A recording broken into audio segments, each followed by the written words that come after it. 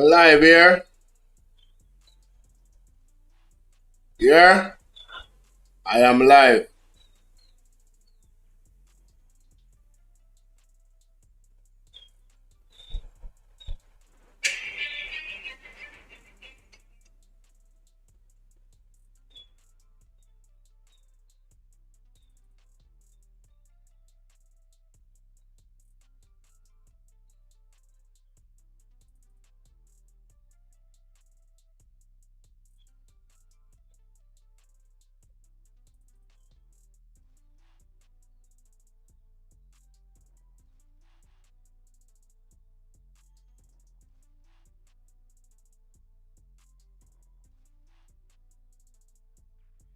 All right.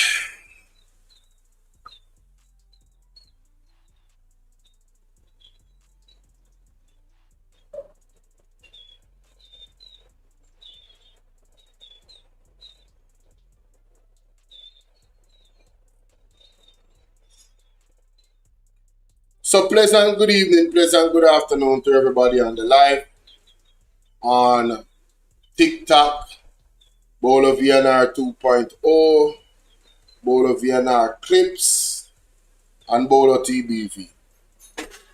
Ladies and gentlemen, leadership matters. Leadership matters. There's a lot of things I have to get through, so I'm gonna be all right. Let's get into it, ladies and gentlemen. Please remember to like and share the video, all right? Thank you so much in advance. Appreciate each and every one of you for your cooperation in supporting the platform. Do remember that the Cash App is available, the Zelle is available, the PayPal, all of that.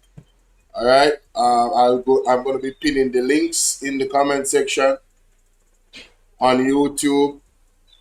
I'm just starting the live to get started here. Yeah, man. Let's get into it, my people. Let's get into it. All right. Let's begin with this.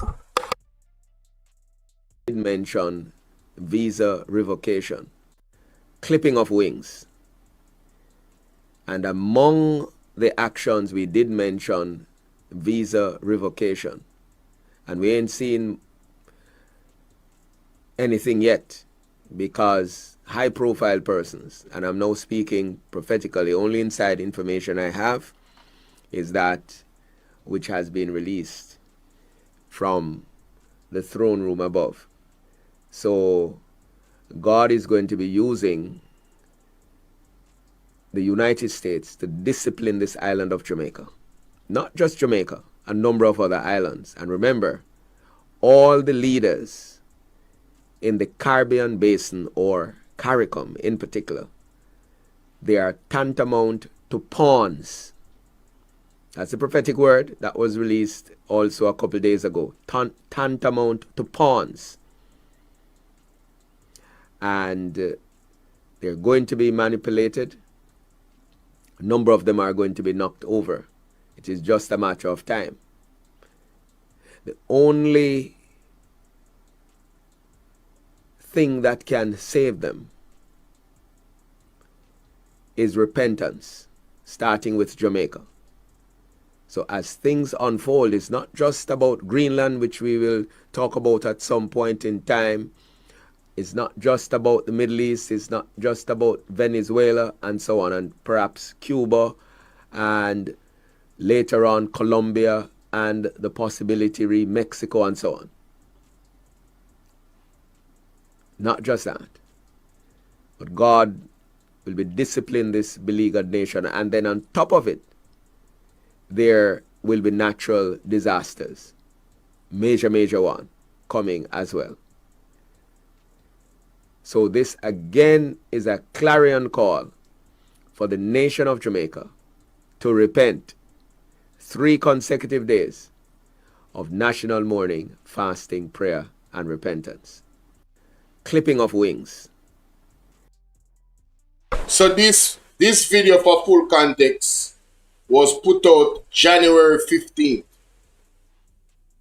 And 3 days prayer repentance fasting and mourning was declared from after Hurricane Melissa. There was a 40-day period. There was also a call to the Prime Minister of Jamaica, an open call to him to observe the word of the Lord. So all the Christians out there supporting the Prime Minister understand that when God sent his servant to advise him and to give him instructions, this administration ignored those instructions. And that cannot be debated. Those instructions have been given to them from multiple men and women of God. All right? Leadership matters. Let's listen to that again. And among the action, clipping of wings. And among the actions we did mention, visa revocation. And we ain't seen anything yet because high profile persons, and I'm now speaking prophetically, only inside information I have is that which has been released from the throne room above. So God is going to be using the United States to discipline this island of Jamaica. Not just Jamaica, a number of other islands. And remember, all the leaders in the Caribbean basin, or CARICOM in particular, they are tantamount to pawns. That's a prophetic word that was released also a couple days ago. Tantamount to pawns. And they're going to be manipulated. A number of them are going to be knocked over. It is just a matter of time. The only thing that can save them is repentance, starting with Jamaica. So as things unfold, it's not just about Greenland, which we will talk about at some point in time. It's not just about the Middle East. It's not just about Venezuela and so on, and perhaps Cuba, and later on Colombia, and the possibility Mexico and so on. Not just that. But God will be disciplining this beleaguered nation. And then on top of it, there will be natural disasters. Major one coming as well. So this again is a clarion call for the nation of Jamaica to repent. 3 consecutive days of national mourning, fasting, prayer, and repentance. Clipping of wings.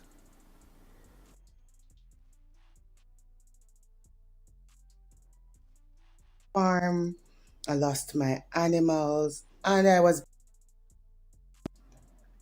All right, good morning. So part 2. All right, so me have 5 minutes, under 5 minutes to tell the story. I lost everything. I lost my vehicle. I lost my business. I lost my job. I lost my farm. I lost my animals. And I was basically suffering. Let me say suffer. I mean I suffer. So I'm like, I am going to move back home to Mandeville. I know in me, I'm not going to move back home and stay with my parents or no family member. I'm going to try it on my own. Because me not like to be uncomfortable in any space I'm in. I like to make my own rules, my own house rules. And I need to grow my children independent of what other people think. And so I could have gone back into chartered accounting, but that would have taken me all over the place. And so as a mother, I chose stability for my children over money. So I left accounting, come back to Mandeville, rent a 1-bedroom up at Greenville. I stayed in that 1-bedroom for 6 years. And on that 1-bedroom, the only thing I left St. Elizabeth was the clothes on my back and 1 bed. Because it was a queen size, me and the 2 children, them lick it on the 1 bed for 6 years. And of course, people laugh after me. I remember one of my cousins said to me, somebody can't go in Greenville go live. Well, me not trouble people. Me no mix up. Me no really have friends like that. So I was not worried about going back to Mandeville and living in Greenville. Plus, me born and grow in my town. in close proximity to where I was living. So it felt homely, it felt like family. And I grew my children there. My son was only 18 months. Big up to Auntie Del, my landlord. She took my son at 8 months and said, I will babysit. Go and try make life again. And let's not forget, she was my Sunday school teacher. I was a care ice in come to school for me, and she loved me. And she took my 18-month-old because I wouldn't have anywhere to keep him. And she said, go on. And I went to Church Teachers College. I said I wanted a degree in teaching because I am done with accounting and they're all over the place. I now have 2 children, the stable parent, and I needed to stay home and grow my children how they should be grown. And while in Greenville, on the 1 bedroom, on the 1 bed, I grew my children. I went to college and I worked 2 jobs while going to CTC in the evenings. And so most times when I come to school, I was falling asleep. And sometimes when Auntie Del could not keep my children, my daughter, you see, just graduate wedding, was on the left and the 2-year-old baby on the right. On Saturdays, my classmate babysitted my 2-year-old baby while I was in college, ensuring that I learned. And for those 6 years, while some people tease me and laugh, look what you did have a St. Elizabeth, and now you come back a Mandeville. Now catch up in a 1 bedroom. They didn't know I had a plan because I wanted to finish college. So for those 6 years, I used my salary to finish college, maintain the house, and then I went into a teaching job. And I said to myself, if I could send myself back to college on a $26,000 a month salary, $52,000 between 2 bosses, then I could live another 2 years after I teach on the same $52,000 and save my teacher's salary. So for 2 years, what I did after I graduated, so I spent 4 years in college, graduated, and then I started teaching for 2 years. That 2 years while I was teaching, I did not touch my teacher's salary in 2 years. The other 2 jobs where pay me $26,000 each, I used that $52,000 to run my yard. And yes, it involves paying rent, light, water. And I went to meat shop and buy chicken back, turkey neck, chicken foot, gizzard, all of the cheap meat them you can think about. Chop them up, seize them up, go on a back, pick some chocho, yes, and cook them up with it for 2 years. Furthermore, it's 6 years in all I live like that, right? Because you see my previous video, me grow rough. So me having to go back to where I started and how I grew was no problem to me. So I lived like that and I saved my 2 years salary. After the 2 years was completed, I started searching for a house. Because I determined to start over and win again. And listen me, when I saw a house I liked, the girl said, you're not qualified for it. And you won't be able to get it. I said, miss, me don't pray and God tell me say I'm my house. So hear what? Me not even pay you no mind because that is my house. Long and short time I try fast it up.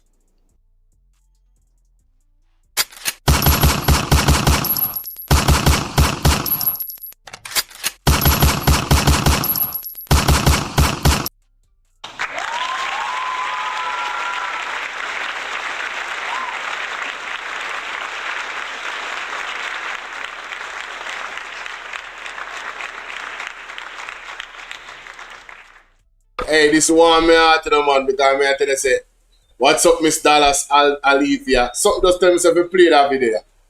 I first thing me she said was that she had nothing and God help her. I said, me listen, I don't even, I first me listening. I say, I want to share it with somebody because somebody want to share it with you because somebody out there need this encouragement, you know. Worse like we are going through some very, very rough time right now. Leaning on the Most High is the antidote. Fully, 100%, just give it to him. Don't hold on on the bird, man. Just give it to God. God is able. I love this. They had the house like for 2 years. Nobody would buy the house. till they call go back to where I started and how I grew was no problem to me. So I lived like that, and I saved my 2 years salary. After the 2 years was completed, I started searching for a house. Because I'm determined to start over and win again. And listen me, when I saw a house I liked, the girl said, "You're not qualified for it, and you won't be able to get it." I said, "Miss, me don't pray and God tell me say I'm my house. So hear what? Me not even not pay you no mind, because that is my house." Long and short time I try fast it up. They had the house like for 2 years. Nobody would buy the house till they called me from NHE and said, "Miss Rowe, are you still interested in the house?" I said, "Yes, but I'm not interested in the cost. I need it to drop by $1 million because I don't have the money." The girl said, "We are selling the house, and on top of that, you want to be discounting?" So I said, "Mama, you have to go sell me the house now, because I tell you, God say my house. And I tell you, one day you're going to tell me congratulations." 6 months after she called and said, NHT decided that, the owners decided rather, that they would have sold me for the cost I wanted, because I was the only person interested in the house. And why me ask God? Me say, "God blind anybody else who interested in the house, because I might house that."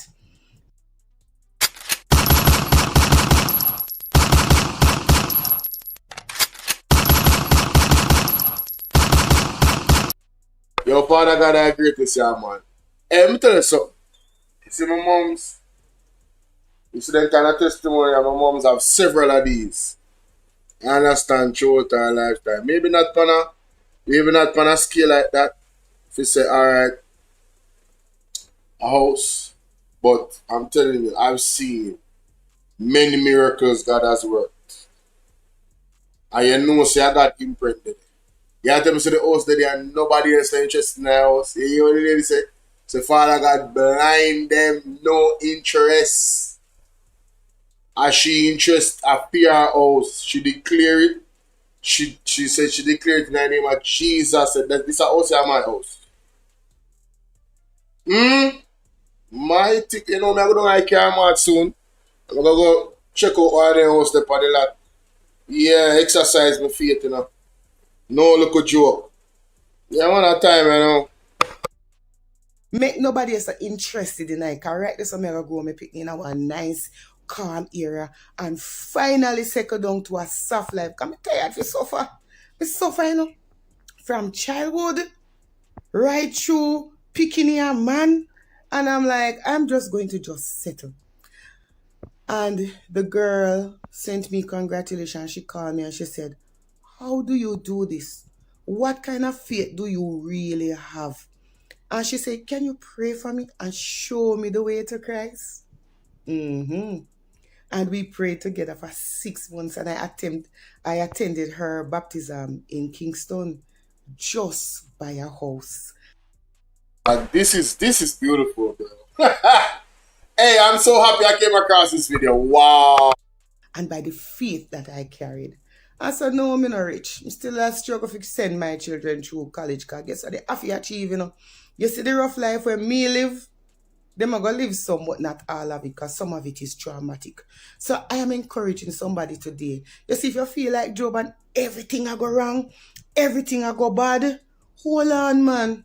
The only stable thing in this world, you know, are God. And you can't let go of him even when everything is going bad. Dry up your tears, mama. Dry up the tears, papa. And try again. Don't live in your head and make it mad, you. Live in the spirit and pray. And believe God by faith. It took me 6 years. But listen, man.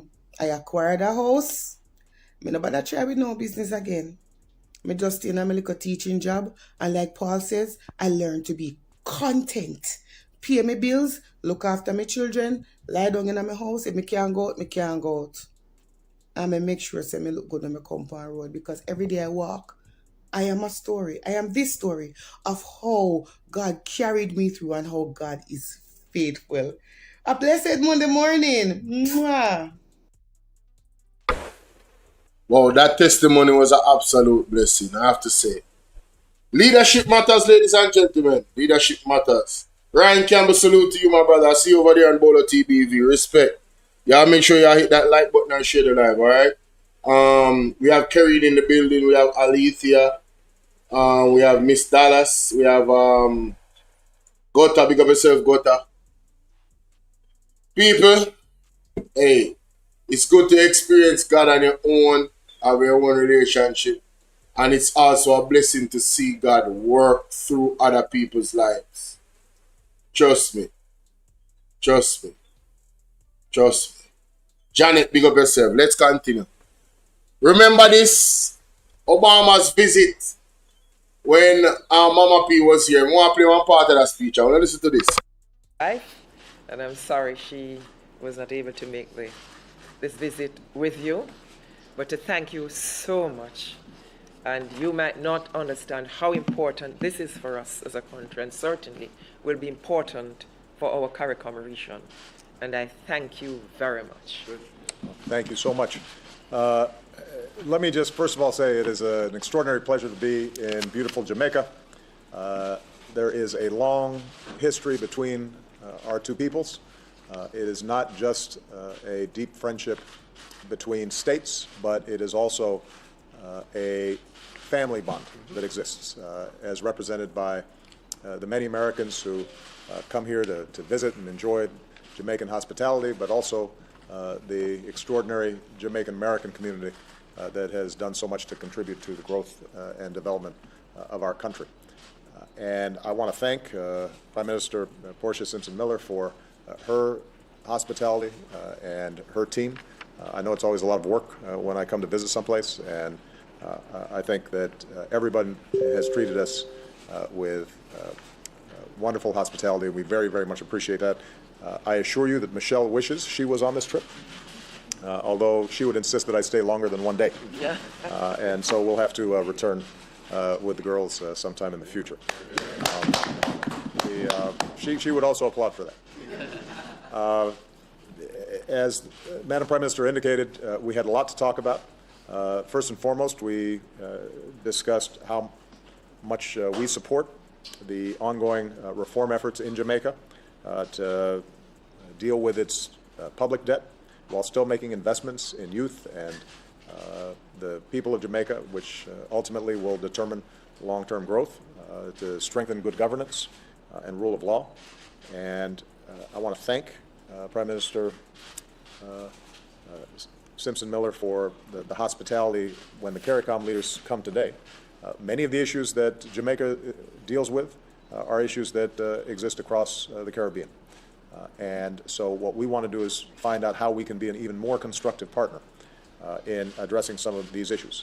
One area that we've spent a lot of time focusing on, and we'll discuss further with the other CARICOM leaders, is the area of energy, where oftentimes people in the Caribbean, despite having less resources, are paying significantly higher prices for energy. And if we can lower those costs through the development of clean energy and increased energy efficiency, we could unleash, I think, a whole host of additional investment and growth. And I think there are going to be a whole host of areas where the United States can be helpful. We also address the issue of climate change, which obviously many... So the energy part, ladies and gentlemen, is what I wanted to highlight. I have a video out, and I'm encouraging every one of you to go and watch this video on BOLO TV, on BOLO. It's on BOLO VNR 2.0 or BOLO VNR clips. You can go any one of them and look for this video. I'm not even going to say it. Just go to the video. It's a 45-minute video, but trust me, it's worth watching and it's worth sharing, ladies and gentlemen. Let me show you the thumbnail for the video. Let me show you the thumbnail for that video.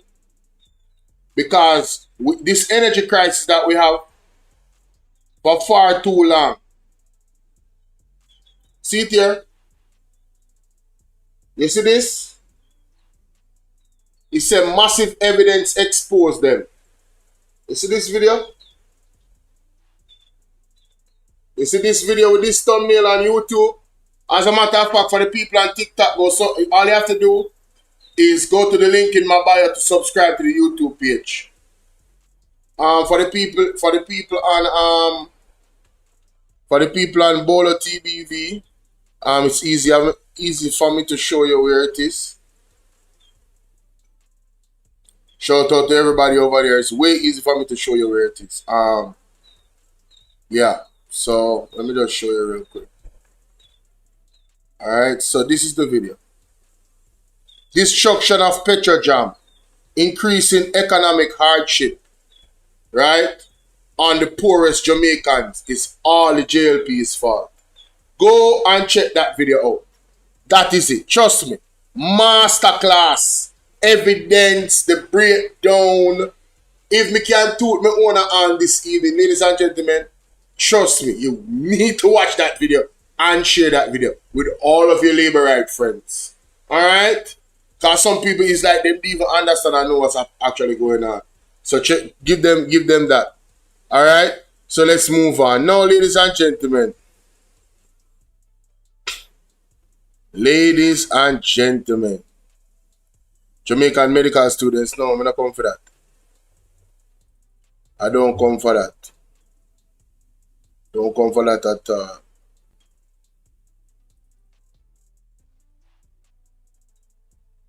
I don't come for that at all. Let's check this out, guys. Let's check this out. So, I said I wasn't going to do any more videos. What you're looking at right now is the USS Nimitz, one of the world's largest warships from America, is set to anchor in the port of Kingston from June 1 to June 5. So starting Monday, they will be here. For those of you who don't know, these men are not here for fun. They are here because 90 miles from us, our neighbor, which is Cuba, who we just terminated a contract with the doctors and nurses who have been here for more than 50 years on a 50-year program.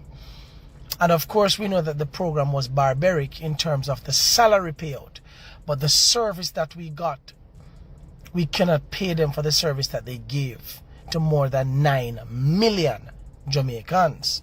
9 million Jamaicans benefited over the last 50 years from Cuba, the Cuba medical program. Yeah? And we lift our hands and our hearts to them. A lot of people can see, a lot of people can walk, a lot of lives were saved. And for that, we're forever grateful. In terms of the relationship between Cuba and America, we have no dealings in that. We don't have no dealings with that. And Jamaica should have never got themselves involved in that. What we should have done, yeah, is to make sure that we are not an enabler of America to pretty much fire on our neighbor. Now, this is being registered by Iran, by China, by Russia, and all the other allies of Cuba. Now, if America fires on Cuba from here, chances are Cuba has over 300 suicide drones. Suicide drones. At least, because let me tell you something about war. The enemy think oftentimes that it knows everything about their enemy. You don't know everything about their enemy. And this is why America is still at bay when it comes to Iran. Them can't get close to Iran because look, from when them a bomb, they can't get no closer. Iran is still in control. Yeah? Now, for those of you who don't know, I don't believe in other countries who are bullies and destabilizing other people's economy and blow up people and we think that it's okay. The Caribbean region never asked for any of this. We never asked for any of this. Right? Now, America have all these warships coming and a dock in a Jamaica harbor because the Andrew Holness-led administration have given the American government permission to. Brother, then can't do nothing about it. What me say then can't do? This a government that was a compromise. America then ticket, but right now, Andrew in a trouble, you know. I tell you why Andrew in a trouble. Shout out to Donna Ling. Big up yourself down at Calligraphy over there. Misuno over there. Big up on yourself over at BOLO TBV. Everybody wanna like up the video for me now, man. I wanna treat me so. No, this bigger than safety issues, man. This bigger than safety issues. What me say? This a government you can't do nothing. Bet how you doing, bet. This government cannot do anything. This area is supposed to be a zone of peace.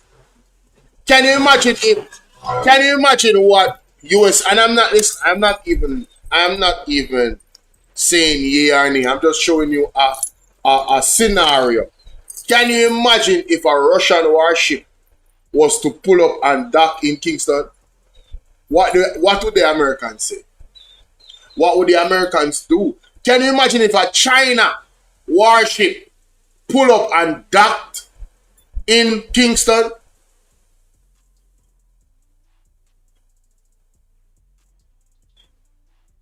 And isn't China like some part owner of the Kingston Wharf or something? Yo, this is the whole entire mess now. I don't think this is the biggest story right now.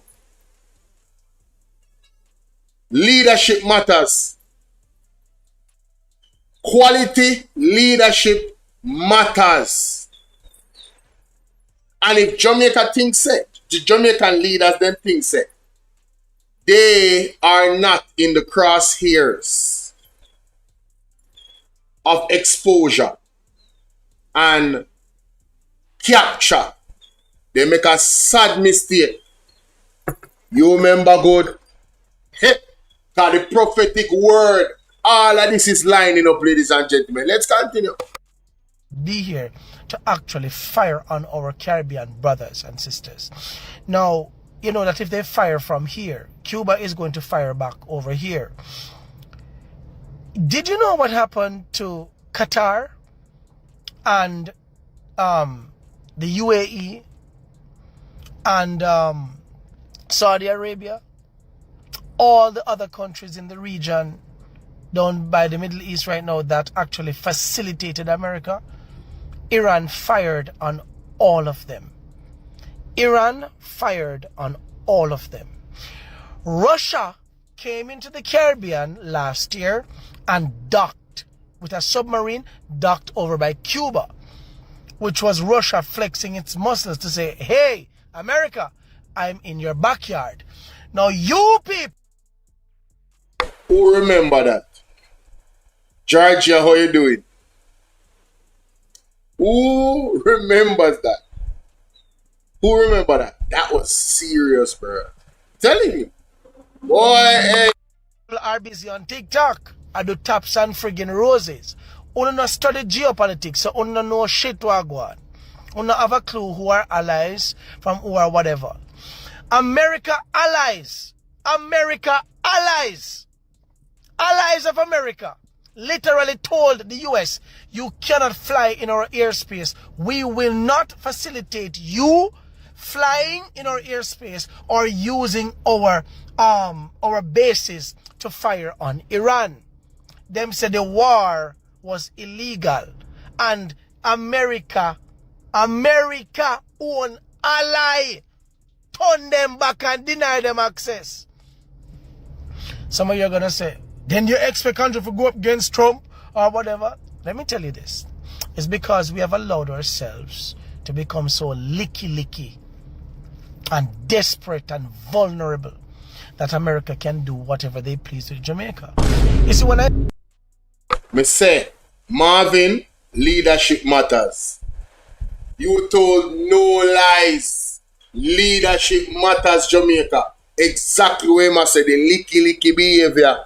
Not standing on them own 2 feet. Wagwan Yankee, bless big of yourself, my general. I see you now. See you checking over BOLO TBV. Licky Jamaica. Licky. And compromised. Politically exposed persons. Visa over vision. Thank you so much, Antonio. Visa over vision. St. Marvin, big of yourself. Cookie Wagwan. You good? Long time I don't see you. Hope everything. Simple Pebbles, bless up yourself. And I'm a TikTok family. When I like and share up the video, no? I remember I said today I sat there, you know, so. I am open. Lady Jane said, Bolo, do you know how long I have been warning that this administration and the PM is gonna lead Jamaica like Ukraine? Mighty God. Jamaica needs strong leadership right now, but we have some weak jellyback. Sent me an update. Big up yourself. Weak jellyback. Weak jellyback, ladies and gentlemen. Mighty God.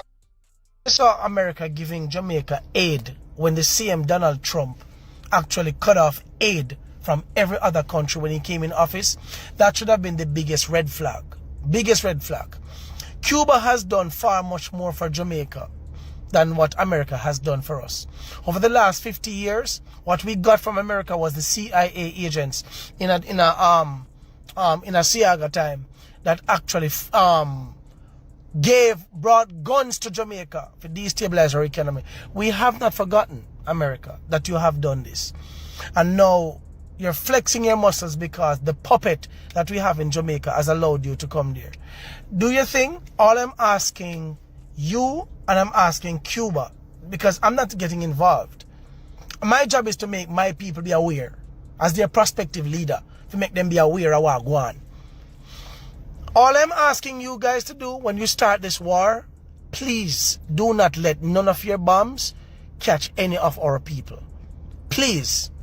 Do not let any of your bombs catch any of our people, because Jamaica don't even understand that Russia and China are not going to sit back and allow America to attack Cuba.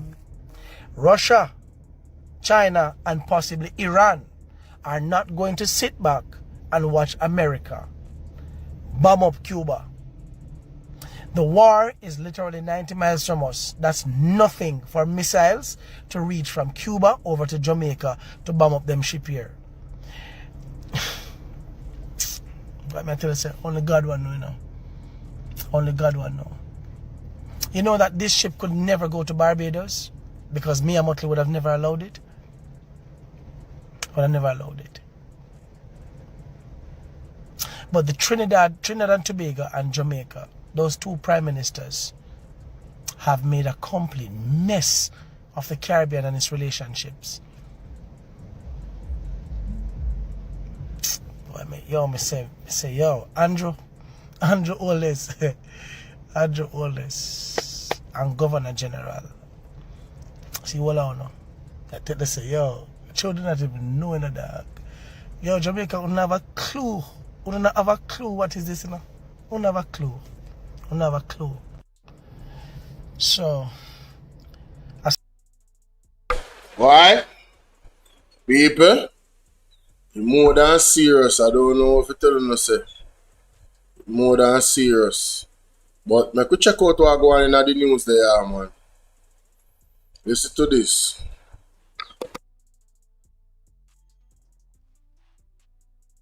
Real estate simple for you with professional and reliable services, whether you are. Amid long-standing concerns about crime and public safety, a growing number of returning residents and internationals are still choosing to make Jamaica their home.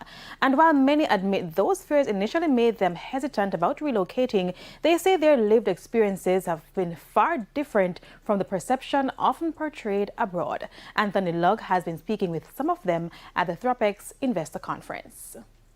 The Thropex Conference brought together investors, developers, entrepreneurs, and new residents now calling Jamaica home.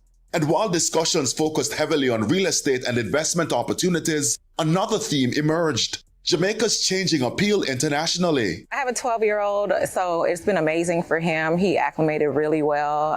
The support, community support from the school has been excellent, which was something I feel like was lacking when we were in California.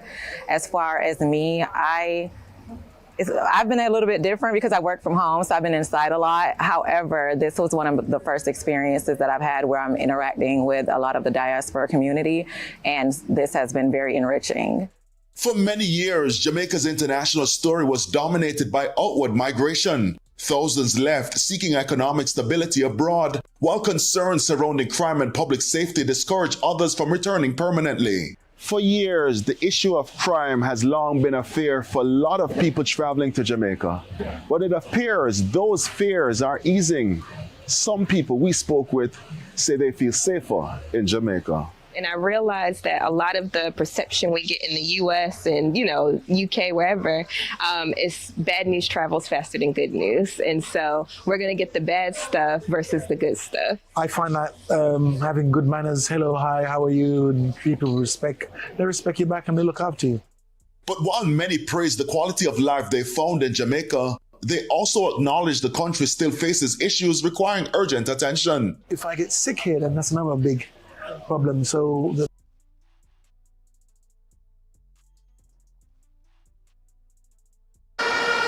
but listen me, big up the government, respect. But you see me, the truth is just the truth. I have to respect it. Our country now run right.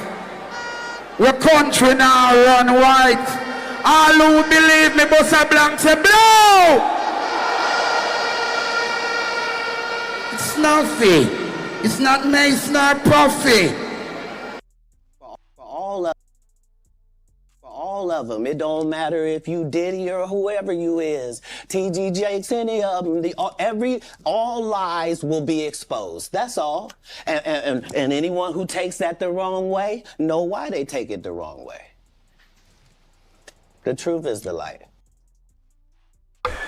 I was waiting for it, because you see, it don't matter, like, they can have a section of Jamaica that they live, that, oh man, it's really nice, and you know what I mean? That happens. But as an entire country, and that happens in any country, but as an entire country, there's too much bad than the bad far outweighs the good. Far outweighs the good. A lot of people are suffering in silence. A lot of people. But let's continue. Let's hear more.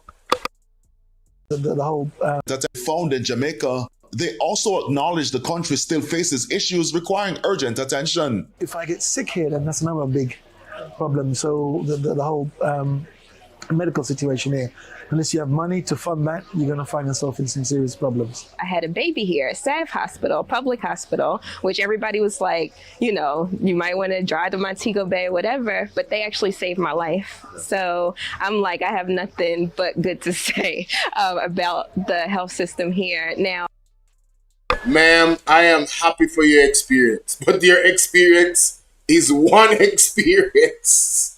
Not invalidating your experience. You will have those moments. But again, collectively, the bad far outweighs the good. Jada says, sure, her work from home job is from overseas. So she's still earning USD or so. Yeah, so she can fund her life here. Yeah, so she really doesn't have the true experience of what it means to live in Jamaica. She really doesn't. I'm sorry. And that's a good observation, and thank you so much for that, Jada. Jada is listening. Now, granted, of course, some things can improve. So like when I went to the clinic, the wait time and things like that. But as far as the actual care, I've been good.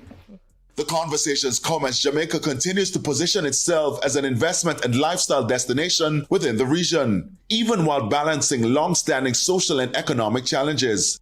For many attending the Thorpex Investor Conference, the island's future potential remains stronger than the perception that once defined it. I definitely see the effort and the discussions that are taking place and the initiatives and the legislation coming forth. And I think ultimately it takes time, but we're on the right track.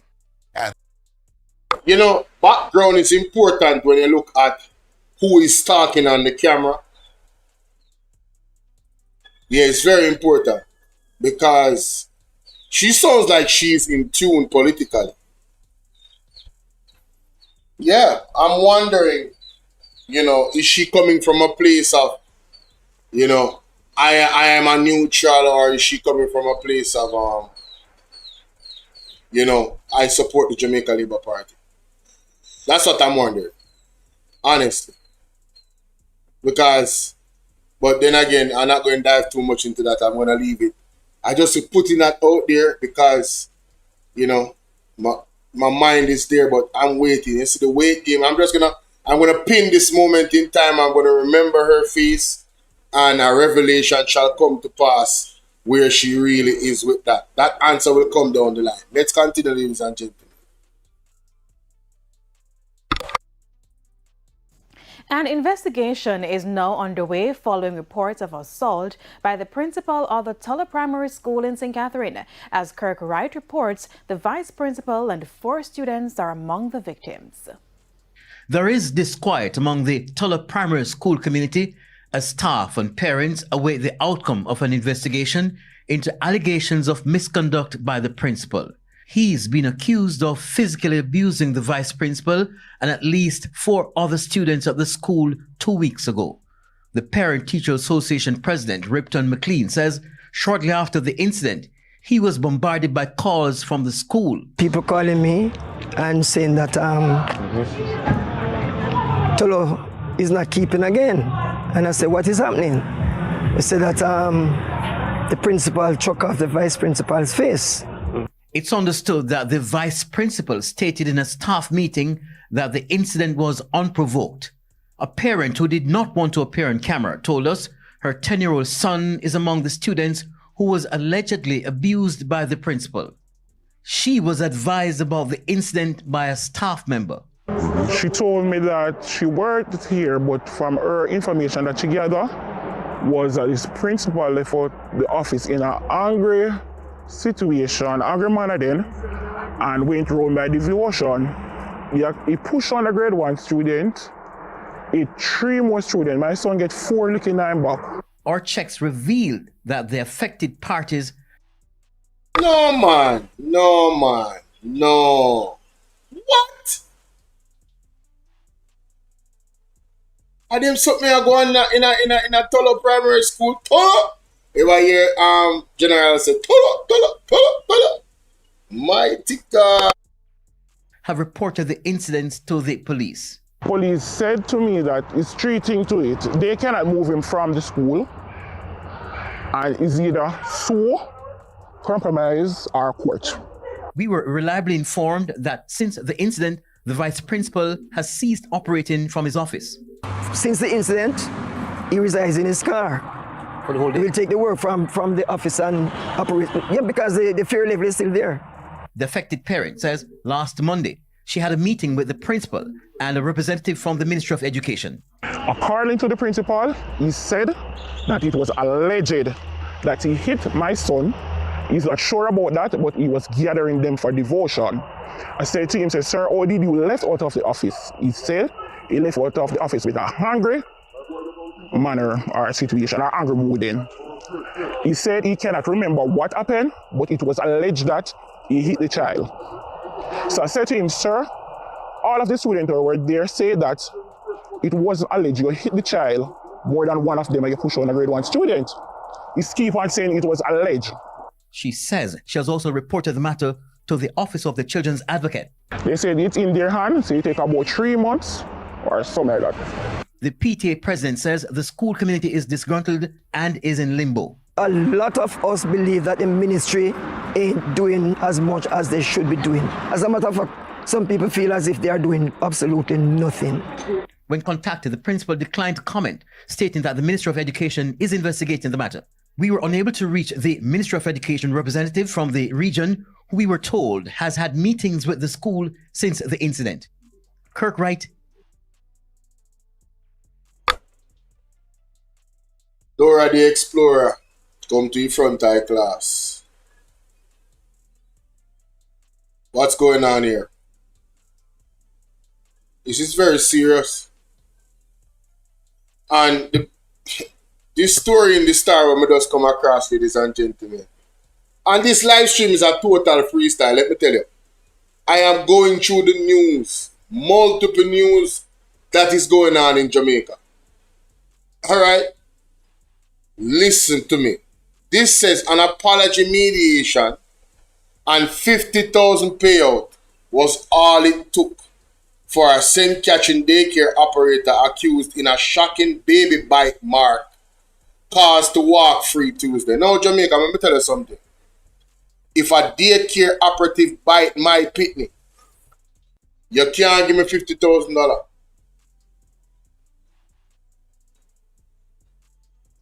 And me just compensation every day for medical things and everything, you know. But you have to go to prison. You can't walk free. Figure do what? Become a daycare person after that and bite somebody else's pitney. What the hell is going on in Jamaica? Who is the parent of this child?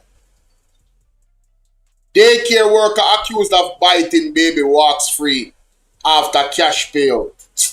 You know what? I'm not even want to go no further with this because it piss me off now. Let's continue. TVJ News. One Tube Goat will get you to your destination. I don't want to go no further with it. I try to keep calm to the Jamaica. Cement has impacted Labor Day activities in Portmore. Following news that Carib Cement had limited supply, the Industry Ministry approved imports, but the shortage is still affecting construction projects. Mayor of Portmore Leon Thomas says the sidewalks was part of rehabilitation plans throughout the Sunshine City for Labor Day activities. We couldn't get able to do a mile worth of sidewalk because of the lack of cement. And there are a lot of other communities who want cement to do some different projects. But the shortage of cement, that's what put a damp on it. But it is something that we are going to continue. So as soon as we get cement, we'll... Hold on there. Calligrapher said, Bolo, let me shake your hand. That conference attendee is American raised. Shows she's probably operating from the perspective of how can I change Jamaicans to be more American. Also, she's Jamaican, but she's American raised. Okay, I'm not, that's unconfirmed reports. But like I said, my vibe on her, yeah. Let me see how the likes them look. Guys, can we get the likes up? We have a nice amount of people watching, you know. But please like up the video, no, man. All you have to do is double tap the screen like this. And on the phone, if you're on your phone, you double tap the screen. For those on YouTube, on BOLO TBV, it's easier because, you know, of the way I'm doing it. You can see everything. It's not virtual, right? So yeah, man, tap up the screen for me, guys. Please get the likes up. Yeah, man, thank you, man. Tap up the screen. It helps the videos to go out in the algorithm. Please, yeah? Thank you so much. Let's continue. So them have a cement shortage, ladies and gentlemen. Mighty God. Because of the lack of cement. Activities. We couldn't get able to do a mile worth of sidewalk because of the lack of cement. And there are a lot of other communities who want cement to do some different projects. But the shortage of cement, that's what put a damp on it. But it is something that we are going to continue. So as soon as we get cement, we'll start the work again. Meanwhile, the mayor sought to allay fears about a possible traffic gridlock during major road repairs starting tomorrow. Last week, the National Works Agency warned about delays as contractors will begin paving the roadway from Municipal Boulevard to Helsher. The asphalt of the road won't cause any significant traffic for tomorrow because the asphalt of the road will start sometime maybe about 9-10 and the bulk of the traffic will actually run off by that. So these intersections that is being prepared for asphalt, I don't see any major problem. Meanwhile, in St. James, the focus was on shelters across the parish. Alia Bryant has details. Paint, construction tools and teamwork were on full display this Labor Day as members of the St. James Municipal Corporation, residents and volunteers joined forces to upgrade the Rose Heights Community Center, which also serves as an emergency shelter. Chairman of the St. James Municipal Corporation, Richard Vernon, says with the 2026 Atlantic hurricane season fast approaching, shelters should be in decent condition. Once we are involved in rehabilitation as a local authority, we are doing it in keeping with the building code, and they have two. You have one for concrete and one for wood. And Georgia said, "Oh, the smart city them are gonna build if them have a shortage of cement. Why? You have to ask them, you know. I don't know. You have to ask them. That one good question. You have to ask them about that." 2026 Atlantic hurricane season fast approaching, shelters should be in decent condition. once we are involved in rehabilitation as a local authority, we are doing it in keeping with the building code, and they have two. You have one for concrete and one for wood. And this one is being led by our superintendent of roads and works. And of course, he is establishing and executing and ensuring that the codes are adhered to in this project. So under regular circumstance, this... I'm going to put this in my evidence file. Sir, make sure so we not follow the code, you know, because you see if that building don't hold up in the next hurricane season. May I come back to that video? You remember good? Should be able to withstand the usual weather system that we experience. Hurricane season fast approaching, shelters should be in decent condition. Once we are involved in rehabilitation as a local authority, we are doing it in keeping with the building code, and they have two. You have one for concrete and one for wood. And this one is being led by our superintendent of roads and works. And of course, he is establishing and executing and ensuring that the codes are adhered to in this project. So under regular circumstance, this should be able to withstand the usual weather system that we experience from year to year. But I can't tell you that it's going to withstand a category 5, because that is something that is insurmountable for any structure. President of the Rose Heights. So tell me something. You're telling me that there's no way to build a building in a way to withstand a category 5? How him know that? So this work that they're doing is not in keeping with the ideas that they've been throwing into our faces about climate resilience and building back with. How are you gonna build back and there's no resilience? And you want JLP, you know? You want JLP, man? Why them even come highlight? Why me even say what him say? Because this is not comforting at all. A shelter that does not have the capacity to withstand a category 5 star. When I said this before, ladies and gentlemen, there's something called a Super Nino. Please go and do the research. It came in the news. I did a video about it. There's something called a Super Nino. And it's gonna affect the weather in some capacity in this hurricane season and just overall moving forward. The ocean is warming up. It's heating up. So imagine a tropical storm come into this hurricane season. It could be stronger than Melissa,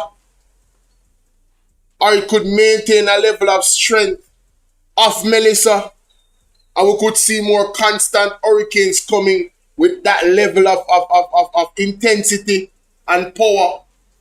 So why would you do a patchwork? It would be a patchwork at this point in time. What can go so, Chin? What can go so?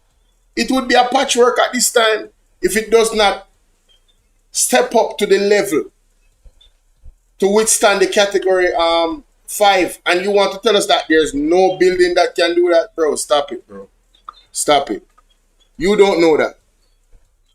You do not know that. That innovation might be lost to him, but it doesn't mean that it doesn't exist. Listen, I don't know about no hurricane coming. Hey, listen to me. I don't know. We have to prepare. We have to prepare for that eventuality. All right? It's way more than possible. Because remember, the hurricanes are coming with more frequency now. Community Development Committee Andrea Carr-Finnegan welcomed efforts to restore the community center. We are indeed very, very grateful for it. Melissa came and took the entire top of the building, and based on the activities that goes on at this location, we are very grateful that the center is the parish project for today. Meanwhile, Chairman of the Montego Bay Disaster Committee, Arthur Lynch, says inspections have already begun at buildings earmarked to serve as emergency shelters. Out of all 63 shelters, so far 34 is ready. The others are currently under construction. Mainly the schools. They are currently doing the renovation works over the roofs, bathroom facilities, and any damage that they had incurred during the Melissa. So by the middle of June, we should have all 63 shelters ready for the parish of St. James. Aaliyah Bryant, TVJ News. Identification failures. Kingston man freed of gun charges over identification failures. Updated 3 hours ago. A Kingston man was acquitted in the gun court on Friday of wounding with intent and firearm-related charges after the complainant admitted he could not identify the alleged attacker. Avanisha Bryan had faced counts of possession of a prohibited weapon, unauthorized possession of ammunition, and wounding with intent. He was freed after the complainant, under cross-examination by attorney-at-law Sheldon Campbell, conceded that he could not clearly identify who shot him. Campbell submitted that since the Crown's witness of fact had failed to identify his client, Bryan was entitled to be discharged. The judge upheld the submission and acquitted Bryan on all counts. The Crown had alleged that around 8 p.m. on December 11, 2023, the complainant was near his gate along 3rd Street in Kingston when he was set upon by Bryan and another man. The complainant said he saw the glimmer of a silver-colored firearm, fled, heard explosions, and lost consciousness. He said he woke up at the Kingston Public Hospital, where he was found to have sustained gunshot wounds to his back, foot, and buttocks. The matter was reported to police, and an investigation led to Bryan's arrest and charge. Hey, you see that brother there? We get freed. Hey, you see if you shoot the man, make sure you go repent here.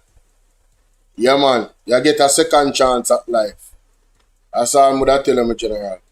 Make sure you repent. Oh, by the way, if you never do it, repent same way. If you never repent already, God is the greatest. eGleaner Classifieds mobile apps. Sign in, subscribe now. Latest news. St. Catherine man arrested in lottery scam raid. Updated 3 hours.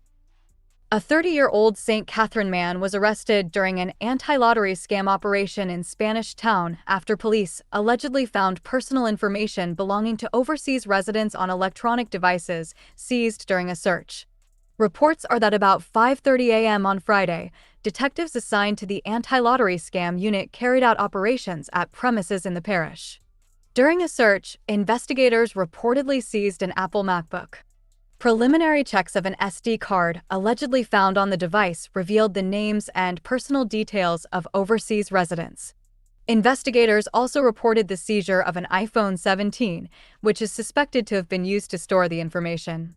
The man was arrested on suspicion of breaches of the law reform, fraudulent transactions, special provisions, Act. Carlene say, how about he may be set up? Maybe he was set up. Well, either way, repent. That's my message to him. Either way, if you was set up and you got freed, just repent, my general. God dey on your side. If you don't repent it, just repent from now. You understand? That's it. And then, what you say, he basically telling us that the building is not structurally fit. Yeah, that's what he is. That's what he's doing. That are the mayor of the mayor, Mr. Ratatouille, the mayor of Rat City. Mighty God. No disrespect to Antigua Bay, but the mayor, me hold accountable. So that Latchy scammer get caught. This was interesting, ladies and gentlemen. Bruce Golding is in the news. Mighty God, listen to this. eGleaner Classifieds mobile apps. Sign in, subscribe now. Latest. Closing the scrutiny gap. Updated 12 hours ago. Public officials. May 2020. Public officials in Jamaica do not instinctively embrace oversight and monitoring, former Prime Minister Bruce Golding has asserted. Golding, who served as Prime Minister between 2000. Embarrassing. He needs some milk. So Jamaica, public officials in Jamaica do not instinctively embrace oversight and monitoring. Bruce Golding. Really? Why Bruce Golding so active in the media from the other day? What is going on? What Bruce Golding? What you do? Yeah. Remember say no Bruce. Remember say you did have a respect, and then you go back, go be a part of the Jamaica Labour Party. Just remember good enough. Remember, Mr. Bruce Golding. Remember, say you start NDM, you know, and then you go back in a Jamaica Labour Party. You know. So it just show we say to me, and this is my assessment of you, you just had ambitions to become the leader of Jamaica. You get that opportunity and you exited with you know, just embarrassing, you know. It was just embarrassing the way how you exited. But now, this idea, this message coming from you that they don't embrace oversight and monitoring instinctively. After the Jamaica Labour Party are talking, because the People's National Party, and you say public officials, no, the People's National Party is calling for oversight. You should have said in an article, said the Jamaica Labour Party members, including the Prime Minister, and all of the rest of them. You should have been more specific, Mr. Bruce Golding. That's all I'm saying. Right? Because he's getting slice of the cake to keep quiet. Mighty God. Mr. Bruce Golding, here what the people think about you. Sherfer, how you doing? Sherfer Rose, big up yourself. Hey, people, remember to like and share the video over there on BOLO TBV. You know? And I love the level of attendance today. You guys are definitely in the building. So, you know, that tells me that the video, and I don't send this notification, I don't send that notification out to nobody. Make we see if we can get the likes up to maximum and also share the video, ladies and gentlemen. I want to grow BOLO TBV to 10,000 subscribers. Seen in the next month or so. So share up the live for me, please and thanks. Between 2007 and 2011, said oversight and monitoring for some officials is a humbug and inconvenience, and an intrusion on the exercise of their functions. The assertion, he explained, is based on 50 years of experience working with people across the civil service and statutory agencies. After you are sworn in at King's House and you go down to your ministry, you don't put on your agenda, now bring in all of these oversight people so that they can see what I am doing. He said yesterday during the public launch of 2 digital accountability tools for citizens. However, Golding was quick to point out that this doesn't necessarily mean that they are involved in wrongdoing. It is just that, very often, they feel that, look, I was put here to do a job. Just leave me alone and let me do the job, he said. Hey, this man here, he needs to go sit down in the corner, you know. He needs to go sit down in the corner. We don't want to hear that. If you are a public official and you do not want to get over, you have angled the most money in the country. Our money. You can imagine you working in a bank and you're going to tell the people who own the bank, say, they must leave you alone with their money and let them do your job. Do you know how much checks and balances is in a bank? Well, let me tell you something. You as a public official, you are in the biggest bank in the entire country. The amount of money that run through ministries. So you need proper oversight and we need eyes that look pounded night and day. Anytime when I work, as long as I'm down here, I don't have no time to do what I want to do. As long as it don't impede with what is going on with the work. Talking about, we must just leave you alone. Hello, I want to do a poll and I would love for the public officials to be honest. If you don't think like this, I would advise you to find another job. Find another blur now job. What you're talking about? But it's someone in easy. It's very often we feel like, look, I was put here to do a job, just leave me alone. What a thing. If you are not comfortable with proper oversight, leave the job, sir. Talking about that doesn't mean that they're not doing any wrongdoing. Talk about telling the obvious. It doesn't mean that they are doing wrongdoing. It also means that they're not doing it. It also means that they're not doing any wrongdoing. It's a potential that they might be doing wrongdoing. So equally, that argument is asinine. We don't want to hear that. It's about the possibility of them doing the wrongdoing, why there needs to be oversight, and they need to be comfortable with oversight as well. Sign the code of conduct. All of these wonderful things. Why was this message deleted by Nightbot? You know, so I need to check my Nightbot. Why was this message deleted by Nightbot? I need to check Nightbot on BOLO TBV. Look like me set him for do things where give him extra powers. I've got to limit him powers. Surfer was timed out my Nightbot. Oh my God. Oh, I'm so sorry. Nightbot is tripping, y'all. Let me fix that right away. Oh my God. Yo, Nightbot over here acting a fool on BOLO TBV. I didn't remember that Nightbot had those powers on BOLO TBV. I haven't used the channel for so long. Let me go and fix the settings, ladies and gentlemen. Yo, Nightbot is over here. Nightbot is over here acting a damn fool. Oh my days, bro. I'm so sorry, guys. I apologize and I'm sorry. I apologize and I'm sorry. Let me turn off his chat moderation powers. Jeez and peas, Nightbot to embarrass me. I want to dash on my people in front of them. Hey, no. Let me take off all of them something here. X, yeah man. Hey, yes man. Hey, everything turn on. X, if you put XS symbol, if you drop a link, if you repeat things, it might block you. Me turn them off, ladies and gentlemen. I apologize again and I'm sorry. Sassy, no, Nightbot. Yeah man, he tell me say block your man for 5 minutes, man. See it here, Surfer was timed out by Nightbot for 5 seconds. 5 seconds. There was 5 seconds that you couldn't type. So you didn't realize it, but you were timed out for 5 seconds. I'm looking at the screen right now. And then Calligram, what name? It says here. Let me tell you what I'm timing out for. I did have a little bit of respect for Bruce, but all of that changed in recent times. The reason why I'm seeing the message is because obviously I'm the owner of the platform. So I can see it, right? I am the head moderator, obviously. What's up, One Debs? But you don't realize that Nightbot deleted your message and still Sassy a laugh. Empress Nama, how are you doing? Sassy a laugh. No, Nightbot over here is an act of fool, ladies and gentlemen. Hey!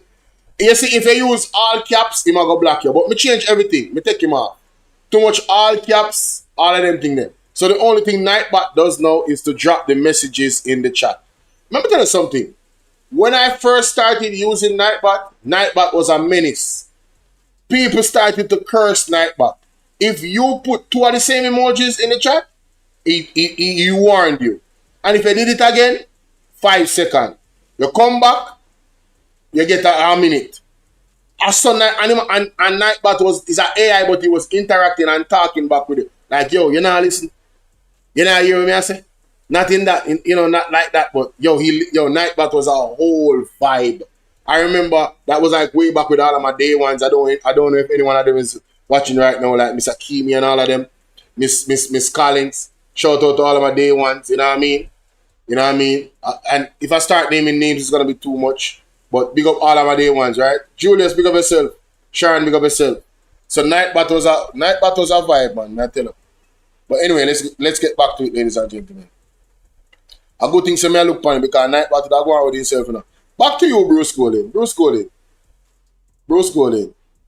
You once a labor right, forever a labor right. This bad. Hey, would I love to hear Mr. Wayne Lonesome check out. You know, I'm going to send it to him. But I love to hear him check out the article. Let me send the article to Mr. Wayne Lonesome. I want to do one reaction to this. Said. Golding also suggested that citizens have to become more aware that keeping an eye on their government is good and worthwhile. He endorsed the work of the civil society group Jamaica Accountability Meter Portal, JMP, and its executive director, Jeanette Calder, in promoting good governance and compliance with established guidelines. She is not the only person on the radio who talks about questions of accountability and compliance and so on, but I'll say this, she has been a credible voice, Golding said of Calder. In all her interventions, she has been completely nonpartisan. Some of them may go off the bend, but neither the PNP nor the JLP would be able to accuse Jeanette Calder of being biased towards or against either of them, he added, making reference to the country's 2 main political parties. the opposition People's National Party and the governing Jamaica Labour Party. A tracker for public bodies and a sectoral commitment tracker are the latest additions to the suite of tools provided by JMP that allows citizens to monitor the performance of more government entities. The tracker for public bodies will be populated with the findings of each entity's compliance with selected Government of Jamaica Corporate Governance Indicators, JMP revealed. It said this data-driven approach will shed light on areas that need improvement and uphold higher standards for institutions that are the stewards of public funds and services. The Sectoral Commitment Tracker will use data obtained through the Access to Information Act to confirm whether undertakings by government ministries are fulfilled, not fulfilled, or ongoing. Without a systematic record of what was promised and what was delivered, citizens fund the government year after year with no reliable basis for judging whether their money produced the outcomes they were told it would, Calder noted. Bruce Golding, Miss Carla don't need your recommendation here. You remember good. You're not going to set up Miss Carla, so you can stay there. But Miss Carla, we know that she's not she's not biased. We already knew that. We never need you to tell me. Respectfully, of course. Yeah. You know them way that, like you want to go and set up Miss Carla. Sure, man. Jamaica, do you know how important bees is? Do you guys know how important bees is? If you know how important bees is, just man. Oh my God, you would cherish the bees. eGleaner Classifieds mobile apps. Sign in, subscribe. Editorial conservation of bees. Updated. In Jamaica, it is not often that bees crop up in strategic discussions about agriculture, food security, or environmental protection. Yet, the insect is important to all of these. It is why, post-Hurricane Melissa, which destroyed thousands of colonies last October, they deserve attention, as well as policies to help in the rebuilding and conserving of hives. According to the Food and Agriculture Organization of the United Nations, bees are critical pollinators. Pollinators, which include honeybees, butterflies, birds, and bats, pollinate crops like apples, bananas, blueberries, strawberries, melons, peaches, potatoes, vanilla, almonds, coffee, and cocoa. It is estimated that 3/4 of the world's flowering plants and about 35% of the world's food crops depend on animal pollinators to reproduce. It is estimated that pollinators support 87 of the 115 leading food crops, including fruits, vegetables, seeds, and nuts. The FAO warns, without adequate pollination, yields decline, food becomes scarcer and more expensive, placing food security and the livelihoods of farmers and communities at risk. Has the Minister of Agriculture addressed this in any debate? The seriousness surrounding the loss of the bees, ladies and gentlemen, in Hurricane Melissa. Have you guys observed the Minister of Agriculture doing that at all in any of his speeches, in any of his address? I'm genuinely asking. I don't know. I haven't heard it. If he has not, then that's a problem. It means that he is out of his depth where his job is concerned. Yeah, if he's not talking about bees and the amount of bees they lost, then that means... Did you hear how many things bees pollinate? Let us go over it. Let us go over it, ladies and gentlemen. Apples, bananas, blueberries, strawberries, melon, peaches, potato, vanilla, almond, coffee, cocoa.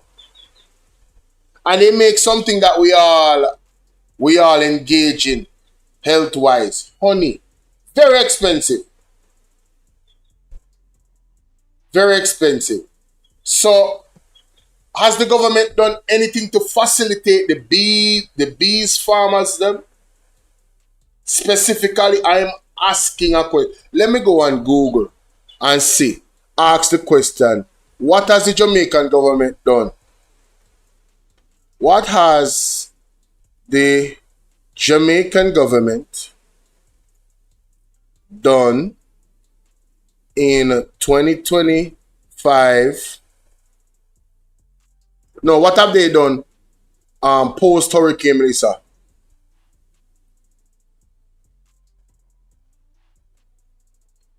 Post Hurricane Melissa to facilitate bees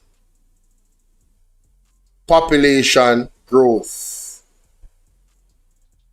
or bees farming. I don't know. No, let me see. Following Hurricane Melissa, which destroyed over 2,000 bees colonies and severely impacted flowering plants across Jamaica, a combined effort by citizens and the government and the international organization has been mobilized to protect and grow the island's bees population. Community feeding. Jamaicans across the island have been placing shallow ditches, sugar, water solutions outside their homes to provide carbohydrates or sustain displaced for starving bees while vegetation crops recover.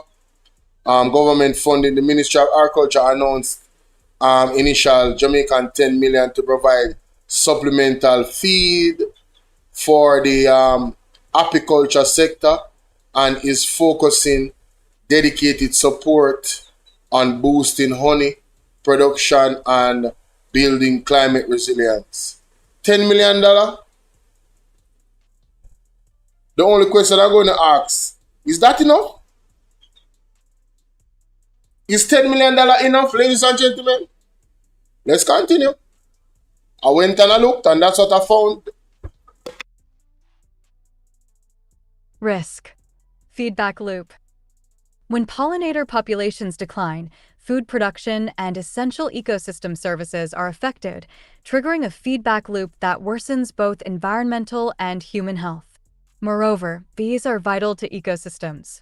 They contribute to forest regeneration, watershed protection, plant biodiversity, and sustainable agriculture. Environmental protection cannot be separated from national development, whether discussing watershed degradation, deforestation, climate resilience, or sustainable agriculture. Since agriculture remains deeply connected to rural livelihoods and crops such as mangoes, ackee, coffee, citrus, and vegetables rely heavily on pollination, a depleted bee population threatens domestic agricultural productivity. And then there is the matter of bees as producers of honey, which has its own value in the economic chain and significant potential for growth. According to Jamaica's Ministry of Agriculture, the apiculture sector had grown to approximately 3,000 investors managing more than 3,500 apiaries and about 65,000 bee colonies, with the industry valued at roughly 2.6 billion Jamaican dollars, 17 million US dollars. In 2024, natural honey production reached 766 tons, which makes the country one of the largest producers of honey in the English-speaking Caribbean. Hurricane Melissa destroyed over 2,000 bee colonies in Jamaica with an estimated 74.5 million Jamaican dollars in damages. To rebuild, the Agriculture Ministry announced an initial 10 million Jamaican dollars for supplemental feed for apiculture. Strategic growth. The government has identified beekeeping as a strategic growth industry because Jamaica still does not produce enough honey to satisfy local demand. Agriculture Minister Floyd Green noted that there is significant demand. So, that answers my question.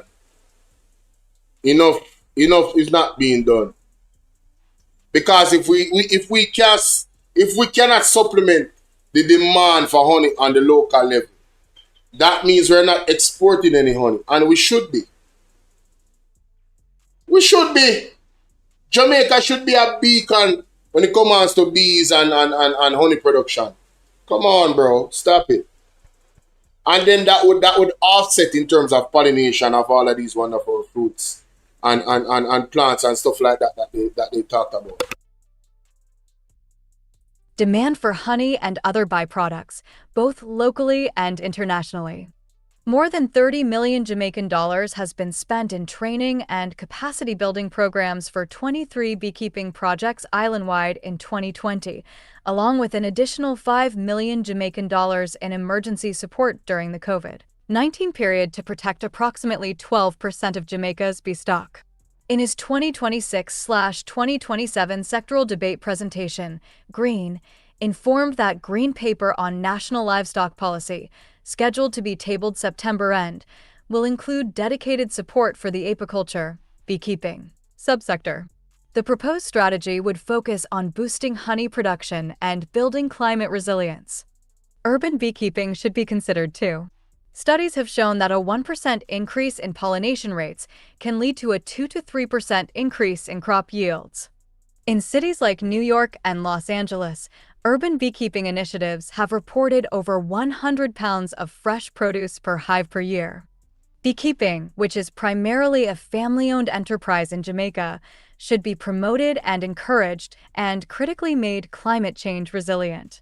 The erratic weather patterns and the current El Niño phenomenon, which is driving the mercury high, is altering flowering seasons and reducing nectar availability. There you go. The super El Nino phenomenon. There it is. They just talked about it. I'm telling you, the ocean is warming up. So the climate changes. Beekeeping, which is primarily a family-owned enterprise in Jamaica, should be promoted and encouraged and critically made climate change resilience. The erratic weather patterns, the current El Nino phenomenon, which is driving the mercury high, is altering flowering seasons and reducing nectar availability. Jamaica, want to see how bee is important? Hey, right? Availability. Prolonged droughts affect plant life and weaken bee nutrition. Stronger storms destroy habitats and hives. At the same time, pests and diseases continue to threaten colonies globally. Exposure to harmful pesticides further compounds the danger. Small island developing states are particularly vulnerable to environmental disruption. They depend heavily on healthy ecosystems while simultaneously facing climate-related pressures with limited resources. In that context, bees become more than insects.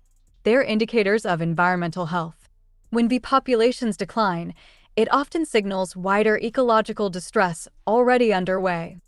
Post-Hurricane Melissa, Laura Littlebear of Greater Good Charities and her team traveled to Jamaica to look into saving these pollinators, which she said are key to rebuilding the island's ecosystem. She underscored why preservation of bees is important.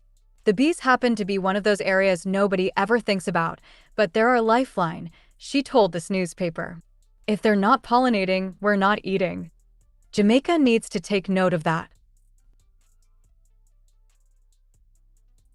Well, may I tell you, truer words were never spoken. I thought it was important to share that article with you guys because I don't think people really understand how important bees is, man. No bees mean no food, you know. We can't tell you that. No trees mean no oxygen. As life entities on this earth, in this plane, we all need each other. Every level of life need each other. All of it is important. God designed it the way He did, and it has to operate in such a way that He set it. So everything is necessary, is important. It's not that one is more important than the other. All right. Say for example, if you and this is not an example in terms of you know, what God made. But look at this. If you're going to live in Antarctica, not having a proper clothing that keeps your body warm, that is going to be life. That's going to be fatal, pretty much, if you're in that situation for too long. If you are in a space like Jamaica, where there's no snow, that particular jacket is not that important. As a matter of fact, nobody not even look for it in most cases because the place too hot. You see the fan? If you get some breeze because the place hot, that is more important. It would be counterproductive to bring a fan to Antarctica, as it would be counterproductive to wear one of those jackets that they wear in Antarctica in Jamaica. So we give off carbon dioxide and the trees give us oxygen. And the trees inhale our carbon dioxide. It is a cycle of life. Bees, super important, ladies and gentlemen. Let's move on. University student accused of sexual assault in teen. Cousin is freed. I don't read this yet, but I want to. Home. News. University student accused of sexually assaulting teen cousin freed. News, May 29. University student accused of sexually...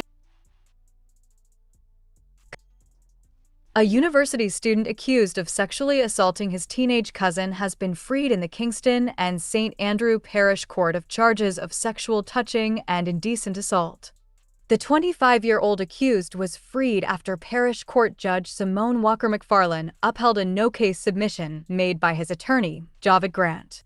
The prosecution alleged that between July and August 2024, the man sexually assaulted his cousin, who was then under the age of 16. Following a report to the police, the man was arrested and subsequently charged.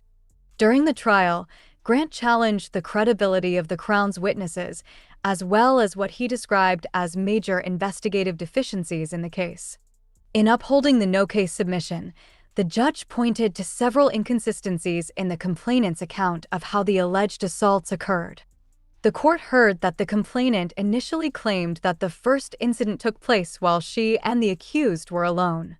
However, under cross-examination, she later acknowledged that they were never by themselves and were always in the company of other adults and family members. The judge also noted inconsistencies surrounding handwritten notes allegedly linked to the matter, including conflicting accounts about who wrote them and where they originated. On one occasion, the complainant reportedly attributed the notes to another individual before later accusing the defendant of writing them. Questions were also raised about the police investigation. The investigating officer admitted to only taking statements from the complainant and her mother before laying charges. No statements were reportedly obtained from other potential witnesses, and no evidence was presented regarding any attempts made to contact them. Following the ruling, the man was freed. All I will say is this: I really do hope that that young man did not touch the little girl, the 16-year-old. And if he did, sir, repent, seek counsel, and the young lady, pray for the Lord's protection here.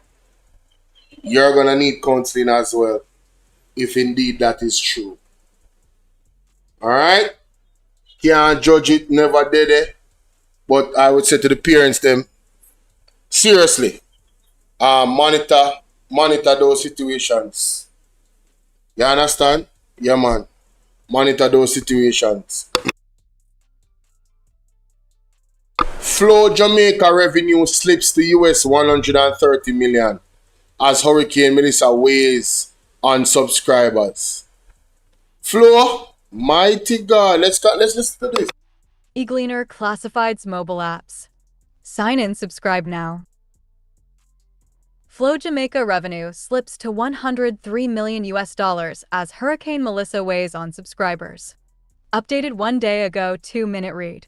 The telecoms provider Flow Jamaica posted revenue of $103.2 million for the first quarter of 2026, or 2% lower than a year earlier.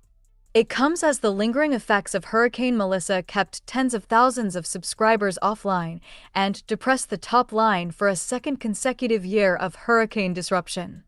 The result was reported within the first quarter earnings of Flow's ultimate parent, Liberty Latin America Ltd., LLA, which operates the Flow brand across the Caribbean.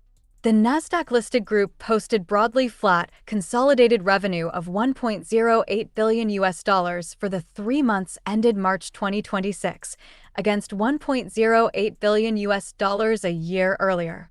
LLA President and Chief Executive Balan Nair said the Jamaica recovery was nonetheless tracking ahead of internal expectations. Our recovery in Jamaica is proceeding ahead of prior expectations, and we are accelerating our ambition for fixed home reconnections this year, all within our anticipated CAPEX envelope, Nair said. Our Jamaican mobile operation continues to scale at pace, successfully leveraging off our satellite initiatives both during and following Hurricane Melissa. The company's filings show that as of March 2026, some 50,000 revenue-generating units, RGUs, comprising 25,000 broadband internet, 19,000 fixed-line telephony, and 6,000 video subscribers, remained offline in Jamaica and were generating no revenue. That figure represented an improvement of roughly 36,000 RGUs from the roughly 86,000 offline at December 31st, 2025, when the full brunt of Melissa's October landfall was still being absorbed. Also, mobile subscribers dipped by some 37,000 from December to 1.14 million by March. As a result of the impact of Hurricane Melissa, we incurred lower revenue during the first quarter of 2026 and expect to incur lower revenue during the remainder of 2026 relative to the 2025 pre-hurricane period, the company said in its filing. This decrease is predominantly due to lower fixed connectivity that has been offline for a period of time together with the impact of subscriber losses. The prior year comparable period was itself affected by Hurricane Beryl, which struck Jamaica in July 2024, meaning both quarters carry hurricane-related suppression, a 2-year streak of storm disruption for the island operation. Cable and Wireless Jamaica Limited, the legal entity through which LLA holds its Jamaica operations, is a 92% owned subsidiary of CNW, itself a subsidiary of LLA. Jamaica is reported within LLA's Liberty Caribbean segment, which posted revenue of $354.5 million in the quarter, down from $363.9 million, and adjusted operating income before depreciation and amortization, OIBDA, of $163.4 million against $173.3 million a year earlier. At the group level, Nair characterized the first quarter as a strong start to the year, citing 50,000 postpaid net additions across all segments. Key metrics such as adjusted OBDA and adjusted free cash flow came in ahead of our own expectations, which had reflected the tougher year-over-year comparables due to the impact of Hurricane Melissa, he said, adding that year-over-year headwinds will ease through the remainder of the year and be supported by revenue growth and ongoing cost reduction initiatives. Right now we are going to need some alternative sources of electricity, just in case this hurricane season come up and really hit us hard. Can you imagine we get multiple hits by hurricanes this season? Worst case scenario, my goodness, that would be a banger. That would be too much. I'm not even gonna lie to you. That would be too much. Mummy and I lock her up. Why? It's hot? Anyway, she hotter than me. I'm gonna say it's hot. No, sir, me can't bother. Jamaica, I want to talk to you about something still, you know. The Solidarity Program for Andrew owners. Government. Yeah, man, we are going at it right now. The Solidarity Program. I went to a Facebook post. I found a Facebook post of the Solidarity Program. And I got 2 pictures. Right? They were advertising the Solidarity Program. Yeah, see it here? I find it. Me find it! Ministry of Labour. Vote for Labour. Me say, uno fi vote for Labour. If you don't want to suffer. If you don't want to suffer, vote for Labour. Same way, so. Introduction. This was June 25th, 2025. This was when they introduced the Solidarity Program. Ladies and gentlemen, I want the people in the back of the class to pay close attention. As a matter of fact, let me record this, ladies and gentlemen. It's your brother Bolo V and I are in this space again. Ladies and gentlemen, I went back and I found the post of the Solidarity Program when it was introduced by the Ministry of Labour. Yes, introducing the Solidarity Program, a caring government, reaching those who need it most. Jamaica, reaching those who need it most. Angela, I see you in the comment section, you know, asking you need help to sign the petition. Listen, reach out to me on my WhatsApp number. One of my moderators over there by BOLO TBV. If she doesn't have the number already, could you please type it in the chat for her? Thank you so much. It is, however, 876-451-6535. All right, I'm going to see how I can best assist you with that. I'll give you some advice. So it says, Introduction to the Solidarity Program. A caring government reaching those who need it the most. If you're not on path, poor relief, NIS, social pension, or the GOJ reverse income tax credit, this one-time $20,000 grant may be for you. Targeting 50,000 Jamaicans. Designed for elderly persons with disabilities, low-income workers, and more. Plus access to added support like job placement, skills training, and health aid. Apply online or through MPs, NGOs, or community outreach. Call us. There's the number. Now, this is the flyer, ladies and gentlemen. Mighty God. Let us examine the flyer. There's a key thing on this flyer that stood out to me. Director, how you doing? Nah, man. Big up. Blessings to each and every one of you on TikTok. Antonio, everybody. Big up on yourself. The word is love. It says here, Solidarity Program. No one left behind. That is key. No one left behind. All right? And so, you would understand my shock when Mr. Alfred Dawes came to Parliament. In the PAC meeting, I believe, and he questioned the press secretary on the matter of this Solidarity Program. It was quite shocking, ladies and gentlemen, what that revealed. Right?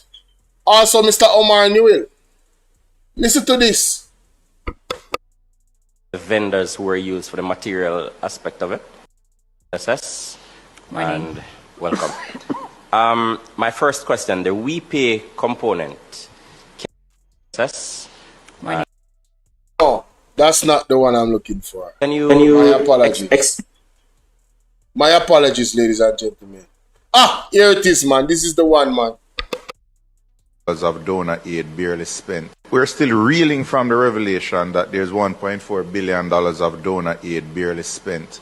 And now we are being informed that there is $770 million unspent, earmarked for the most vulnerable in our society. Of the $1 billion, only $230 million in approved payments so far? Correct. So we are at 23% of the funds.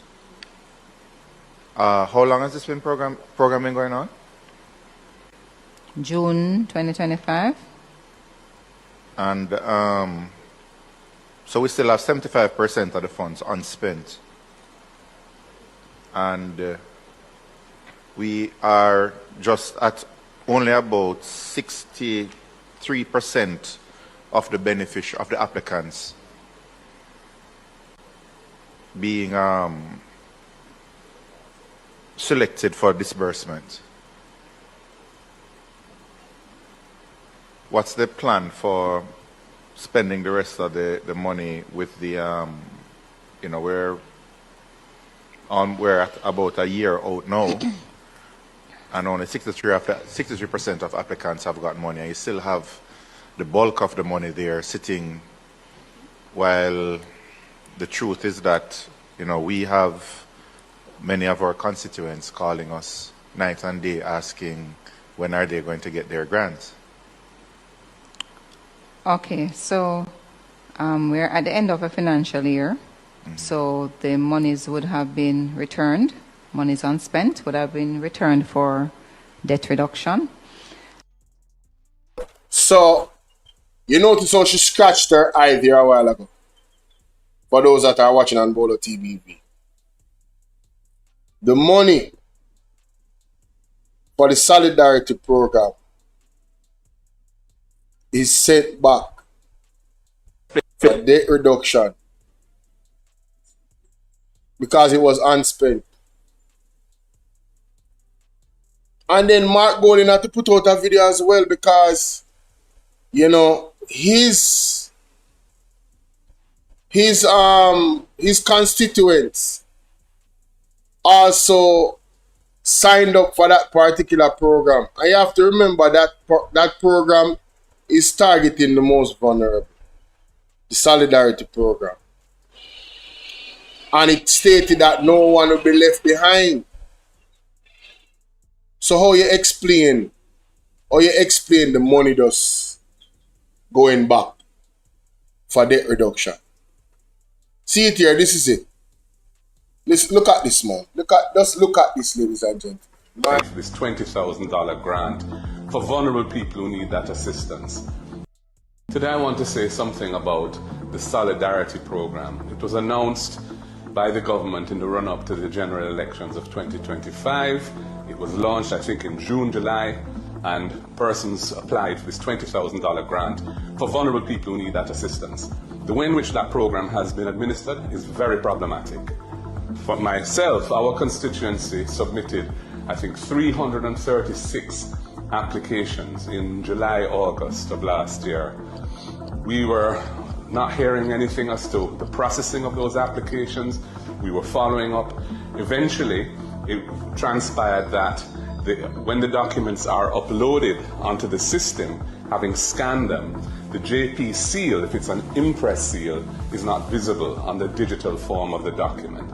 So we hand-delivered all of the applications to the ministry in December and January, and only to hear at the end of the day that only 113 of the 336 applications have been approved.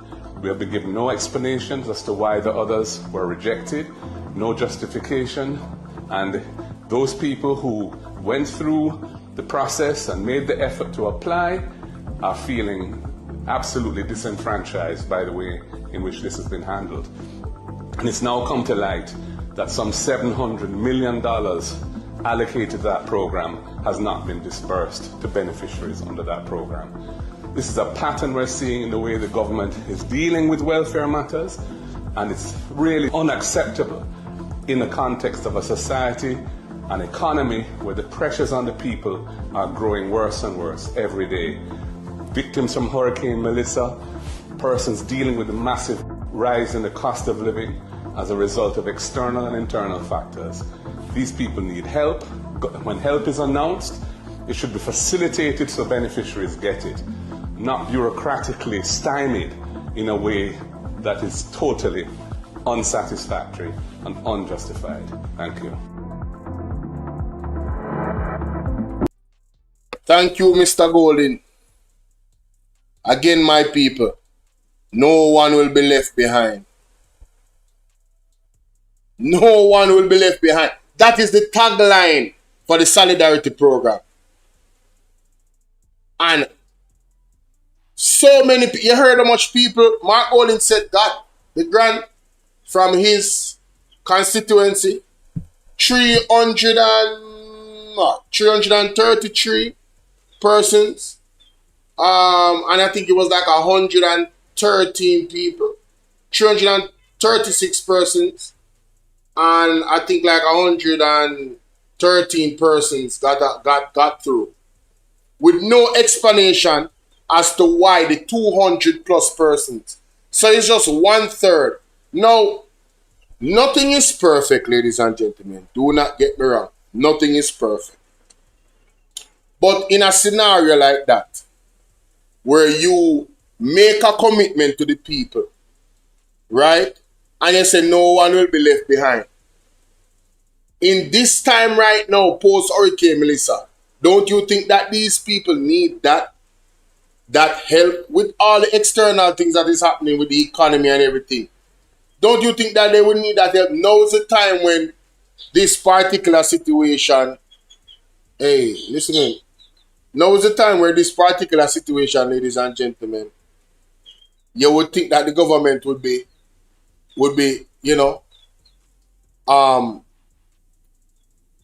the entity that the people would be able to lean on for help. But really and truly, the government is not, the government, to me, in my assessment, and I'm trying to be as fair as possible, it's like the people are drowning and they have a life jacket, which is the money. And they took the money, they took the life jacket, which is the money, and put it somewhere safe. And you are in the middle of the ocean drowning economically. That is what this is akin to. So when they say nobody left behind, if they were a lifeguard, well, 2/3 of the people in Mark Golding's constituency would have drowned.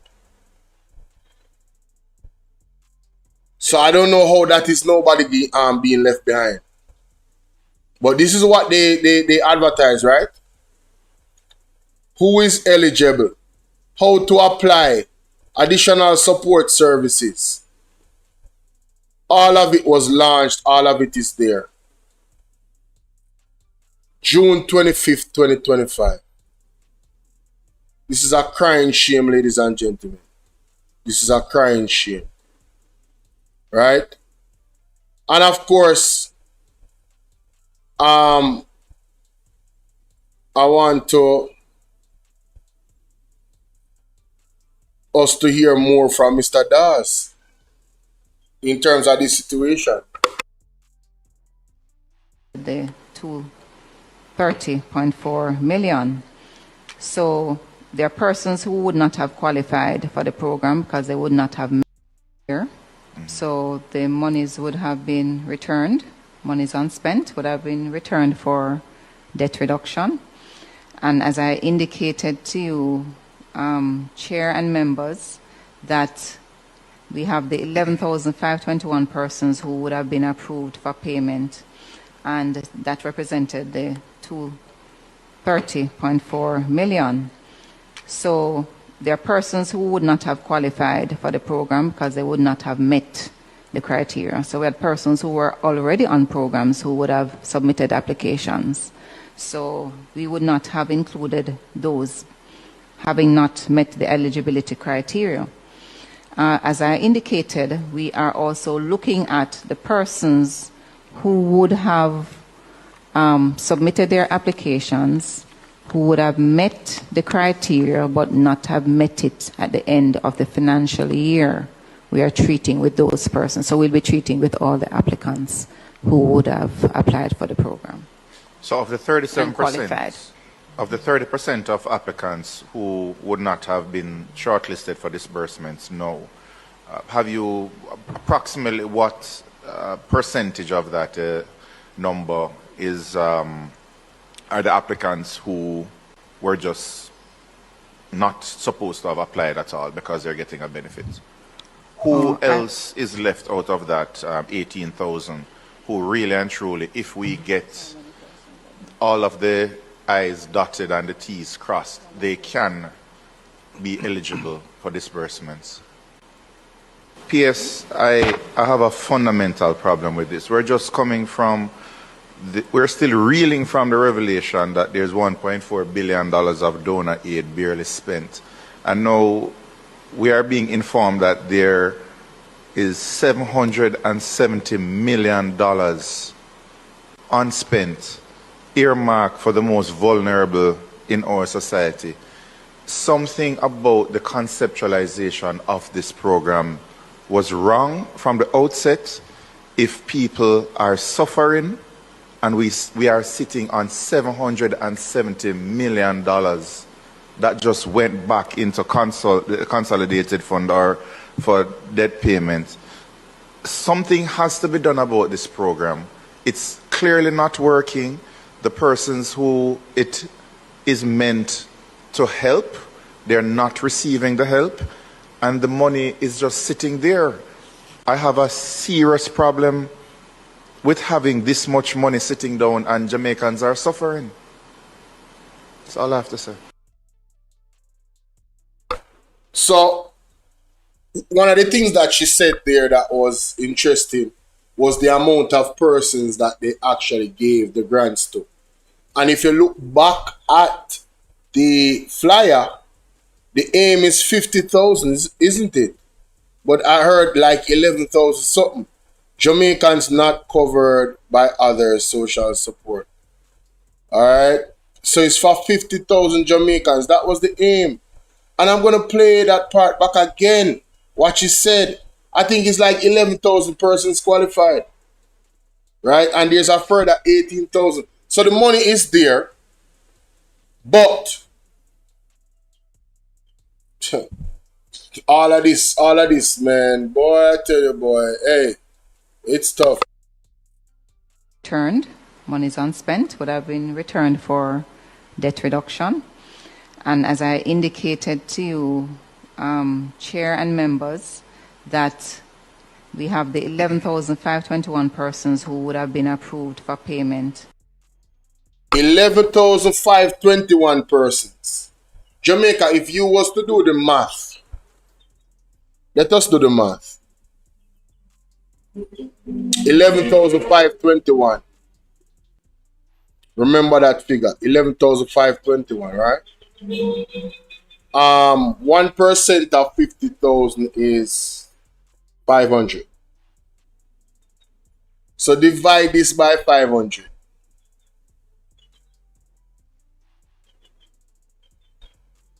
So 23% of the amount of persons that they actually wanted to give the help got the help. 23%, ladies and gentlemen. You're telling me that they could not have. Remember, you know, the tagline is no one will be left behind in Jamaica. So reasonably, we are reason now, you know. We are reason.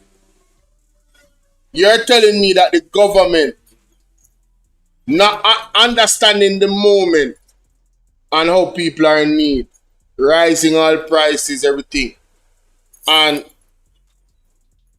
you guys conceptualize this in the height of, this is not even 1 year old, this was 2025. It's coming up to 1 year old, the program, and the program is already an absolute failure, bro. And there's parts of it that is concerning. There was too many things about the program from the jump, like what Mr. Dr. Das said. There was too many things that disqualified you. If you are on path, if you are on the poor relief, if you are on NIS, if you're on social pension, if you're on the GOJ reverse income tax credit, then you won't be getting this money. And I'm saying, some of those, a few of those, or two of those could have been taken out to facilitate people. Social pensioners is not, come on, bro. Social pensioners?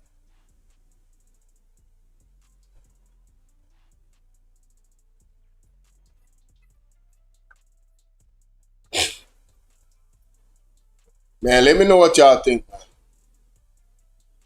Let me know what y'all think.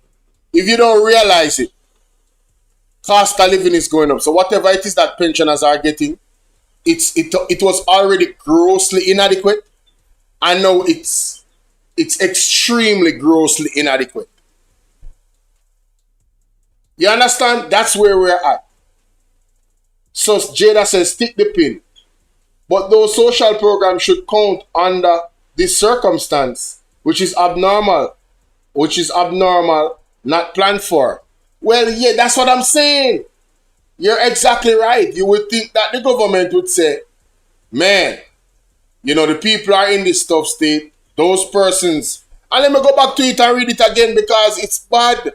No, it's really bad thinking about it. Look at it. Path.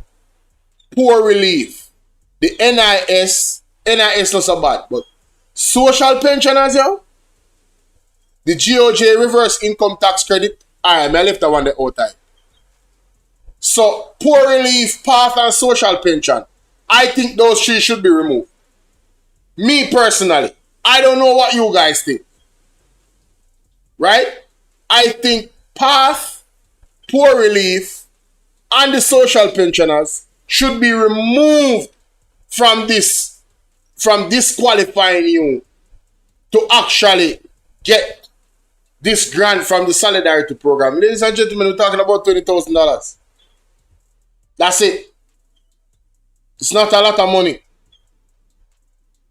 You understand? But it's that bad where people need help. So I don't know, man.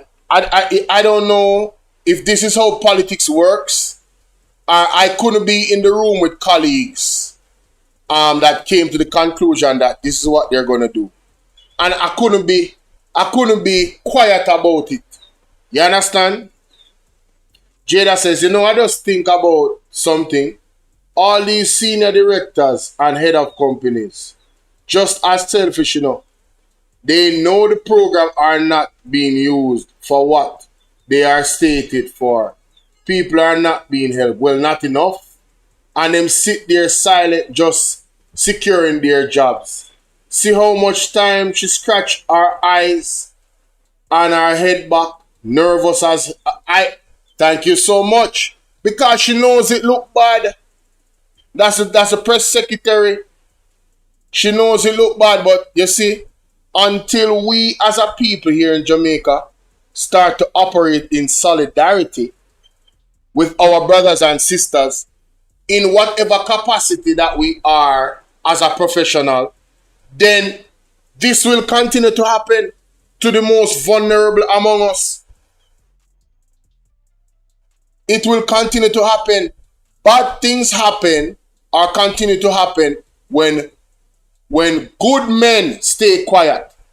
We don't want to ruffle any feathers. We don't want to disturb our status quo in society. We don't want to be unfriended. And I'm not talking about this lady specifically. I'm just throwing out some things out there how the bourgeoisie members of Jamaica think and operate. The bourgeoisies. It's all about status for them. C4, CW44, big up. He said, Bolo, good afternoon. My niece lives in Portmore. It is Mega Mart that closed, not Price Mart. Thank you so much. I always mixing them up. It's actually Mega Mart. Thank you so much. I actually did a video on that. It's coming out. I did a reaction to it. It's on there. So Mega Mart was closed down. Thank you so much for that correction.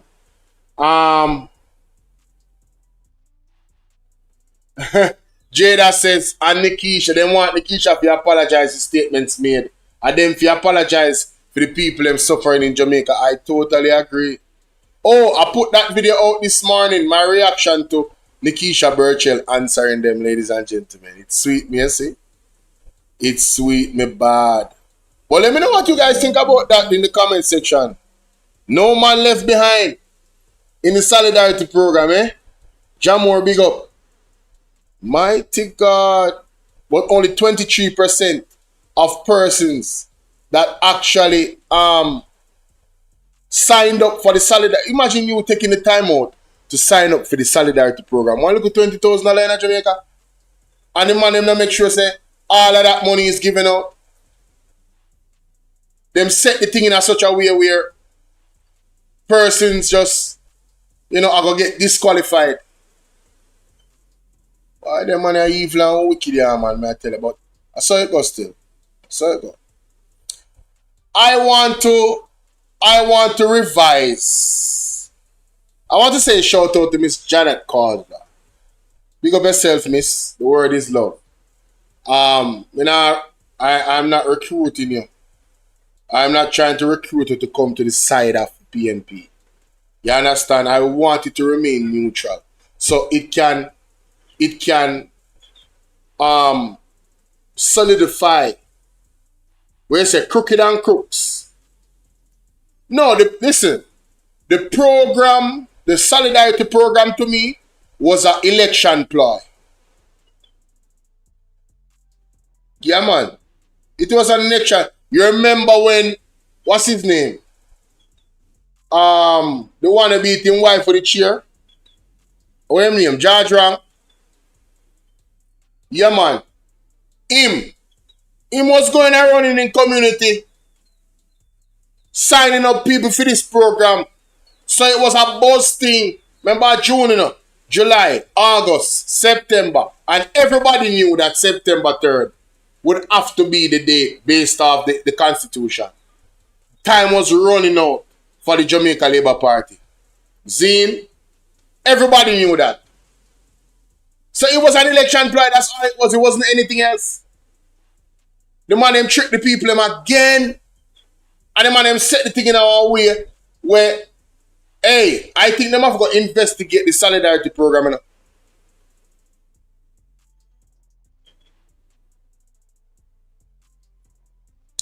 What you see a while ago, Jada, George Rang is getting resources in the constituency instead of the elected official based off your information.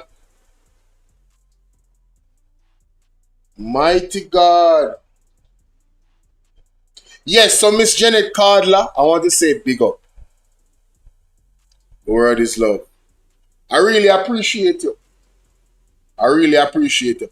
Somebody sent me something though, and I forgot to play it, and I think it's the perfect time for you to play it now. God is so good, man. God is so good. Somebody sent me a video. I said, wow. When I saw the video, I said, wow. Look at that. This will not shock some, but this hopefully will open the eyes of some, ladies and gentlemen. This particular analogy, see it, man, me find it. Thank God. As me find that, more segue straight into the heat of the show today, ladies and gentlemen. Share this video and tell them to run come over BOLO TBV. Yeah, man, tell them to BOLO is live. The heat is on over here. Yes, yes. So hold on. How comes this? I'll fix that. I'll fix that. That is kind of weird, but I'll fix that. I thought I had fixed it, but I'll fix it. Let me go for the playlist. Yes, yes, the evidence playlist. My side on BOLO TBV 2.0. I have an evidence playlist. It's called Evidence to Record. From time to time, you can go over there. I have some very nice material over there now. Trust and believe when I tell you, man. You guys are going to love it. Things when me hear them say and certain news reports, we make sure put it down, But yes, got him. Got him. Got him. Got him. Miss Daniel Archer or Mrs. Daniel Archer, I don't know which it is. But let me share my screen. Like up the live for me, guys. Share the live. Yes, thank you, thank you, thank you, thank you. Appreciate you guys.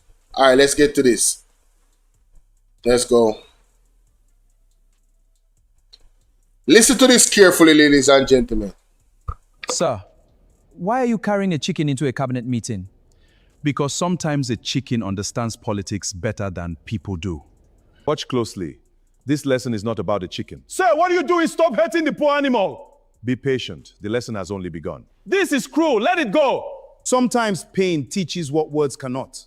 The poor thing is fighting with everything it has. Because it still remembers the pain. I can't watch this anymore. This is cruelty. The poor creature has almost no feathers left. Keep watching. Now, ladies and gentlemen, this clip is powerful. And let me tell you why. This is a cabinet meeting, right?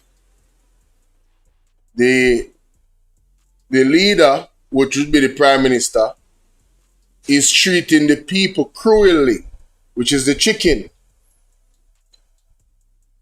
The opposition and the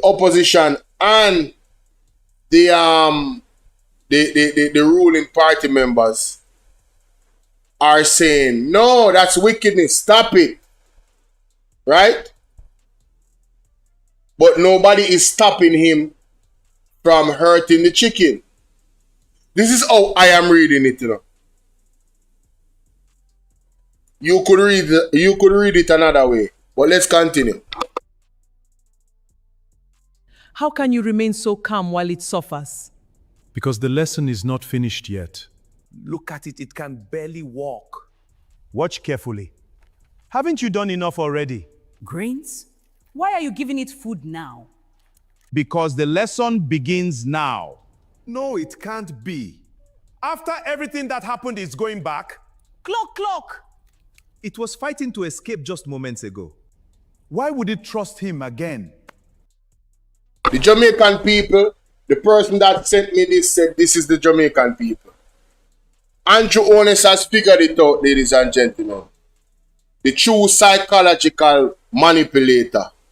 He suffers you enough, all of you labor rights out there. He suffers you enough just before that point of you cracking. Him give you a little food to eat. And here you come running back right in the hands of the abuser. A lot of leaders in the world actually practice this level of psychology as a politician. You understand? A lot of leaders practice this.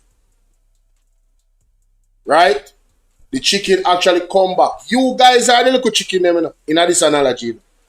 The ones them that actually make the government play now on the face and deal with the wicked and then they go right back in their hands. The faithful chicken that just got his wings clipped. They upon his last suffering. Mighty God. Me say when the person sent me this, I said, my goodness. And you know done yet. Listen. This is unbelievable. It has already forgotten the pain. The bird, you the people of Jamaica, 9-day wonder. When the wicked government do what they're doing at the pandemic.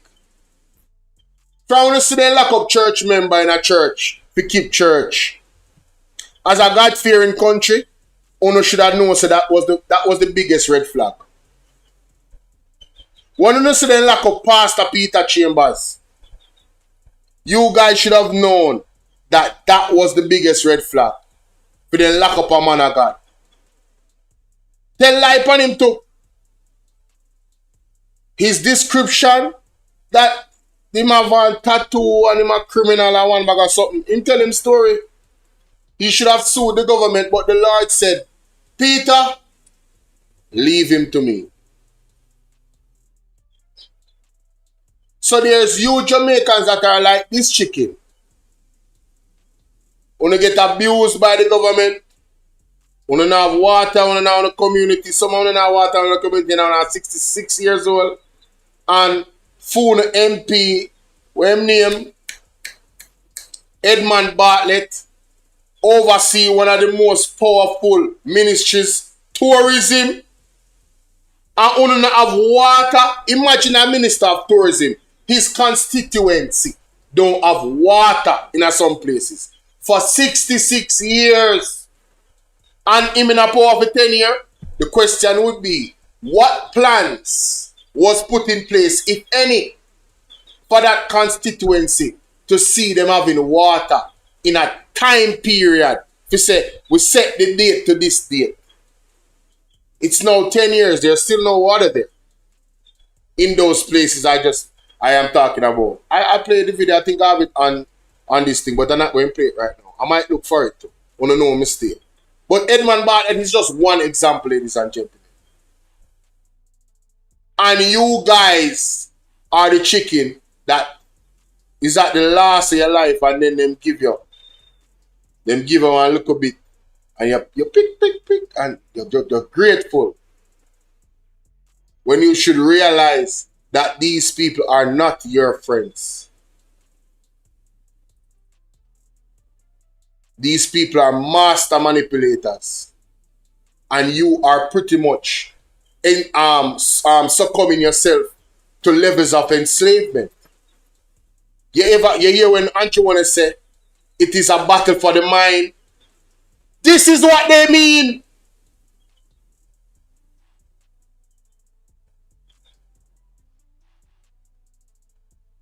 This is what they mean. The same person who caused its suffering is now its comfort. Now do you understand? What does this even mean? Cluck, cluck. After everything that happened, why is it still beside you? It was terrified of you just moments ago. I don't understand. That's exactly the point. Watch the chicken carefully. A few moments ago, it was running from me. Now it sits beside me. All it took was a handful of grains. People are just like this. You take everything from them. You make them suffer. You leave them with pain, disappointment, and broken promises. Then, when the time comes, you give them a few grains, a little relief, a little hope, a few gifts. Suddenly, they forget every injustice. Jamaica, the solidarity program was one of those things. Little bit of grain. And you guys continue to allow the politicians them to do that. Because you guys expect too little of them, and you put the standard so low of their service to you.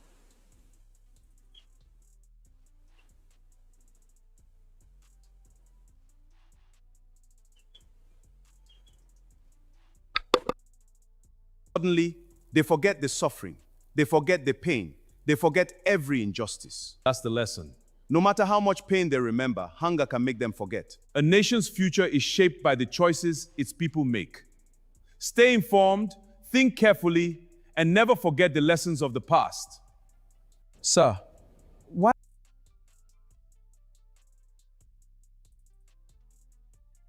Stay informed, think carefully, and never forget the lessons of the past.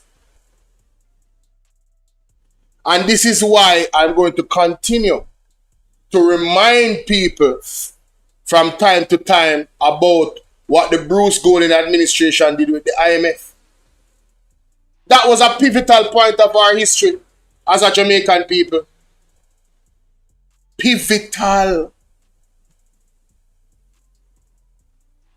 Not showing up for the IMF test, putting Jamaica on a version of economical meltdown, being locked out from the international capital market, the IMF and everybody. And Andrew Onis is the same person that came in Parliament the other day when after Hurricane Melissa, and said, no other administration in 30 or 20 years would have gotten this much aid. It's because of our fiscal discipline and fiscal prudence. The devil is a liar. He was a part of that administration to the point where when Bruce Golding had to be ousted by the United States through Tivoli incursion and all that situation, who was the Prime Minister for a short period of time? Andrew Holness. So he is just as to be blamed for the economical crisis that his government put us in at that time. And you guys, you ungrateful Jamaican people, spit on the one woman. You know what I was doing before I started this live? I was looking for the clip of Yvette. What's your name? Yvette Clark. She is one of the persons that helped Mama P and beckoned on her behalf, as I understand it, to the IMF to have a seat. They didn't even want to see us to have a seat because the IMF don't look at Jamaica as PNP and JLP. No. They look at Jamaica as Jamaica. So when an administration violates the trust of the IMF, the other administration takes on that violation. I want you guys to understand this. And the JLP is the one that violated the IMF. And I have all the evidence. I am just looking now for the video because I was listening to Shaka. And let me play Shaka too. Prime time.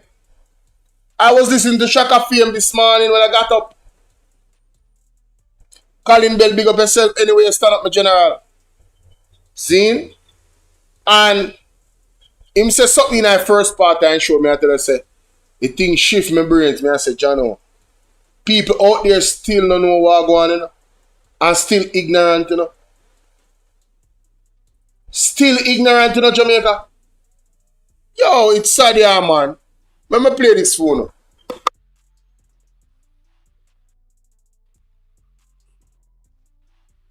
94, really. When I started doing some work for Caribbean Satellite, I want to see people excel. And I like to tell people that my life is people-centric businesses all over the place. And I am dedicated to the platform, but to find two times per day, it's kind of sticky. You know, so there was a discussion at the table.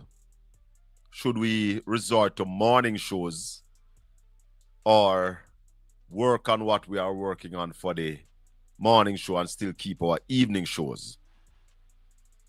Because I can tell you some of the logistics we're working on is to find additional faces, you know?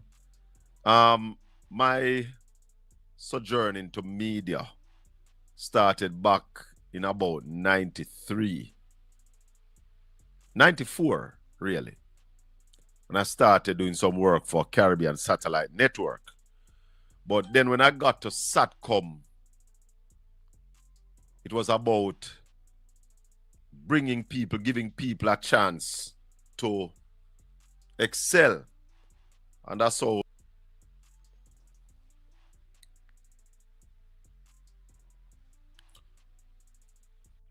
blessed is the man that nor sitteth in the seat, do we meditate, that bringeth forth, and whatsoever we do. For the final Saturday, unstoppable Minister of National Security, Fitz Jackson. And of course, you know, we're going to be talking with Ralston Iman. And we're going to be talking with you, our listeners and our viewers. Please take some time, send out the link. Just copy the link and send it out, or just share the link and send it. If you're in WhatsApp groups, send it in your WhatsApp groups. If you have broadcast group on your phone, shout out the broadcast to my Portland Spice ambassadors. Morning and welcome. You know, we're working on some issues. Just like we're working on the morning show. A lot of people have been asking for it. And one of the view in the discussions that we've been having with the directors is maybe we should switch the evening shows to morning and do all morning shows. I don't know what you think, because personally, I don't have the time to do 2 shows a day. I don't have that time. I am basically in the process of setting up new businesses all over the place.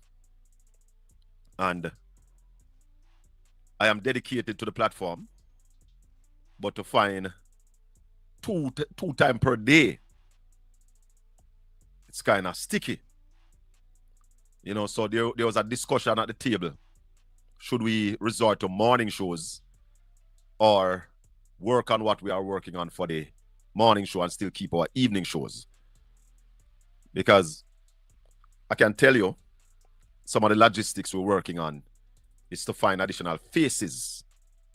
You know, my sojourn into media started back in about 93, 94, really. And I started doing some work for Caribbean Satellite Network. But then when I got to SATCOM, it was about bringing people, giving people a chance to excel. And that's how Madman DP, that's how I gave him his opportunity in media.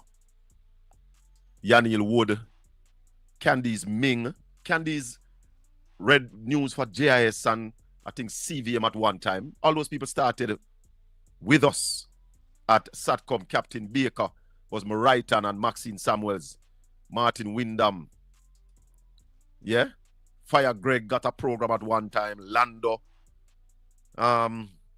Dr. Bloomfield used to host El Talk.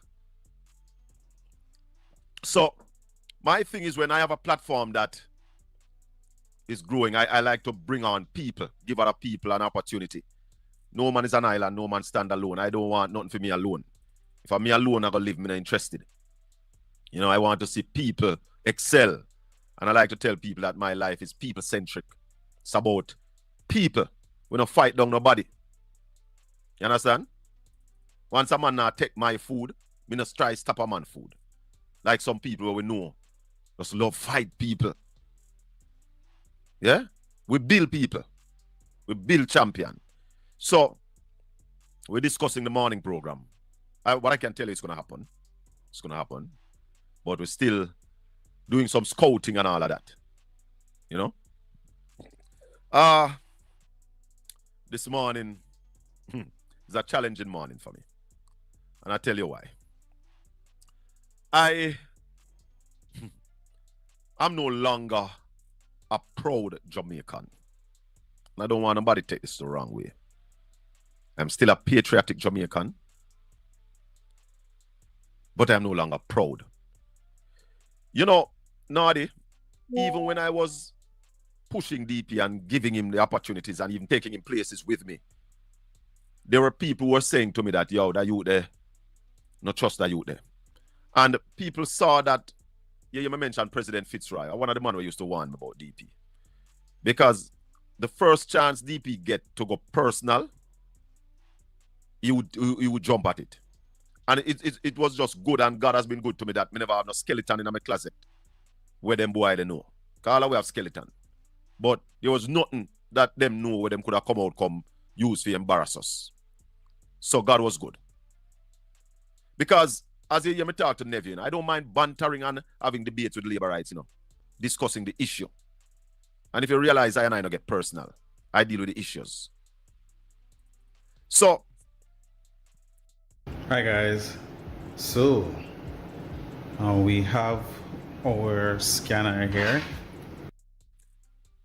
Back to what I was saying.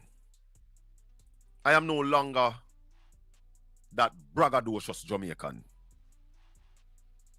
I'm not so proud of my island home. Or I should say I'm not proud of the management of my island. Very disappointed with the level of leadership that is on show. I had a discussion with a friend of mine yesterday, a long time friend, long time him not call me.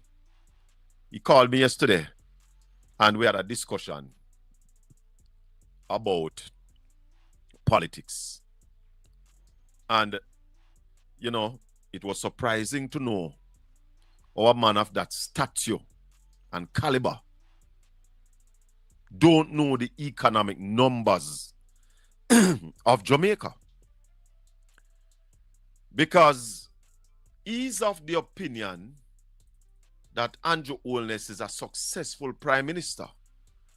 And even say to me that Andrew Holness was better than PJ Patterson and better than Portia.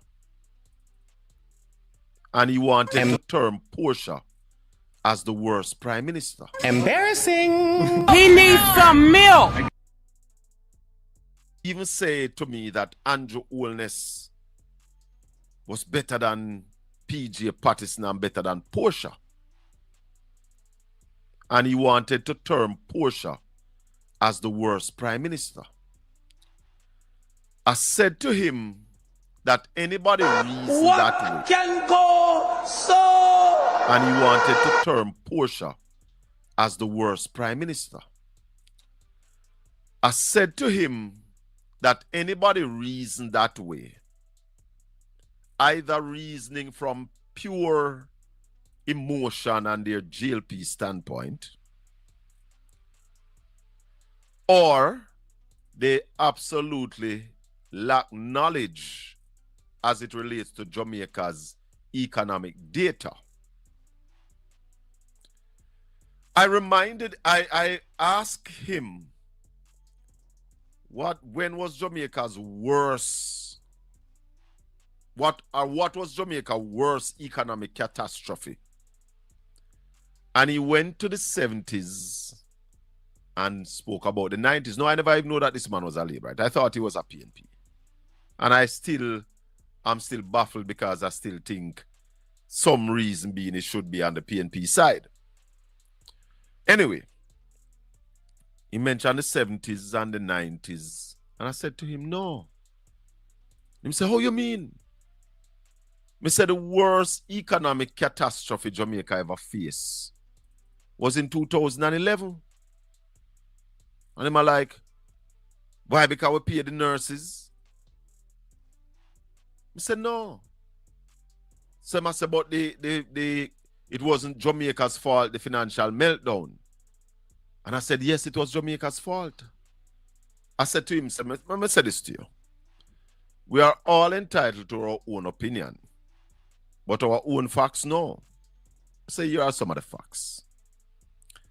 When the world recession started in 2008, Audley Shaw and Ed Bartlett, Prime Minister Bruce Golding, they basically told us that Jamaica would benefit from the recession. Because of their opinion, they failed to attend upon the IMF for assistance. And when they were asked if they're not going to the IMF, they said no, it was not necessary. And when we got hit and we went to the IMF, we took the wrong loan. But here is where it went sour. When we failed to adhere to the measures of the IMF and we got expelled from the multilaterals, I said to him, that was the only time that Jamaica got expelled from the multilaterals. That was the only time we couldn't face the multilaterals to get any assistance.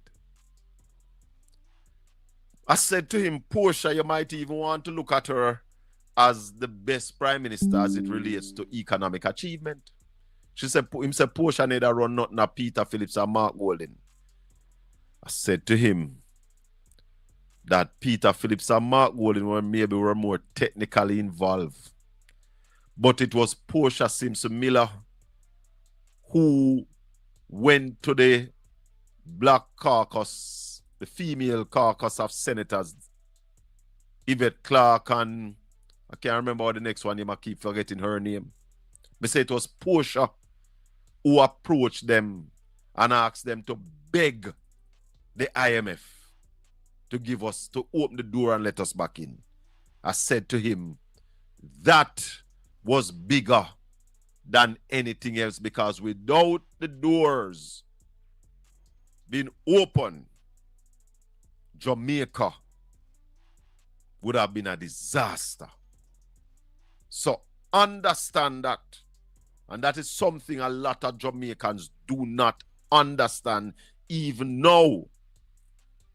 A lot of Jamaicans, Maxine Walters and Yvette Clark, thank you, Caroline. Maxine Walters, Yvette Clark. I think Yvette Clark have some Jamaican background. Yeah? They were the ones that Portia beg, figure plea with IMF. And remember, there's a video out, you know, with I think Yvette Clark explaining what happened. Because when they went to the IMF first, IMF never budged. They went back to President Obama to make a call. And then Christine Lagarde she was the head of the IMF. So Christine Lagarde wasn't a US senator. She was at the head of the IMF. And she then did have to beg. Yeah? And when we were successful in getting the door open, Peter Phillips and Mark Golding did the rest. But it was led by Portia Simpson Miller. As it relates to our economy,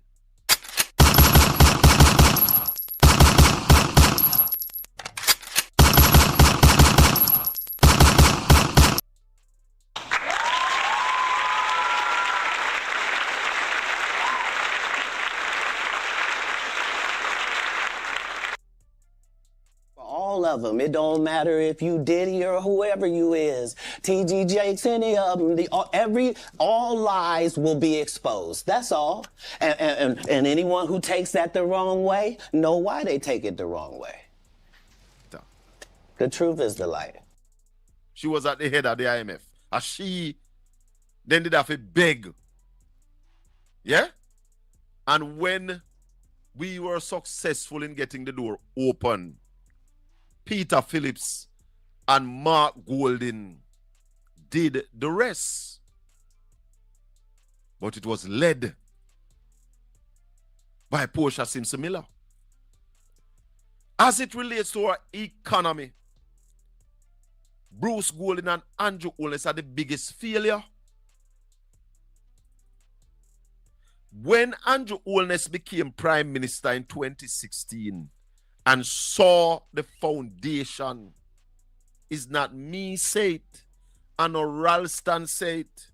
Andrew Holness said we are going to grow the economy by 5% in 4 years' time. They have not gotten to 2%. So by Andrew Holness' standard, if you were going to score him and even give him 2%, yeah, that would be at 40% out of 100. A colossal failure. Anyway, Jamaican this morning. So, Fitzjackson at 9:30, so I don't want to go too much. Look at this. Listen to this. Millions of people are attacked by bacteria, causing inflammation and complex.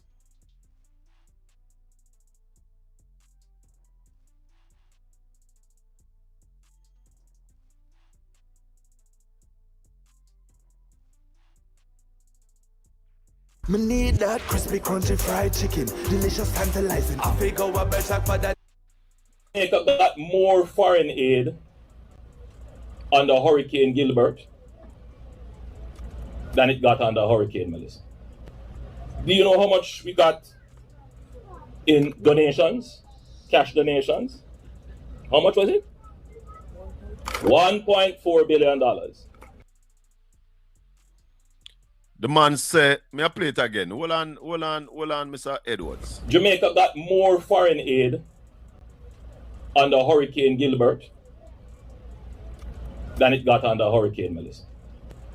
Do you know how much we got in donations, cash donations? How much was it? $1.4 billion. Lie from the pit of hell. We got $1.4 billion through the portal. Did the United States give us cash? Did the UK give us cash? Donation we're talking about. Nephew. Morning. Jamaica, when you hear that?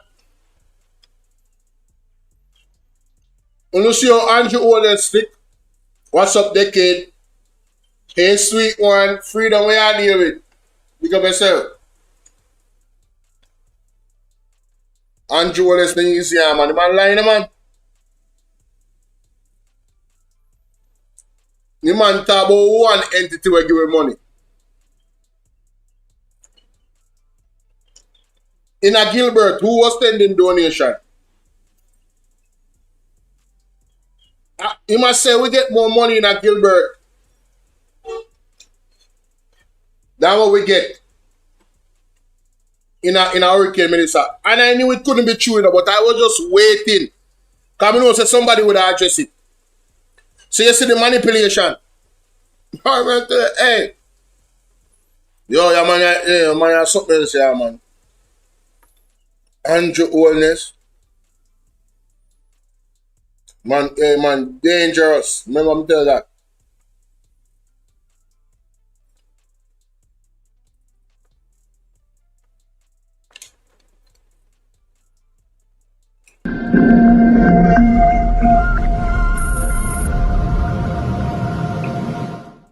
We will bring information to people where they are and in the forms they use.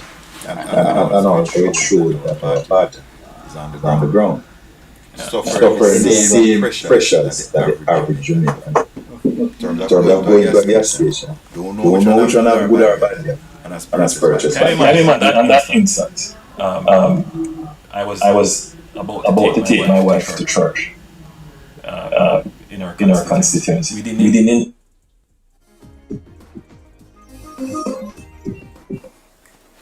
All right, guys, welcome back. Now, several members of Parliament have missed several meetings for the House of Representatives in 2024, a significant role of a member of Parliament, and have continued to receive substantial salaries regardless. We have with us Daniel Archer, Director at the National Integrity Action, who joins us now to discuss the effectiveness of the measures in place to hold MPs accountable for poor attendance. Good morning. Good morning. Happy New Year. Nice to be here.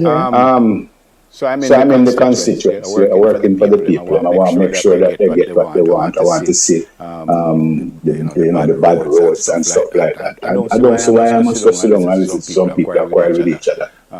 Some people is you know, are you supposed to be in there talking to? And if you can't collect the information, what you're going to do with it? No, but I'm being very serious. I'm being serious too. You collect the information, you speak to the person in the constituency, you Mr. Speaker, I now turn to the 2017-18 budget, building and stable macroeconomic foundations. This budget, as presented by the government, undermines the principles of equity, fairness, and balance. It puts unnecessary pressure on the majority of the Jamaican people. This budget puts pressure on the small business operators, the unemployed, the taxi operators. Mr. Speaker, there is general consensus in Jamaica that poor people are fed up. This budget is unjust. This budget is counterproductive. This budget has no heart. Business people say this budget is going to make their businesses uncompetitive. Trade unions say the measures are nearly criminal. The government must listen to the people. The government must roll back taxes.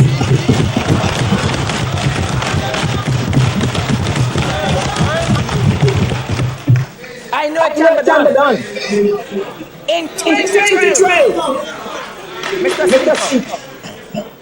Mr. Speaker, in 2012, we rolled back the tax on electricity, which was imposed on residential users by the JLP administration. When my administration had to impose tax on electricity in 2015, we applied it only to residential consumption of electricity above 350 kilowatt hours per month. With the support, only 6% of JPS customers were affected. We spared the overwhelming majority of persons. That is the difference between that side and this side. No, Mr. Speaker, this government is against forcing hundreds of thousands of Jamaicans to pay tax on light bills, and it is called prosperity. That is really prosperity.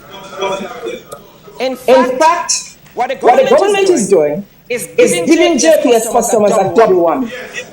First, by increasing the tax on heavy fuel oil, which the JPS has said they will have to pass this fuel tax on to consumers.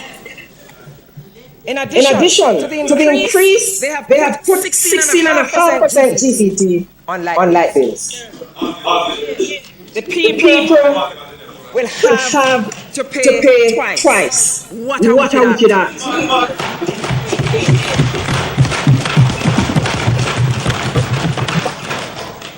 This is oppressive. A tax on residential electricity will see affect many small business people operating out of their homes. I have been told that some of the medium-sized refrigerators can burn 150 kilowatt hour of electricity per month. The pensioner who need that refrigerator to preserve his or her medication will have to pay this tax.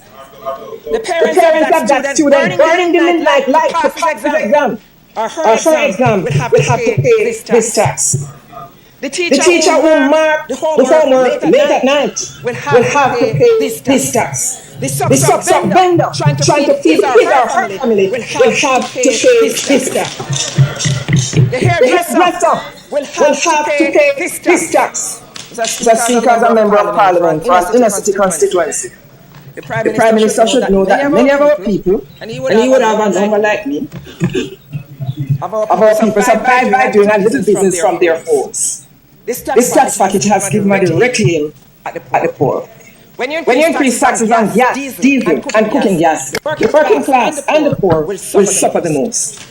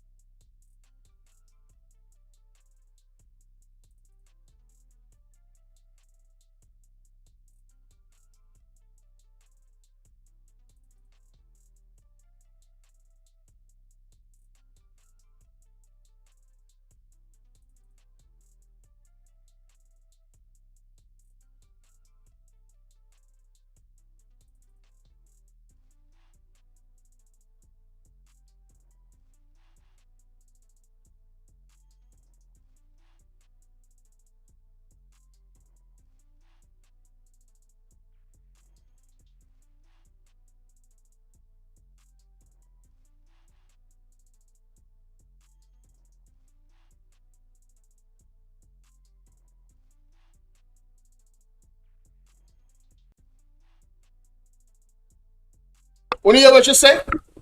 They actually, you heard what Mama P said? They price them charge the people them 2 times. The people them get charged 2 times for them electricity. Because them put one tax on this oil thing where the JPS use, and JPS said, well, if we not go tax we are going to put that on the people them bill. And then they go to back and put a GCT on it. When Mama P did take off in 2012, them add it back in 2017. So, two-way. Because the 150 kilowatt threshold that Manor Yard did say at the time would only affect 63% of the people. less than 63% of the people would not be affected. It's actually more than 63% of the people that was affected. Because the person from JPS, Miss Tamlin, tell him, say, yo, Virgin, that the threshold, they have 150 kilowatt per hour. And then your mama piece said, there were refrigerators, mini fridge. You know, people have them small business, the mini fridge, them, those can burn 150 kilometers per hour in a 1 month, easy. So, this government does not listen to good advice. They don't do their homework. Them have a headstrong, wrong and strong mentality in everything what them do. It is the personality, it is the culture, it is their DNA, it is their character. Leadership matters, ladies and gentlemen. Important. Leadership is important. And you guys chose the wrong leadership. For Bruce Golding, you choose the wrong leadership with Andrew Wallace. And it's just the truth. And you not suffer feet. Your lives are made harder because of it. Life never have so hard, Jamaica. It never have so hard, I'm telling you. But anyway, we're going to move on to the wonderful Daniel Archer. May I tell her, say, some of the things that she said in this particular video, you would have thought that she was speaking about what is going on right now. And really and truly, that's exactly what it is. What she's talking about now is relevant to right now. Listen to this.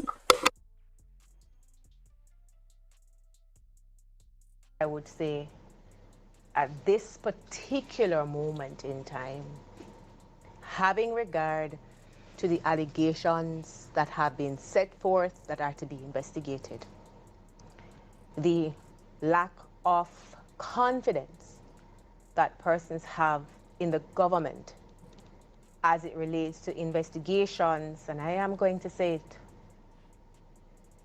of illicit enrichment to involving members of parliament, which has never occurred before in our history of Jamaica.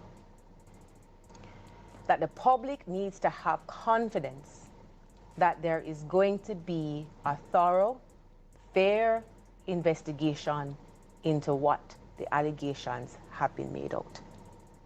And in these circumstances, you could have put anyone in that position. But the question is going to be asked of someone like Mr. Chung, who has publicly indicated his position as it regards to the report, as to whether or not there is public confidence in what he's going to do. That's one. And two, if you did not need qualifications of law enforcement, why would you have advertised them in 2024? And if they were removed, why have you not been forthcoming to the public to say, we removed it? Because. And further, if you are so confident that he is the best of all applicants, because you'll agree with me that you can have 10 persons applying for Rhodes Scholars and their applications are extraordinary, but there's always one that stands out. Jamaica, this conversation that she's having about Dennis Chung, we need to have it about Anthony Anderson. We need to have the same conversation about Anthony Anderson. So you're telling me that these people had multiple applicants,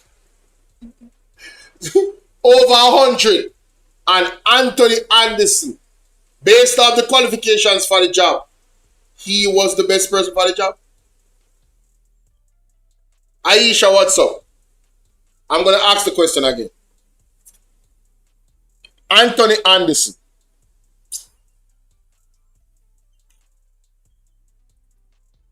I'm wanting to remember what Andrew said, because man is a dangerous guy. Hey, let me see, BOJ.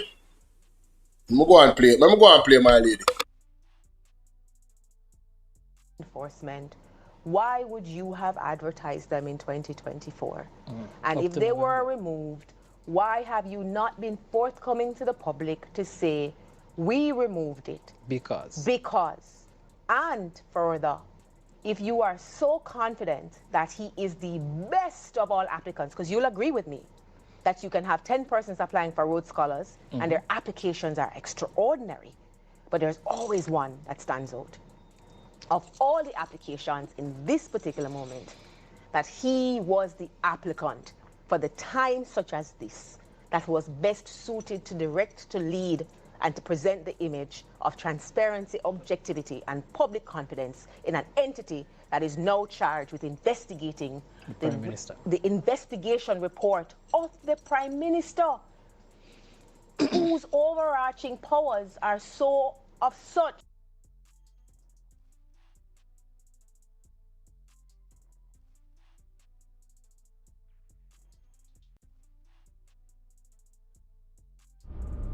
Know that there would be an incident in St. James that would shine a.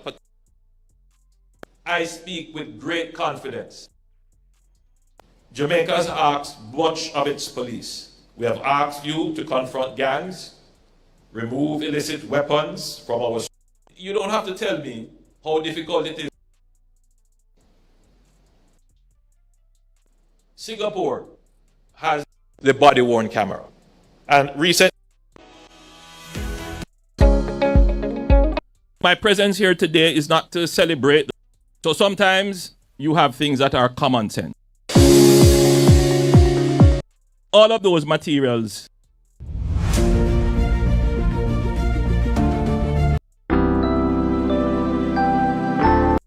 Pensions are, many people intend to. This needs to be brought to life. And to do that, we have to appoint the people who will bring the act to life. And I'm pleased today to announce that after a very extensive process where we advertised for the post of the CEO, the Chief Executive Officer, it was advertised internationally.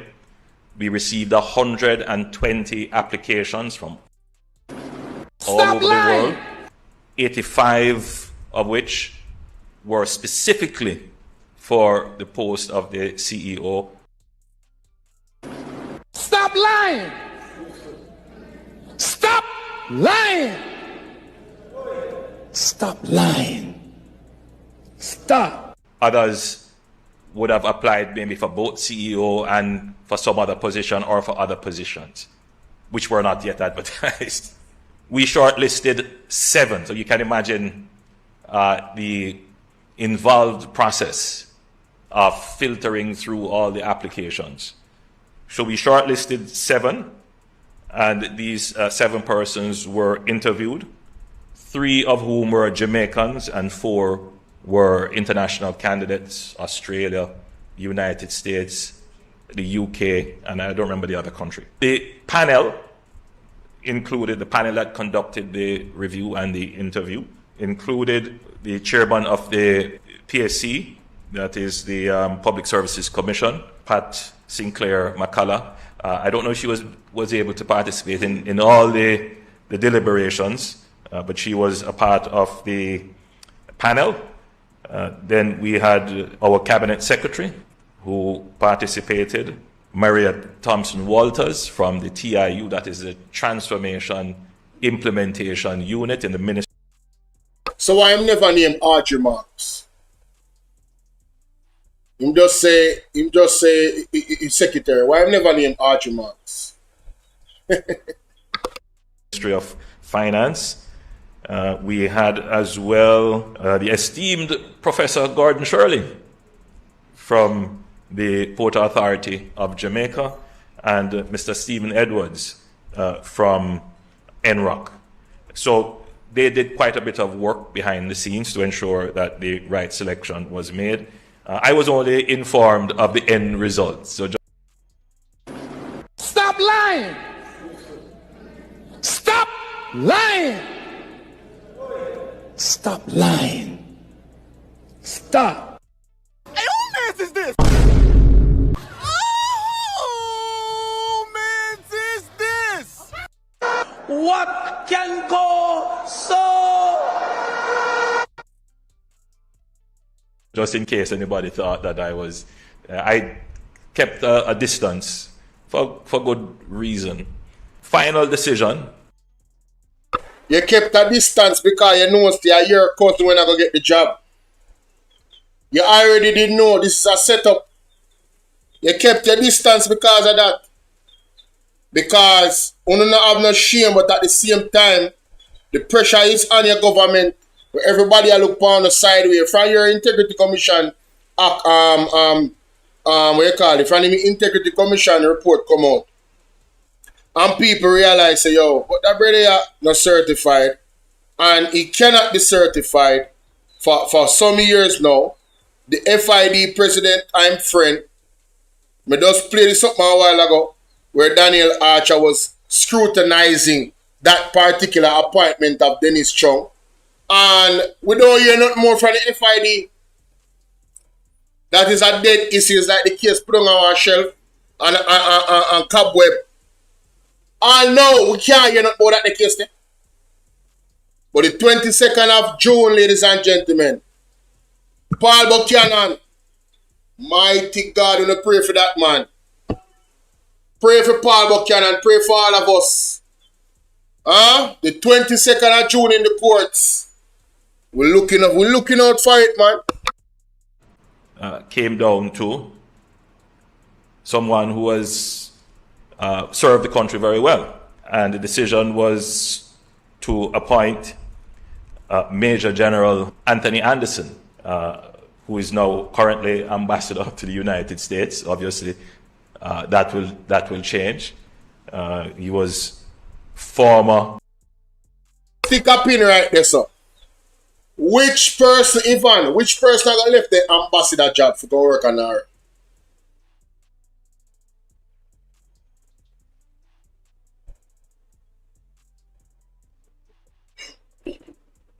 Ambassador, travel the world, all these VIP perks. Who is gonna leave that job? Total compromise. Commissioner of Police and former Chief of Defense Staff. And as fate would have it, I had tasked him to review the state's response to Hurricane Beryl, which would have included a review of all the entities involved. As fate would have it, no fate there night. You don't talk to him already behind the scenes, brother. You don't talk to him behind the scenes already. This was all a plot and a scheme and a plan, as far as I'm concerned. And that's my opinion. You can't convince me, Andrew wanna say. You never talk to your friend. Somebody that used to be your security advisor, turn commissioner, fail as commissioner, and then turn ambassador. This man have the best job security in the world. Being a friend of Andrew Honest, or a cousin, whatever I miss. Whatever I miss. Involved in the response, but specifically a review of ODPEM. So he is already in proximity to these issues. I can't go into the reasons for the selections. Obviously, they would have compared resumes, experience. But one thing I can say, I have great confidence in Ambassador Anderson.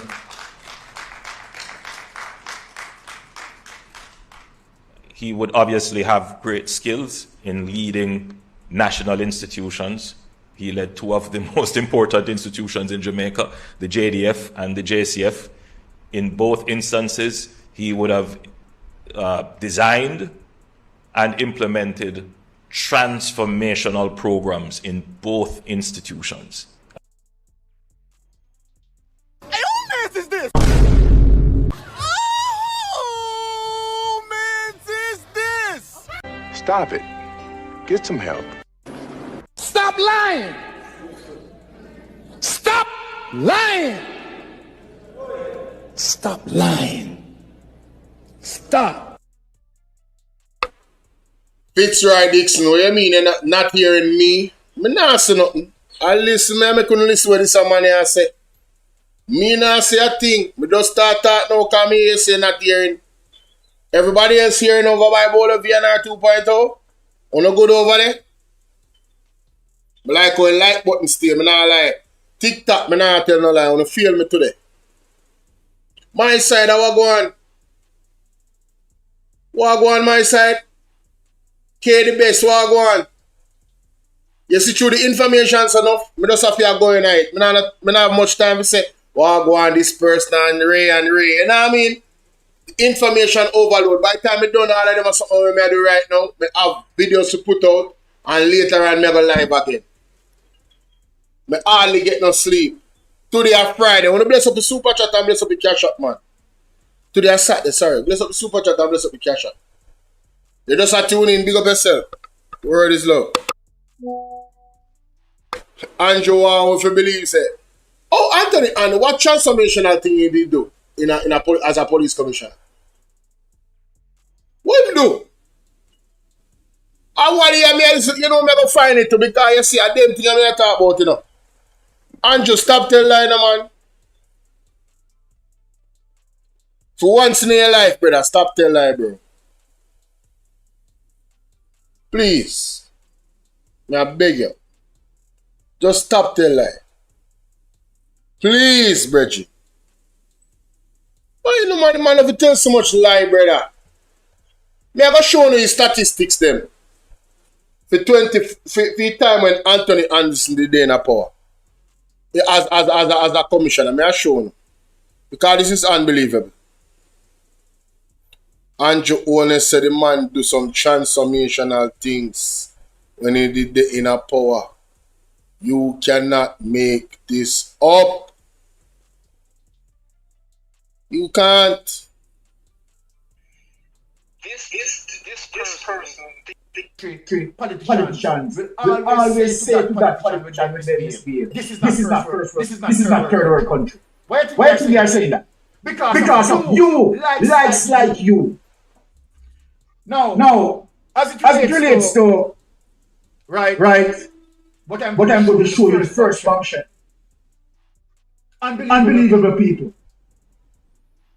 This is now what we are talking about. All right, see that? Security force, including the Jamaica Constable Force and the Jamaica Defense Force, shot and killed approximately 1,600.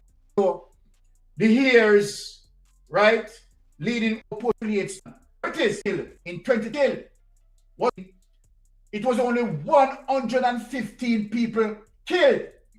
Now, in 2015, it was only 101 people killed.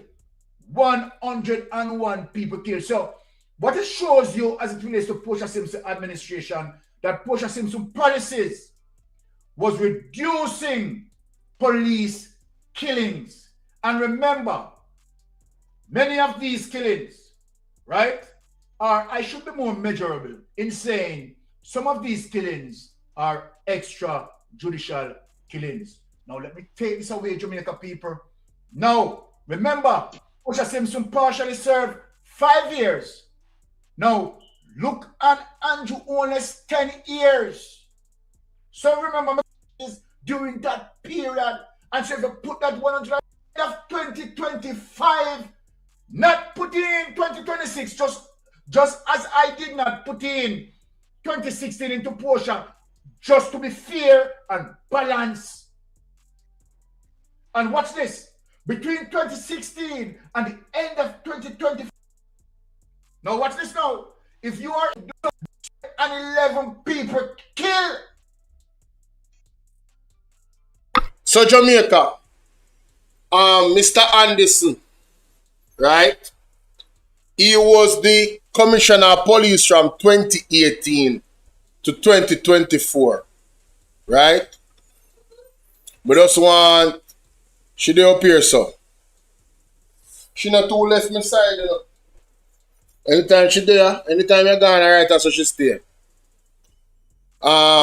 She not too linger. So he was the police commissioner from 2018 to 2024. Now, what was the murder rate? You notice this when I show here, so? These are the amount of people where the police they analyzed in a 2023, 151. 2024, 189. So there was an uptick in a police analyzings while Mr. Anderson was there. But also, there was an uptick in what the criminals them was doing as well. Same feel for every single level, you know. Right? When you call him Google Gaga or Google and then Google 2. Google 2 now, him worse. 2025, 311 people unalive by the police. And now we are on course for over 365 persons being unalive by the police. If you don't believe me, look at the numbers. Look at the trend. They are on course, ladies and gentlemen. See? So, when Andrew talk about Mr. Anderson left some transformational thing when him in a power, I wonder what I mean transformational to the detriment of the people in Jamaica. A transformational failure. A must that him talk about. We say too high? Okay, sorry about that. Sorry about that. Let me see. The crime rate in 2018 to 2024. Let me see if we can find the numbers there. See if we can find the numbers there.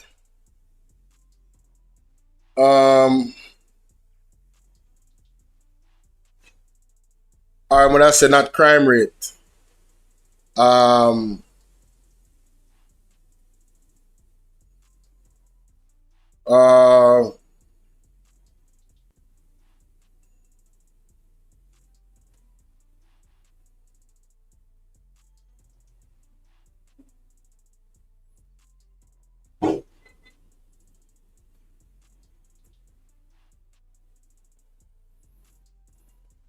Alright, see it, wonderful. So 2018, right? This is the individual where Andrew only say a transformational. I'm let me play it again before we go back and look on the numbers. Cheese and peas, that brother are wicked. The reasons for the selections. Obviously, they would have compared resumes, experience. But one thing I can say, I have great confidence in Ambassador Anderson.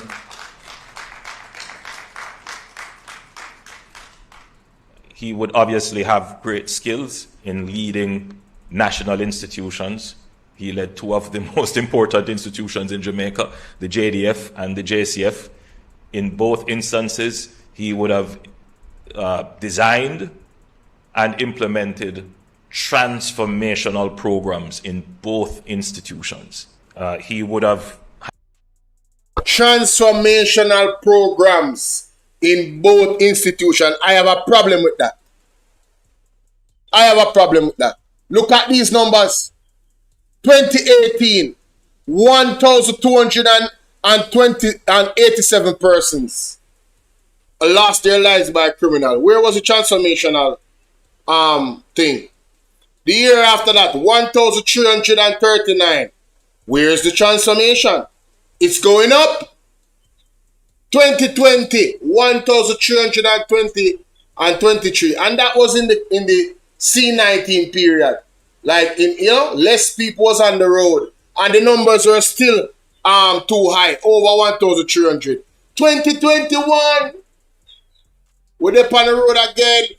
Outside, party we are party. Revelings. 1,474 smaddy was murdered in Jamaica. 2023, 1,393 persons lose their life by criminals. 2024, 1,141. Ladies and gentlemen, where was the transformational? Do these numbers suggest any transformational work by Anthony Anderson? What would qualify him to get the NARA job as a CEO? So if we should go off these numbers, we're in a trouble, you know. If we should go off these numbers, statistics of the results of his transformational programs, we are in trouble. This is a party shop government. This is a rogue government. A family business them a run. Friend and company. And this narrative is so serious because it has trillions, The most money ever. Money that we have to go pay back Jamaica with interest. And the man that get the job, you think, say, out of 85 people, he was the best person for the job? Out of 85 people, worldwide, globally, he was the most qualified? Jamaica, I hear that this man has an issue with even speaking engagements. Meaning, say, him don't know over chat. Him man have and nothing wrong with you have an impediment of speech. But I am saying, where's your qualification for this job? It's the same thing. This is the FID appointment, you know. This is Dennis Chung 2.0, you know. This is Dennis Chung 2.0. Let me see what I news station them put that in the title. Green or one or one. You can't use it, man, if you not listen. This is Dennis Chung 2.0. Is an upgrade of disgrace. Blatant nepotism. Blatant friend and company business. Look for the man track record as a commissioner. I tell me about transformation. Listen me, man. Let me go back to Miss Archer, yeah, man. Because them man, every day, sometimes, you know, something for top to this near the door. Them man really upset me spirit, you know. Me I tell you, say them man. Here, I have to get this out.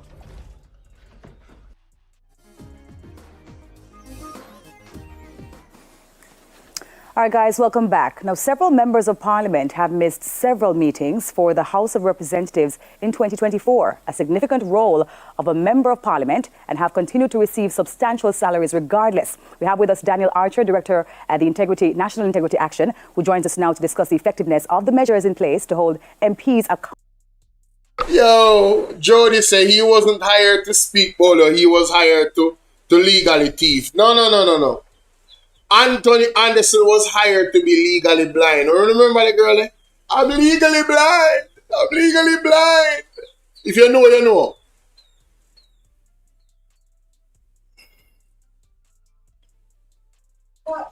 He said, I'm legally blind. I'm legally blind. What is wrong with you? No, man, just relax now, man. Me talk enough, you know. How long me there on my side? Me there for over 3 hours. Me talk enough, no. Accountable for poor attendance. Good morning. Good morning. Happy New Year, my friend. Happy New Year. Here to you both. It's nice to be here. So I'm in the constituency, working for the people, and I want to make sure that they get what they want. I want to see, the bad roads and stuff like that. I don't see why I must go sit down and listen to some people quarrel with each other. Some people is you know, because you're supposed to be in there talking to. And if you collect the information, what you're going to do with it? No, but I'm being very serious. I mean, no, I'm being serious too. You collect the information, you speak to the persons in the constituency, you hear their needs, you understand their needs. Your job, and part of your job, is to take those needs, those issues, and take them to Parliament and represent your constituents. It's not just about visiting funerals and having night and giving out monies and saying, oh, this road and that road. There are certain issues, and that's a problem with our democracy. That's a problem with our politic. We think it's okay just to go and be seen, but we also want our representatives to be heard. And so part of the job of the parliamentarian, remember now, you know, that the Parliament is our legislative house. Last year, if the records are correct, I saw, only 3 legislative actions being done? 12 of them being amendments. If I did have eyelash, I'd be flashing them like, you're kidding me? All we've done is amended acts. We can't.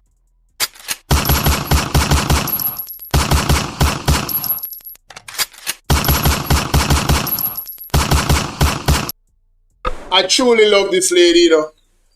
No, miss, listen to me. Daniel Archer, you are a breath of fresh air. I wish you was still in this space. But I understand how dangerous it can be. And I also understand how stressful it can be. You understand? How you doing, Patsy? First ever National Security Advisor. Yes. Doing nothing and getting a salary. Just because they know the right people. Nepotism. Terrible, man. But she's so right. You need to be in attendance in Parliament. And they need to start cut back on their salary wicked when they are not in attendance. No, politicians have too much of a great job security for not doing their jobs. I mean, you will literally get hired for 5 years at a time. As a matter of fact. And now when you resign, oh, wait a minute. Ooh, if you are elected, you getting that money, right? Yeah, no, for real. No, listen. And I appreciate the good politicians, because it takes a lot of work behind the scenes, obviously. You know what I mean? So I really appreciate that. I'm mindful of that. But there's some of them that literally does nothing. Like Action Ann, what was her purpose in Parliament? Here is the carpet. Thank God for Isaac Buchanan. East Portland get a real representative. What was the contribution for Homer, the brother with disrespect, Nikisha Burchell, the former MP, which I put up in wife like one piece of carrot? Oh, look at this, it's natural. What him doing in Parliament? Not a thing. Waste of taxpayer money. What has he ever contributed? Nothing. All the brother with you up at St. Mary, Norman done. What has he? Listen to me, Christopher Brown has done more in Parliament, in office. The little time, not within the 1 year. The little time than that them on there. Norman done. I heard something about his son. There were some questions about Norman Dunn's son. Did you hear about that? Mighty God. Jamaica, as we sit in our living rooms this evening, or at the corner shop or on the street corner, there is a warship that is coming on Monday. My goodness. What can go so? This warship is not no normal warship as far as I understand. This is the real deal, Holyfield. This is for serious operations. And it's coming, huh? No. This is serious operations, ladies and gentlemen. It no look good. Yeah, let's continue. Past not new. We not see not new for do. To ask for the time to do, or we don't have enough time. And if we don't have enough time and you don't think that's important, small question. What may I pay you for? When you got all that money, remember we were told, that you have to come to Parliament, you have to go to your constituency, you have to invest a lot of time, so you need to be paid like corporate. Now that you're being paid by corporate, you're telling me that I don't need to go, we're only doing half of the work, then I'll give you half of the pay. And if that's where we want to go, Neville, I have no problem with it. It means that we reform Parliament to have only persons do work in the constituency and then hire a set of people who are now going to be responsible for legislation. Because legislation is how you get a better society. Legislation is how you mold the society in what you want. Legislation is how you get modern, relevant, and applicable laws. So from what you're saying, Daniel, because it says here that the basic salary is what, 13.76 million for the basic salary for the calendar year. Are there consequences currently for the persons who are missing these Parliament meetings? You're whistling in the wind, right?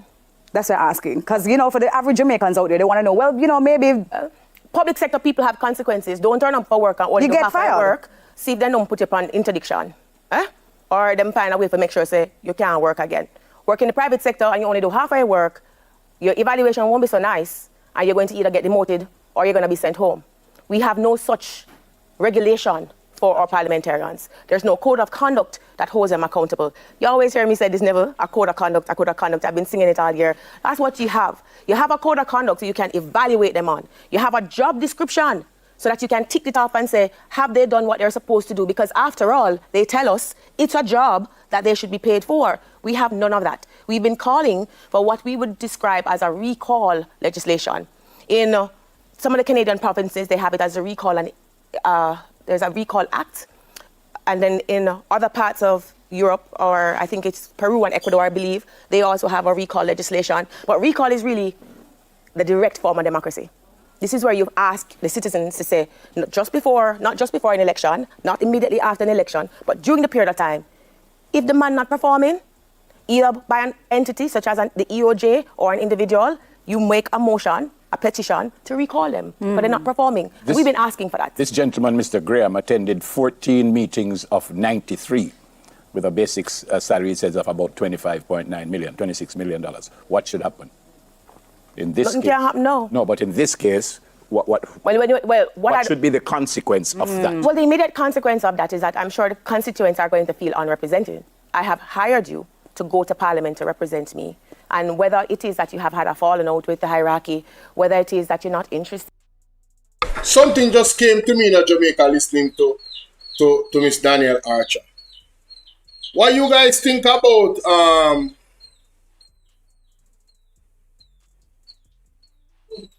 what you guys think about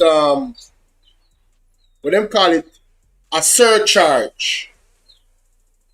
No matter if a politician leaves office, there needs to be a something in law where we can get back with money if they are found to be in breach of certain codes of conduct.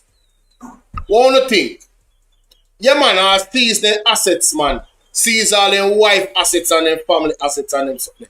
Anybody will actually get a benefit from them that they can link it to. I want to feel about that. I feel like there needs to be a surcharge because this job with them have is too sweet.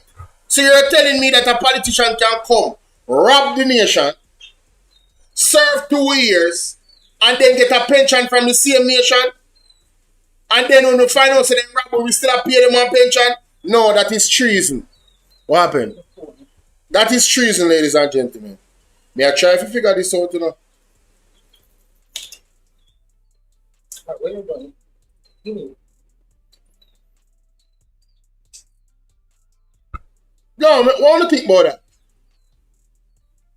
Derval, big up yourself. I want to think about that. I feel like say there needs to be a surcharge on the politician then.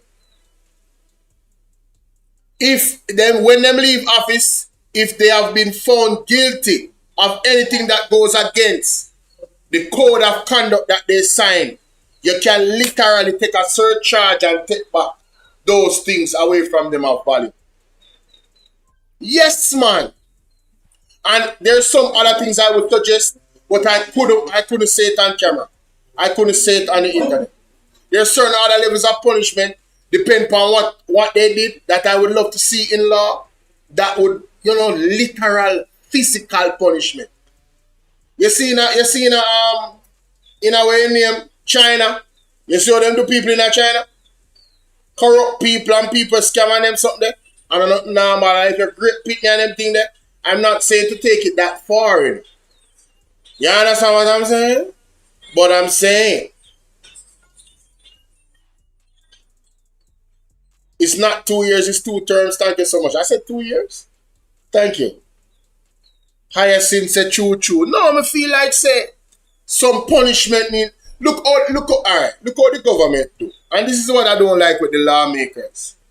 With them, they want to make laws for somebody that have a water gun to go to prison for 15 years automatically.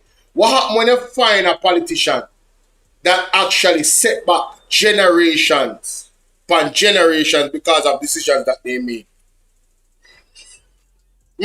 What kind of punishment would be just? Yeah, they need to have some exile law, man. All their family members have to exile from Jamaica or exile from Jamaican politics altogether. No connection. Tired of them now. You understand? Treat them people like a cancer in our society and deal with them through the law accordingly. And not if you analyze them. No. I'm saying exile and punishment, surcharge, and in some cases physical punishment too. They need to get some lashes, Jamaica. Yeah, man, they get some lashes in a Singapore. When a politician corrupt and do anything corrupt, I some serious punishment. They want to go look it up. I some serious. I them thing they may talk about. In it anymore. You should have done the right thing to say to the members, I'm not interested in representing you anymore. Elect somebody else. What if the constituents feel the way I was tongue in cheek, you know that, and I was playing the devil's advocate. But what if they feel that way? Say, me see this man here in my constituency every single day. Me don't want him go up. Me like when him there with me because Ray. What if they think? And I would say to them, brother, only I do half I work, because when you collect information, what you can do? You can't go nowhere. And that is perhaps one of the problems that we're having, why people feel that the system isn't working. Because you can do so much in your constituency. People want to hear you. How do you take your views back to Parliament? How do you get laws passed to help the people in your constituency?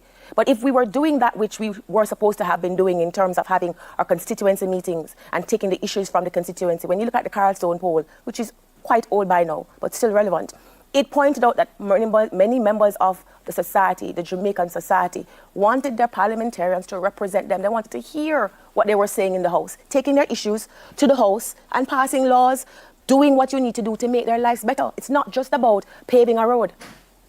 It's much more than that. Laws are the foundation of our society. If we can't have modern, relevant laws, we are going to be where we are now, simply amending and trying to make it work with old legislation that can't apply today.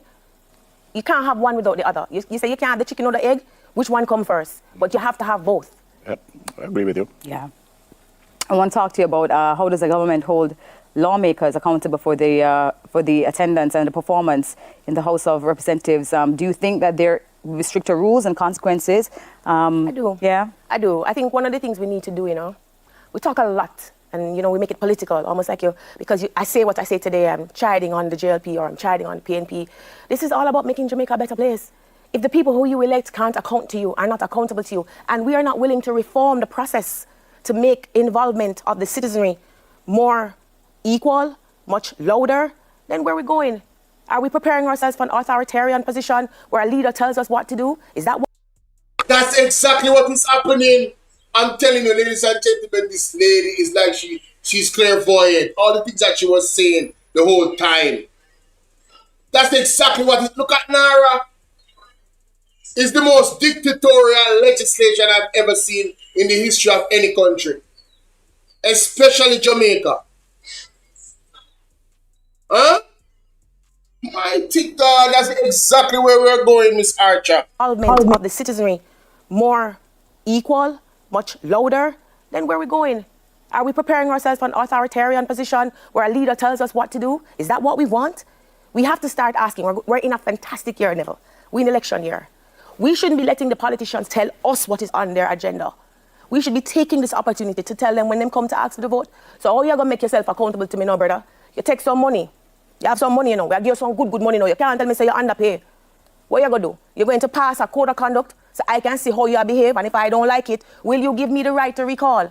Ask our parliamentarians, will you support the right to recall? Will you support giving me that right? One of the first things I want to see is this right to recall when you go back to Parliament. I want to hear you debate it. I want somebody move a motion on it.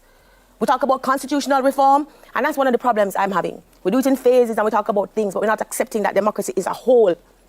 So if we want to reform how we do democracy, and we shouldn't be looking at America or Canada or Ecuador or Peru, we should be making it Jamaican. What do Jamaicans want to include? Jamaicans want to participate. That's why they don't go to the polls. 70% of Jamaicans, according to the Carlstone poll, says we want the right to recall. This apathy that we talk about is not because people don't care. People don't see them vote working because once we put the man in there for 10 years, and nothing happen. We can't get him out. Let's have that conversation. Miss Archer, they don't want to have that conversation because they like the job security that they have.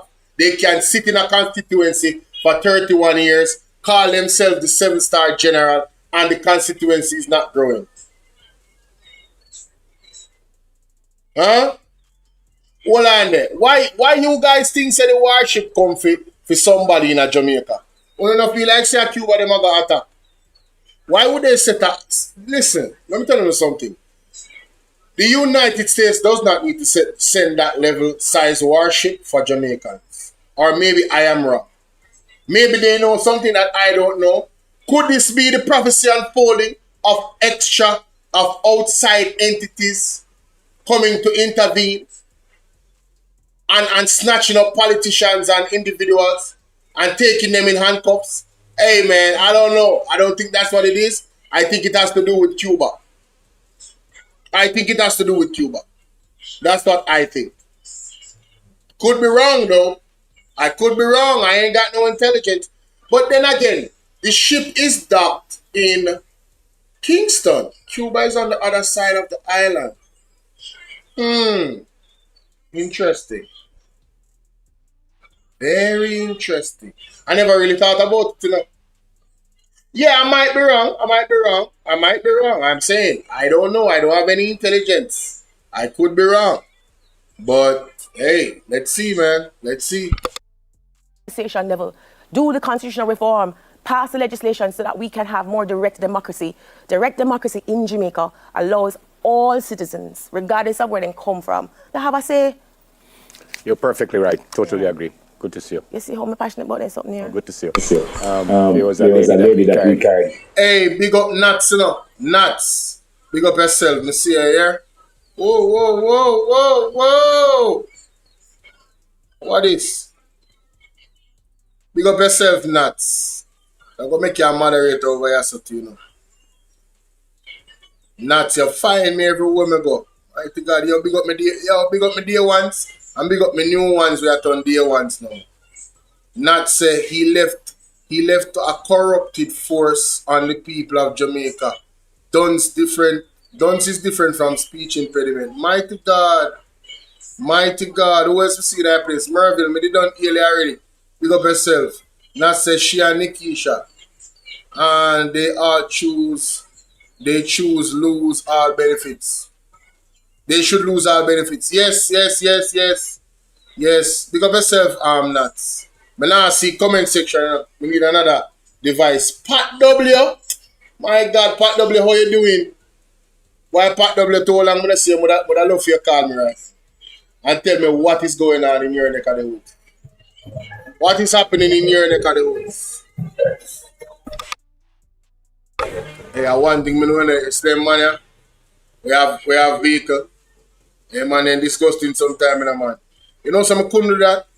Yo, if me have if me have a vehicle and me have a good sound in there, brother, I'm wind up my window, brother. I don't need it for that loud. Wind up my window and know say, yo, me I hold my vibe. You understand what I say about to put something on top of something and you're passing an evening and you're there on the road, whether a main road or not. The man if you have some respect and courtesy, brethren. I know some couldn't be a police, you know. You know why I couldn't be a police? My two principles. Enough people not gonna like me. I tell you that.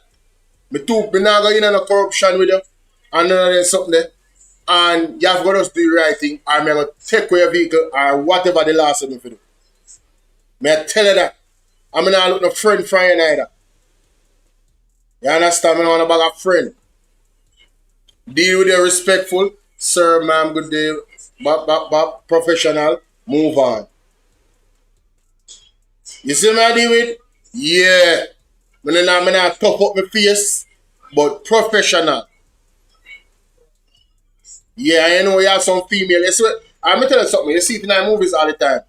And this is kind of a segue to me I go off topic, but this is what I say. Listen what I say, Jamaica. Already up. You see when it comes to crime, the females are the one them where easier to go under the radar. So you have a male cop and instead of a female.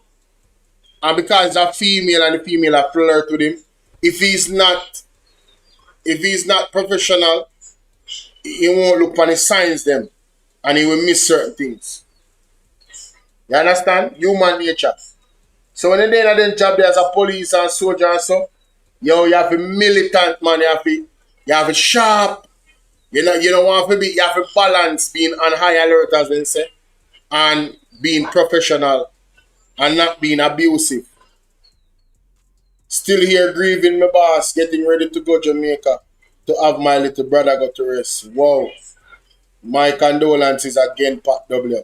People, I want to put some prayer emoji in that chat for Pat W. Lose our brother, you see it? I want them to see up on the app, man. One hold it here, mama. The same gun, we gonna kill the youth then. Economic progress has been what has been touted. And we can't deny that there have been economic accolades about how well Jamaica has done after COVID at this point when we compare ourselves to other nation states.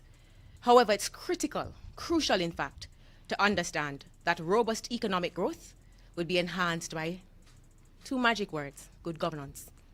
The true measure of effective governance lies in the presence of trust, integrity, transparency across all systems. So NIA, the National Integrity Action, is of the view that in spite of the economic accolades, nothing can be said much about where we are unless there are, and there is, and there should be effective governance.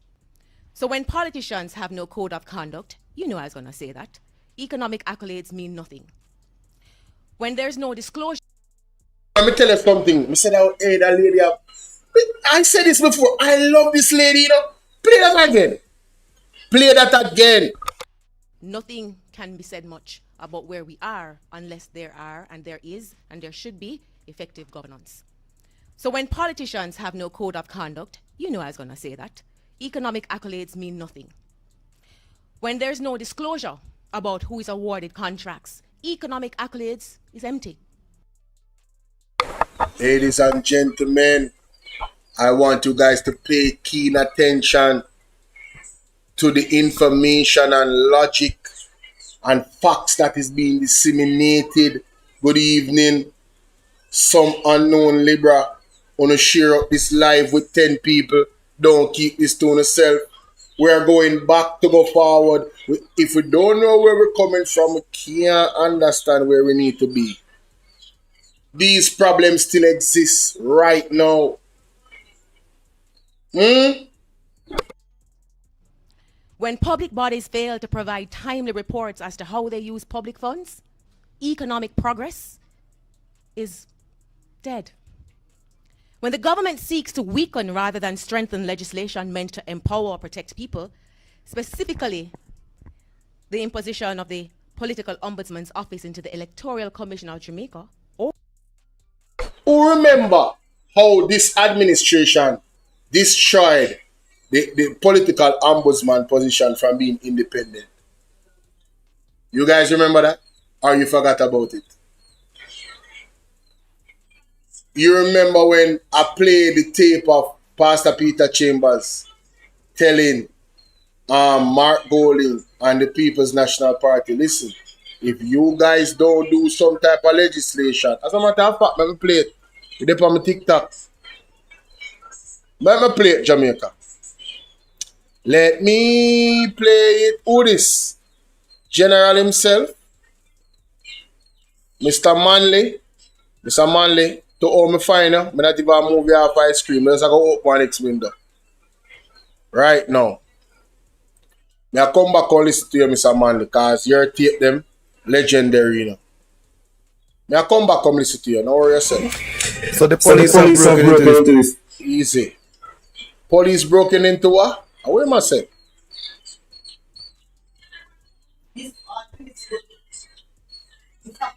What that? Who that?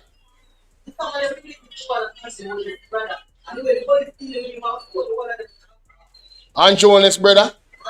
He related to one of them, brother, them? And that for reach them.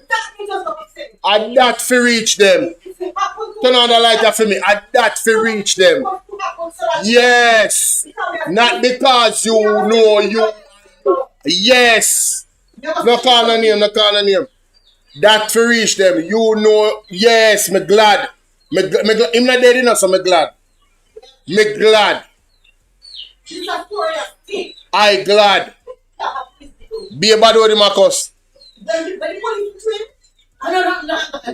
You have got to send me that now, because I need to play it. I need to play it. But when I find this one, I say I go find it now. Who that? Can you say?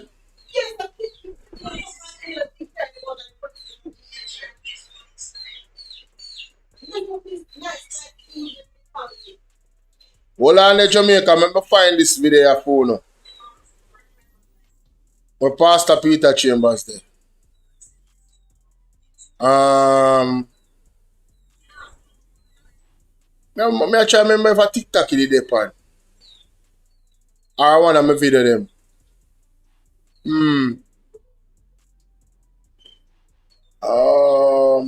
Mama. Hopefully I may have it, you know. Oh my God, where is it? Where is it? Let me go and play it. Let me go and play My Lady. My Lady. Or running with alacrity to extend the time of the DPP or confirm a parliamentary clerk whilst at a slug space, ignoring the need and the law to protect the ECJ by entrenching it into the Constitution, tells us that governance is not important. When constitutional reform is used to placate the law to protect the ECJ by entrenching it into the Constitution, to extend the time of the DPP or confirm a parliamentary clerk whilst at a slug space, ignoring the need and the law to protect the ECJ by entrenching it into the Constitution, tells us that governance is not important. When constitutional reform is used to placate the public that the government is willing to make decisions that will improve the next generation of Jamaicans, but whose actions suggest otherwise, this erodes our trust in how you'll handle the funds. So what we need, and what we haven't heard, is how is a government willing to support creating a homegrown democracy and one that holds all of our politicians accountable to one single standard of behavior that inspires positive change in the land that we love. When the House Speaker refuses to share the advice given by the People's Attorney General, advice that will benefit the... Juliet Honest, you again? You come like one scourge on democracy. Listen to this. Positive change in the land that we love. When the House Speaker refuses to share the advice given by the People's Attorney General, advice that will benefit the public's knowledge of parliamentary procedures, this reflects the arrogance of a government that feels that all... The what? The arrogance, the bully, the dictator. Talk to them, no man, Miss Archer. Oh my God. Advice that will benefit the public's knowledge of parliamentary procedures. This reflects the arrogance of a government that feels that all occupied positions of power should benefit only the ruling party. When the government shies away from supporting legislation to recall a member of parliament for non-performance of duties, and this can be easily done as we did the extension of the DPP's tenure, it suggests that it does not believe that it is accountable to the people. And when the government forgets its promise of a fixed election date, we heard... Yo, this lady, man, we need her in a government. Oh, I need this lady in government. Nothing of that. It suggests that changes will... And when the government forgets its promise... Hey Marvin, hey Smarty Link Marvin, little fire. Tell him say if he might build one team, we're going to politics, make sure so that lady is of some. Whether she in the background, whether she has structure things, whether she give advice, make sure she reach out to Daniel Archer and Miss Janet Cardler. We are going to fix Jamaica one way or the other. Yes, man. Remember, say you have 50% of Jamaica when I vote for none of the party. You only need to get active. Me I call you know. Me support the PMP. You don't might not want to support them. That's fine. This is a democracy. I want to not support the JLP. Start your own party. Me I support them. Start your own party. Of a fixed election date, we heard nothing of that.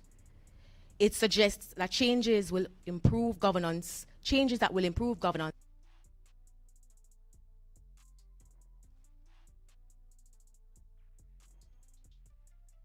will not be pursued. So when there is and forgive my use of this particular word, aggression towards the Auditor General and the Integrity Commission. Jamaica, who remember when the man start attack the Auditor General and them get called out pan it. You notice how them deal with the Auditor General now? Them are trying, Mr. Radcliffe.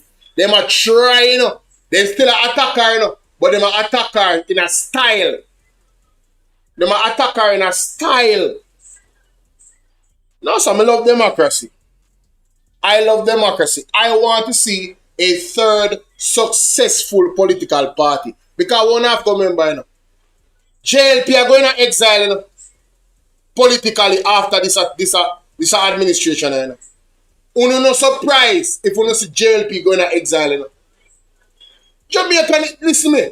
The direction we got here Jamaica, we don't have time for that.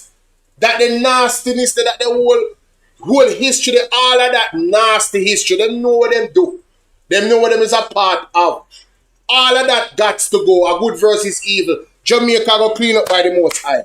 And them the people can't be a part of it. Yes, man. I believe that. I believe they are going into exile, ladies and gentlemen. But in got more overnight still, you know, because you know things take a little time. And that's why I'm saying and I'm encouraging. We need good opposition and we need good party in a power. So, Marvin Edgar, take advice, my general, what your young lady said. She tell her repent in her love because people where you crush them can and where you go about and where you go enough people love you and people come out and them and make statement like them we start light fire if anything happen to you. That alright and good, but you need the protection of the Most High. All of us need it. For the battle where you're going to fight, you're going to fight the battle of the people them, against the big people them, where the witchcraft and some wickedness in high places. Yeah, bro. Full armor of God, my general. For you have on the full armor of God, you can't lose. For you have the edge round you. You understand? You can't lose. Something. God is no respecter of men. You know. Seriously, whatever God plan is for Jamaica, and whoever God decides he's going to put into the position of power to advance his agenda, there's absolutely nothing on any of us can do about it. So let me tell you something from now. You better start open your brain. Open your brain to all type of possibility. Yes. Yes. Lead not on your own understanding, but in all thy ways acknowledge him the Most High. Open your brain to all type of possibility. The bottom line is that God will clean up Jamaica. Now. But who God put in place? Or who God put in place? Yes? Alright. Wonderful.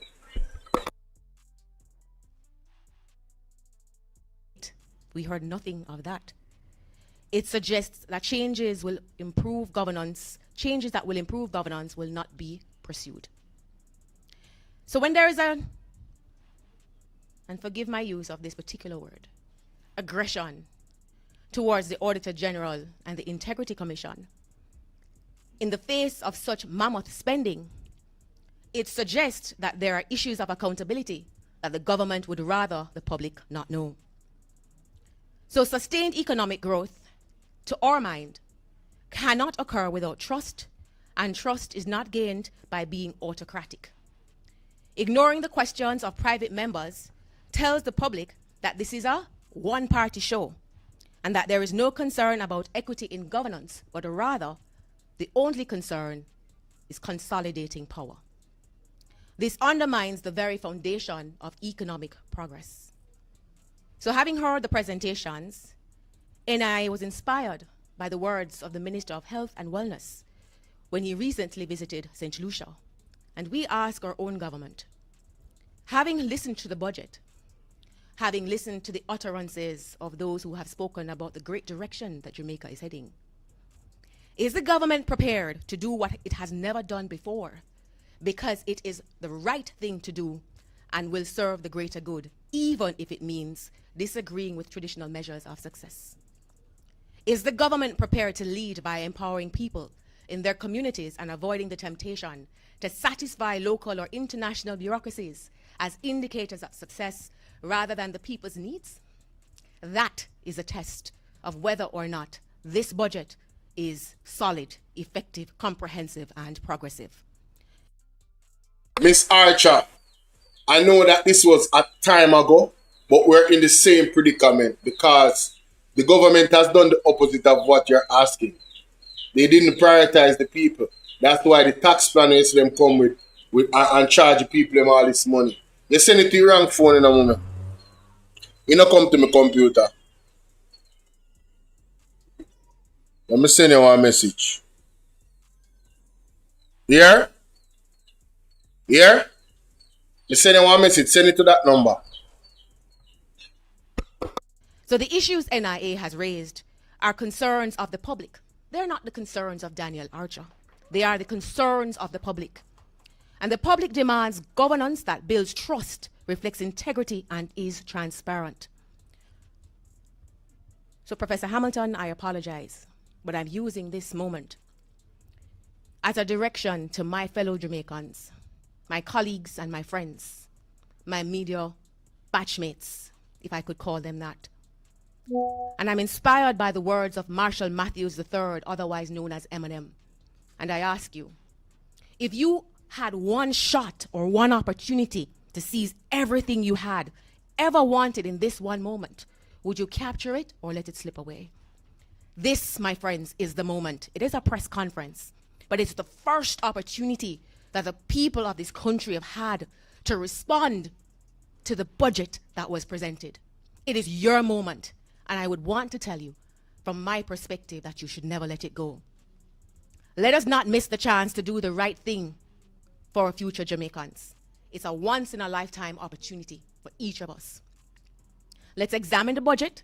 Let's review the actions of all our parliamentarians, every single solitary one. And let's ask ourselves, if there is room for transparency and accountability, is there? And if the answer is yes, I invite you. Stand with members of the civil society. Stand with your schools, your entities, and your churches. This is the moment to make your voice heard. If you want a better Jamaica, we must not wait to be led by our politicians. And we must not be overwhelmed by the niceties of a budget that tells us what it can bring.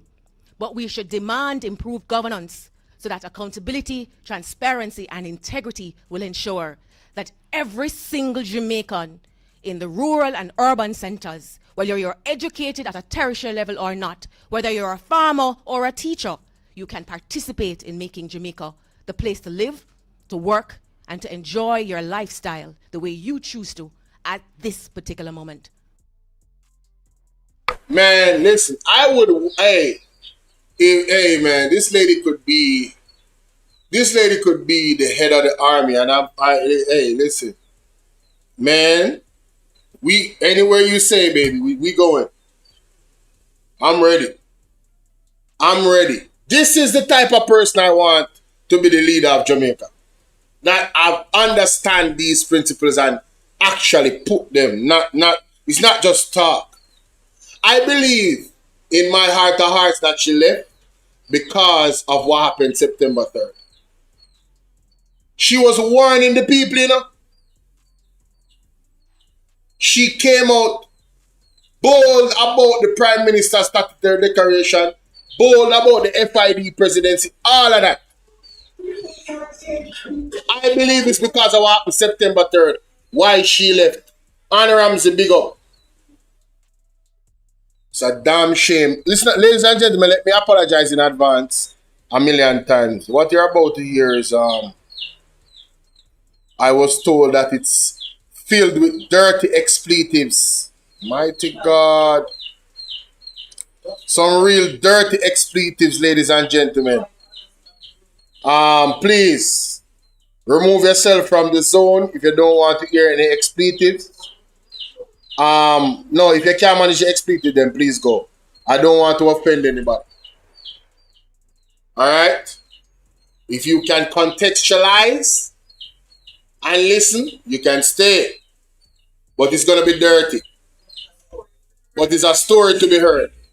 Alright? Listen to this. I don't listen to it now. Listen to this.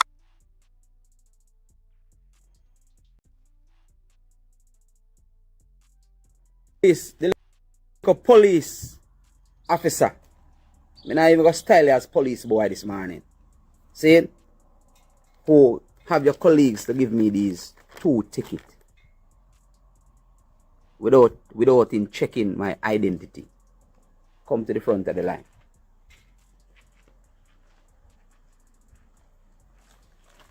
Let me tell you something now, police young man or police boy.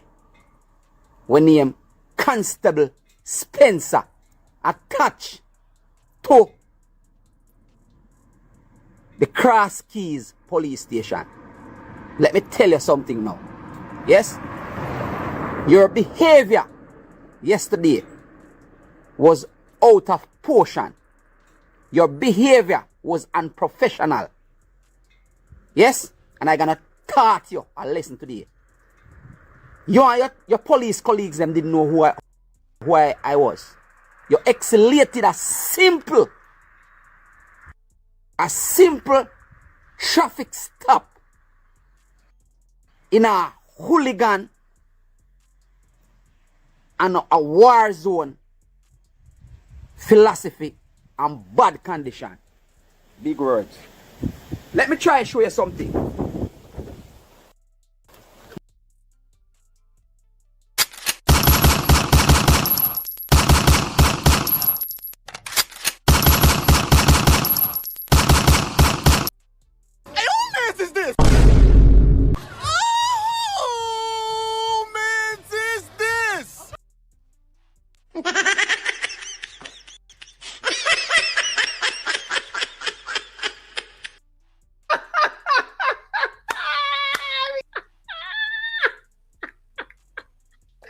That is funny, honey. That's funny. Oh my God, that is funny. Yo, the man say, yo, big word. You must come from me pen. That's where you're from, right? You're from me pen. When I say me pen and a play pen, let me tell you something now, boy. When me sue the commissioner of police, Constable Spencer, attached to Cross Keys police station, when me sue the commissioner of police and Corporal Brown and Constable Swaby, saying in a 2012, you don't join the police force yet. So me got taught your blood clot something today.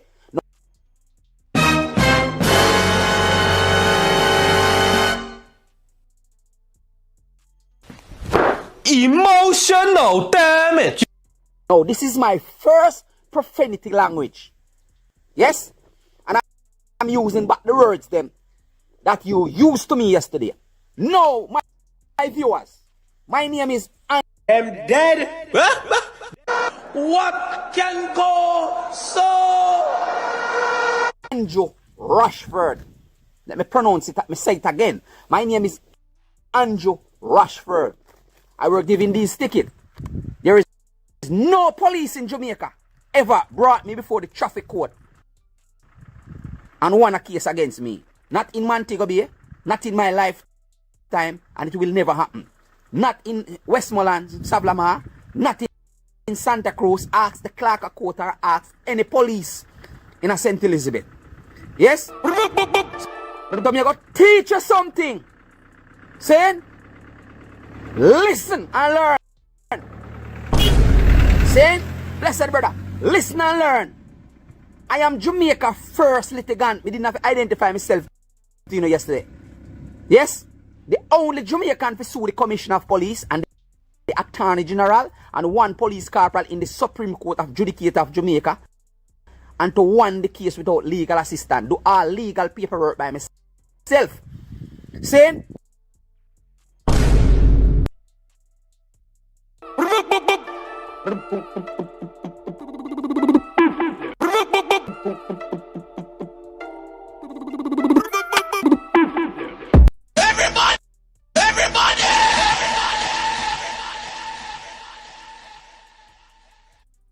I'm going to teach you a lesson, you little boy. When disrespect me and cause public embarrassment to me while I were going to meet my family from the UK down by the river and to eat 2 fish and have a quiet drink. You spoil my evening. Let me teach you something now. My viewers, share this video so that whosoever is the commissioner of police must see this video. Whosoever is the security minister must see this video.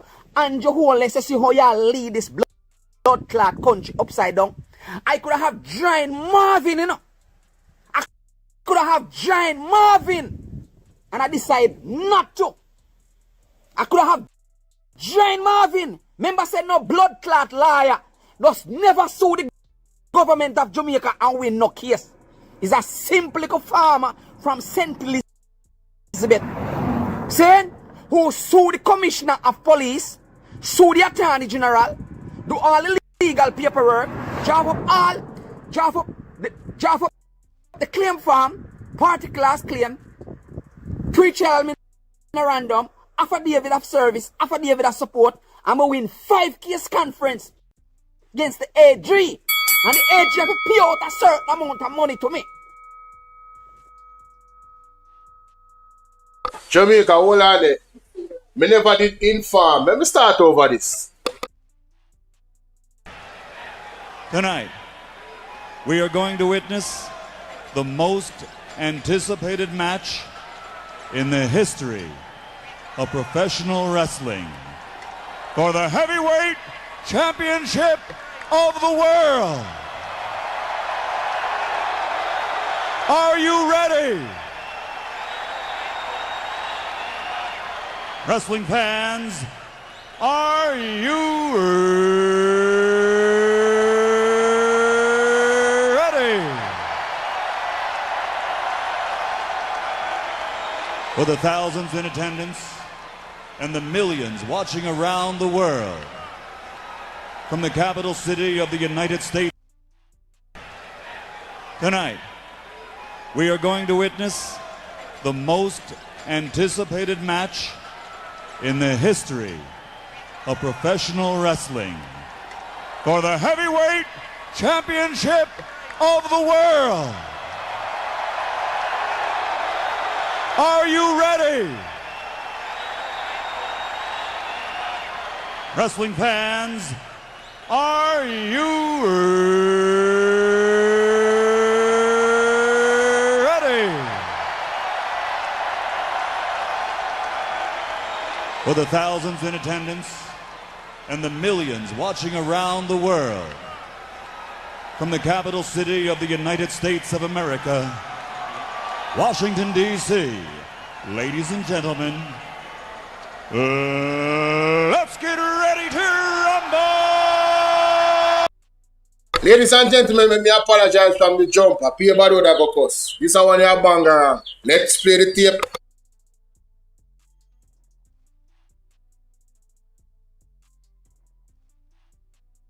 The little police officer. I'm not even going to style as police boy this morning. See it? Who have your colleagues to give me these 2 tickets without him checking my identity. Come to the front of the line.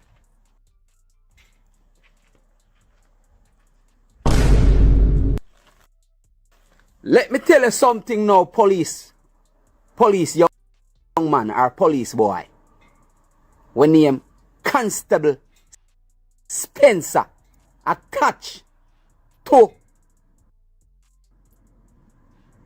the Cross Keys police station. Let me tell you something now. Yes? Your behavior yesterday was out of proportion. Your behavior was unprofessional. Yes? And I'm gonna talk to you a lesson today. You and your police colleagues them didn't know who I was. You exhalated a simple traffic stop in a hooligan and a war zone philosophy and bad condition. Big words. Let me try and show you something. You must come from me pen. That's where you're from, right? You're from me pen. When I say me pen and a play pen, let me tell you something now, boy. When me sue the commissioner of police, Constable Spencer, attached to Cross Keys police station, when me sue the commissioner of police and Corporal Brown and Constable Swaby, saying in a 2012, you don't join the police force yet. So me got taught your blood clot something today. Now this is my first profanity language. Yes? And I'm using back the words them that you used to me yesterday. No, my viewers, my name is Andrew Rushford. Let me pronounce it, let me say it again. My name is Andrew Rushford. I were giving these tickets. There is no police in Jamaica ever brought me before the traffic court and won a case against me. Not in Montego Bay, not in my lifetime, and it will never happen. Not in Westmoreland, Savlamar, not in Santa Cruz. Ask the clerk of court or ask any police in a St. Elizabeth. Yes? So I'm going to teach you something. Saying, listen and learn. Saying, blessed brother, listen and learn. I am Jamaica first litigant. We didn't have to identify myself to you yesterday. Yes? The only Jamaican to sue the Commissioner of Police and the Attorney General and one police corporal in the Supreme Court of Judicature of Jamaica and to win the case without legal assistance. Do all legal paperwork by myself. What can go so? Saying, I'm going to teach you a lesson. You little boy will disrespect me and cause public embarrassment to me while I were going to meet my family from the UK down by the river and to eat 2 fish and have emotional damage. You spoil my evening. Let me teach you something now. My viewers, saying, share this video so that whosoever is the Commissioner of Police must see this video. Whosoever is the Security Minister must see this video. And you whole let's see how y'all lead this blood clot country upside down. I could have joined Marvin, you know. I'm dead. I could have joined Marvin. And I decided not to. I could have joined Marvin. Remember said no blood clot liar. Just never sue the government of Jamaica and win no case. He's a simple little farmer from St. Elizabeth. Saying who sue the Commissioner of Police, sue the Attorney General, do all the legal paperwork, draft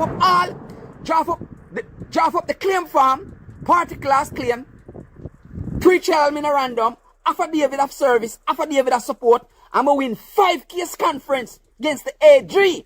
And the AG have to pay out a certain amount of money to me. Saying, Andrew Wallace, you're having these little young blood clot police boy and girl, these little pussy clot, underprivileged boy, we can't write them name. Saying, them a gunman from out in the garrison. And who know who? Get them and put them in the police force. You have this like a blood clot constable named Spencer. You know, assign a service vehicle to this cunt. Saying, and this is the registration of the service vehicle. Saying, LG62. And that vehicle assigned to a little boy. Me I call him boy without prejudice, the way how him behave yesterday. What can go the Cross Keys police station. I was traveling to have a quiet evening down by the river with my family from the UK. Right? Going to meet them. I were intercepted by the police. I were flashed by other drive that police down here. My motorcycle is straight. Me straight, me no batty man. And you're gonna have a little pissing tail.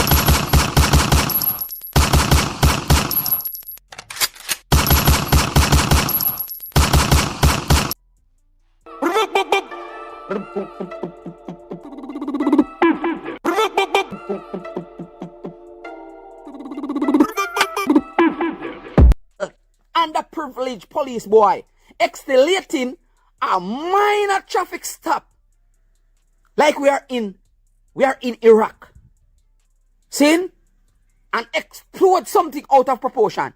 The officer stopped me. I comply with the constable order. Failing to comply with the constable order, I can be summoned or be charged. Saying I comply. The officer asked me, "Sir, can I have your rider's license?" And I simply said to Constable Spencer, "Sir, may I ask what is the purpose for the stop? Because you don't reach a license yet. So me I got to teach him something today." Saying, the officer stopped me comply. He asked me, "Sir, where is your rider's license? I want your rider's license." And I simply said to Constable Spencer, "Sir, what is the purpose for the stop? Let me break it down for you. May I ask you, what is the probable cause to stop me?" You know what him did? Because you know reach a license yet. You're supposed to explain to me. In order for a police to obtain a motorist license, that police officer must articulate, point out to the motorist any traffic offense and breach that the man have done in order to get a driver's license. We, our motorists, are under an obligation to produce our driver's license upon request to a police officer. But the police officer, legally speaking, is under an obligation to articulately point out the offense which the driver committed before he requested a license.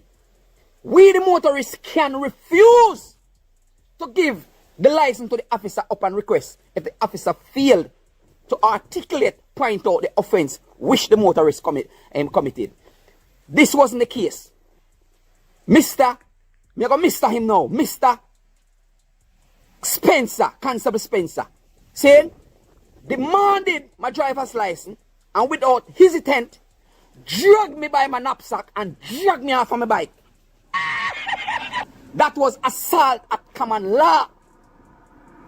Boy, you can be sued for that. Let me tell you, blood clot. Go do your research.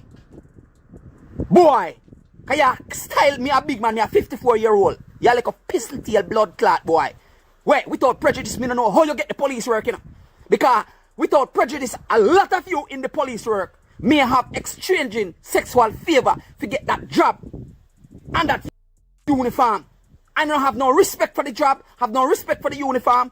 Saying, and who is to be blamed? Andrew Holness, who tell and giving on the power that we the citizens of Jamaica must either meet the judge or meet with Jamaica. Mr. Andrew Holness, those words that you have used and give the Jamaican police all these power, it gonna backfire upon your blood clot. I'm gonna grow up blood clot Goshen. I'm gonna hold a reason with your father and drink 2 Nima roads with the old man, as me done before. Saying, I'm gonna reason with the old man, let your old man know. My brother and Andrew Holness are blood clot family. Saying, you can't have these ignorant police, incompetent police, saying, harassing motorists and escalating a simple traffic offense into a hooligan behavior. What the hell? Oh my God, no way. Jamaica, me can't manage. Me not even halfway in this. This not normal. Let's continue. I was pulled off my motorcycle, drag off my motorcycle, which is assault and battery, and kidnapped. I was kidnapped by 3 police officers assigned to the Cross Keys police station. I were kidnapped. My motorcycle were seized, put on a motor vehicle, and taken down to Aligatepan police station. Saying, no. The officer who print this ticket, when I upon request his name, yes, he told me his name was Hennis. Mr. Hennis. Saying, Mr. Hennis run the license plate and saw that the motorcycle were licensed and insured before them seized the bike. Mr. Hennis asked me, do you have a license, a driver's license, or rider's license? And I answered him, yes. I have both local and international license. I have a provisional British license with riders on it. See? Right? I have a Jamaican driver's license. See? They still kidnap me. The police, one, give me, search me, search my bag, grab me up, one fling on handcuff, order me to the vehicle, me comply. Now me put in my right foot, my left foot out, and the police young man, our boy, when he Spencer, hold on pan the service vehicle door, back door, and threaten to use the door to break my foot. What the hell? Oh my God, no way. What can go so? You hear right? Him hold on the service vehicle and threaten to use the door to break my foot. Now imagine, I am Jamaica first litigant. The only Jamaican to sue the Commissioner of Police and the Attorney General and one police corporal and to win the case in the Supreme Court without legal assistance in 2016. Police corporal losing job because of a motorcycle him seized from me contrary to the law. Constable Swaby, who was a part of that operation, also losing job. And unfortunately, after losing job, him losing blood clot 3 points. So, you little police boy, we are threatening to use the service vehicle for broke my foot. You didn't know, say, a Jamaican first litigant this. Pussy, you never know. See, the man this was previously the only Jamaican to sue the blood clot Commissioner of Police. Boy, when me sue the Commissioner of Police, you know, join the blood clot force yet. Right? No. The reason for the police to assault and battery me and to kidnap me is for me simple to ask him what is the purpose for the stop. Then me break it down. What is the probable cause to stop me? Because you cannot ask the license before you tell me the reason why you stop me. And it's like me shouldn't ask him nothing. Him grab me, drag me off of my bike, which amount to assault and battery. Then kidnap me, put me in the service vehicle, threaten to use the service vehicle door to break my foot. I comply. And me wait, take me down to the Alligator Pan police station. The police is saying that me a try waste police time. Me say, in what way? Me say, in what way, sir? You asked me for a driver's license. Your colleagues asked me if I have a license. And me said, yes. You run my plate, see my vehicle is straight. He asked me, no, you have your license and you know? Me say, yes, sir. Upon arrive at the Alligator Pan police station, their behavior change. The trade and behavior change. See? The trade and behavior change. When me take out my wallet, still in handcuff in the wear, see? One of them assists to take out my British license and say that me have riders on it. Saying I'm a license up to date and him take out my driver's license. Now me ask him now that I produce my driver's license to you, both international and local, are you still gonna arrest me and charge me? Him said no, him gonna give me a ticket. So here are the ticket them. I didn't have any problem getting a ticket. You could have just give me a ticket up by where you stop me. Saying? Alright. So one of the ticket, location of stopping Duff House, Main Road, Manchester. Saying? Alright. One of the ticket, failing to comply with terms and condition of driver's license. Me produce my driver's license to you, so I'll show you, say, the both of you are incompetence. Saying? How you feel? Give me a ticket for failing to comply with terms and condition of driver's license. Me produce my driver's license to you. Ignorant police. What you're supposed to have on this ticket. Yes? Is failing to comply with terms and conditions of a rider's license. That's what you're supposed to have on the blood clot ticket. So you see your incompetence now are? Yeah? Because the issue is rider's license, not driver's. Yes? But there is a legal technicality around this. Yes? And there is a breach on this. I'm not gonna. We need somebody to send me the clip when Andrew Wallace said fully done. Because this has a fully done soundbite moment. Fully done. Remember when him said that? I need somebody to send me that clip then. No, sir. No, or you have to put riders. Or you have to put driver when a rider's license. Because a rider different from driver. Embarrassing. Rough, Bridget. Rough. Embarrassing. He needs some milk. Explain that. I'm gonna leave that for the court. I know blood clot learned that from me today. Second ticket. Saying, second ticket. Let we see it. Operating motor vehicle contrary to terms and condition of license.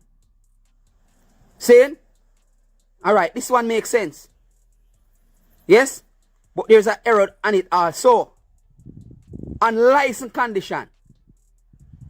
So you have to explain to the court what unlicensed condition are defined to the court. One unlicensed thing.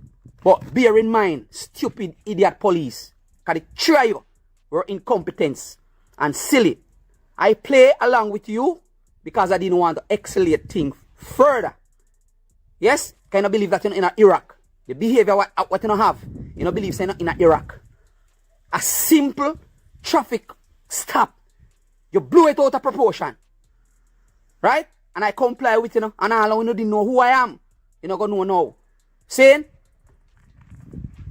by 9:30 today, between 9:30 and 9:45, I will be calling the inspectorate office. I know people in high places. Yes, I will be calling the inspectorate office who take complaint against police and who discipline complaint. Your radical behavior by using profanity language to me, I tell me, say, blood clot boy, I want your license. Give me your blood clot license. And I'm saying to you, Spencer, you may attack. All the bad them with your customer yesterday. I'm here to say to you, sir, there is no need for you to use in all these profanity language to me while you're in the line of duty. And you still carry on. I cuss up and hold it for bad word. And I try to impress one little bleach out girl. We are running off one container blood clot bar across the road. Yeah? Saying, right? Your behavior was out of proportion. I am a businessman. I am Nima boss. Operate a licensed business with a certificate of place of business, and I pay taxes to this government. Do you know that right now I owe the government $13,000? Eh? $13,000 I owe them. Them claims I owe them. Eh? I pay taxes, and my taxes end up pay the school teacher, the doctors, and pay you. So I pay you for blood clot harassment on the road, boy. I'm gonna teach you a blood clot lesson. Say, me now come look for your inspector up across keys. By 9:30, 9:45, I'm calling the inspectorate office and make a complaint against you, Constable Spencer. And after that, I am going to your commander office at Area 3 at Mandeville, and I will be asking for the superintendent, saying him is somebody who know me. Not said him know me like that, but somebody who acquaint with me. Saying, and I gonna go into the commander for Manchester and make a complaint about your radically behavior. Saying, and after I leave this up, by 11:30, by 12 o'clock, I will be in Mandeville at Indicom filing a complaint against you. You must get some formally, internally discipline for your behavior. Your behavior is not acceptable in respect of the Jamaican Constable Police Force policies. Listen to me, boy, and learn. Yes? And if you don't openly come blood clot apologize for your behavior yesterday, I will be taking you and your 2 colleagues before the AG in the Supreme Court to find out who is the AG. You hear me tell you? I know people in high places. Yes? If your commander have not brought you in the office and let you apologize to me as a citizen of this country. Yes? I gonna do the necessary. I will be doing the necessary and show you that Mother Earth, the universe is strong. Bear in mind how much police sick and blood clot dead since the start of the year. You hear? The play with our ancestors. We are maroon. Watch yourself. You see the same way how you kidnap me and put handcuffs on me. The same thing will return back to you. And let me tell you something. Me I predict your destiny. You see your destiny? Me I predict your destiny. You know when they put handcuffs on you, you not charged for assault. No more. You're not going to charge for assault, no sitting snap Jamaica. You're not going to charge for shoot, no sitting. You're going to charge. You're going to be arrested in the future. You're going to be arrested and charged. Failing to apologize, you may be arrested and charged in the future for rape and or having sexual or maybe charged for having sexual intercourse with a minor. And you're going to get arrested and charged for that. You may get arrested and charged for that and put in a blood clot jail. That are the disgrace you're going to take your pussy clock. Watch and see if you don't apologize. Help. We key out of the ladder. We need your divine intervention. We're tired of the labor rights. We're tired of the green people. We are so far. We can't take it no more. We need this. We need this. We need it. Help. Help. Jesus Christ of Nazareth. Psalm 46. God is our refuge and strength. Is a liberator. Something not right, my wisdom warriors. Something is not right. Tell you about them.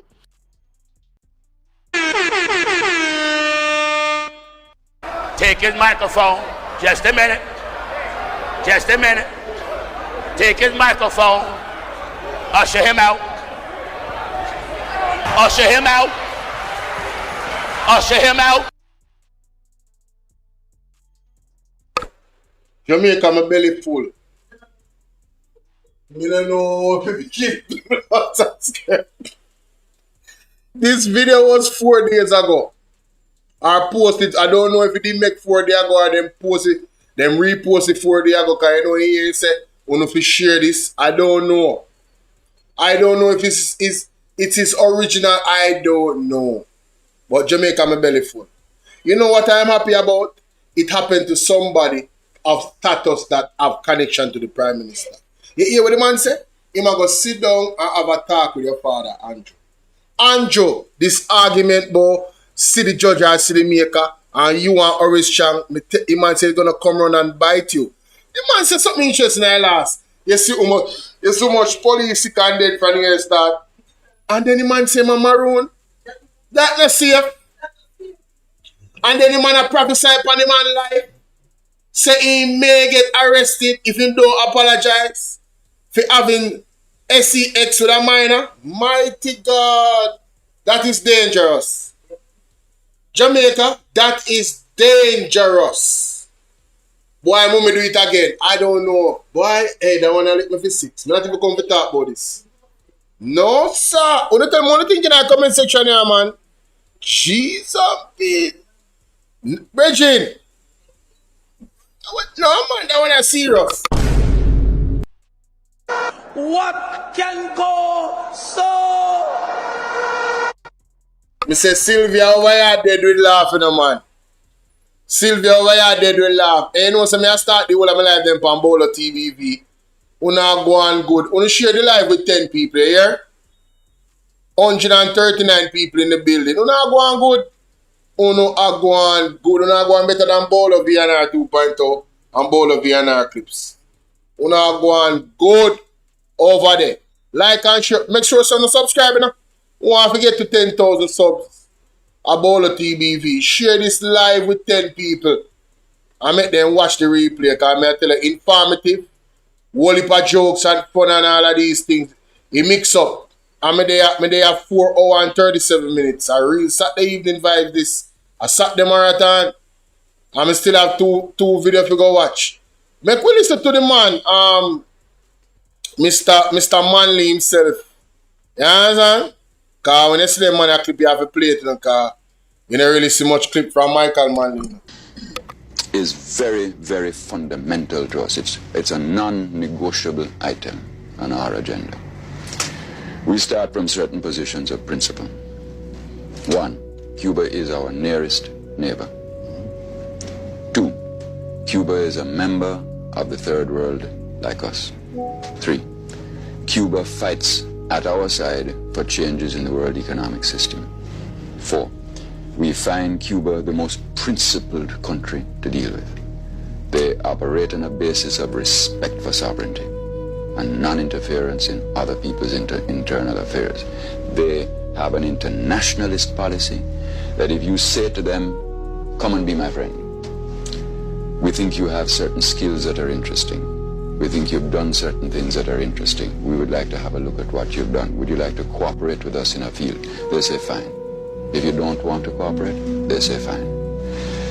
We have long since understood that they are on a particular path of development that is obviously massively supported by their people and which is a product of their objective circumstances. Their revolution arose out of the horrors of one of the worst tyrannies the world had ever known. And a lot of their experience is conditioned by that fact. We are a totally different thing. We had a different kind of society, different traditions. We had a functioning plural democracy. And we're on what we call our democratic socialist path of development, which has certain points of similarity with theirs, but very substantial points of difference with theirs, and we respect each other. But even more important than all of that, and this is what is non-negotiable to us, Cuba is a legitimate part of the world and this hemisphere. And it has one of the most legitimate governments in the world because legitimacy is a function of popular support and nothing else. Nothing else legitimizes except the people. And no country, in our view, no country has the right to impose sanctions upon Cuba or any other country that has legitimacy. To us, therefore, it is non-negotiable that Cuba must be accepted as a full, free, and untrammeled member of the world community and the hemispheric community. And if that is not so, we can't make it so. I don't say this in arrogance. I'm talking about what we stand for, not what we can make happen. But what we stand for, we will not move over, and we'll pay any price for. And, you know, looking at it from a practical point of view, you could say this. If you can do that to Cuba because somebody doesn't like the Cuban Revolution, then how do I know that you don't do that to me tomorrow? Because you don't like something that I do. Would you say then that this is a reason why you are dissatisfied with the absence of sanctions against South Africa while there are sanctions against Cuba? It does not. Well, I'm not an easy person to embitter. But that makes me as near to bitter as anything in the contemporary world. It's something that I said in Maputo, actually, at a conference to which I was invited this year, that it really is a tragic commentary on human values in the world, that there are still sanctions against this really very brave and brilliant social and human experiment which is taking place in Cuba. Even if you don't agree with the methodology, it's a remarkable experiment. And you can leave sanctions against that country and apply not one sanction. Well, they're now talking about an arms embargo, but not one economic sanction against the ultimate leper of the international community, South Africa.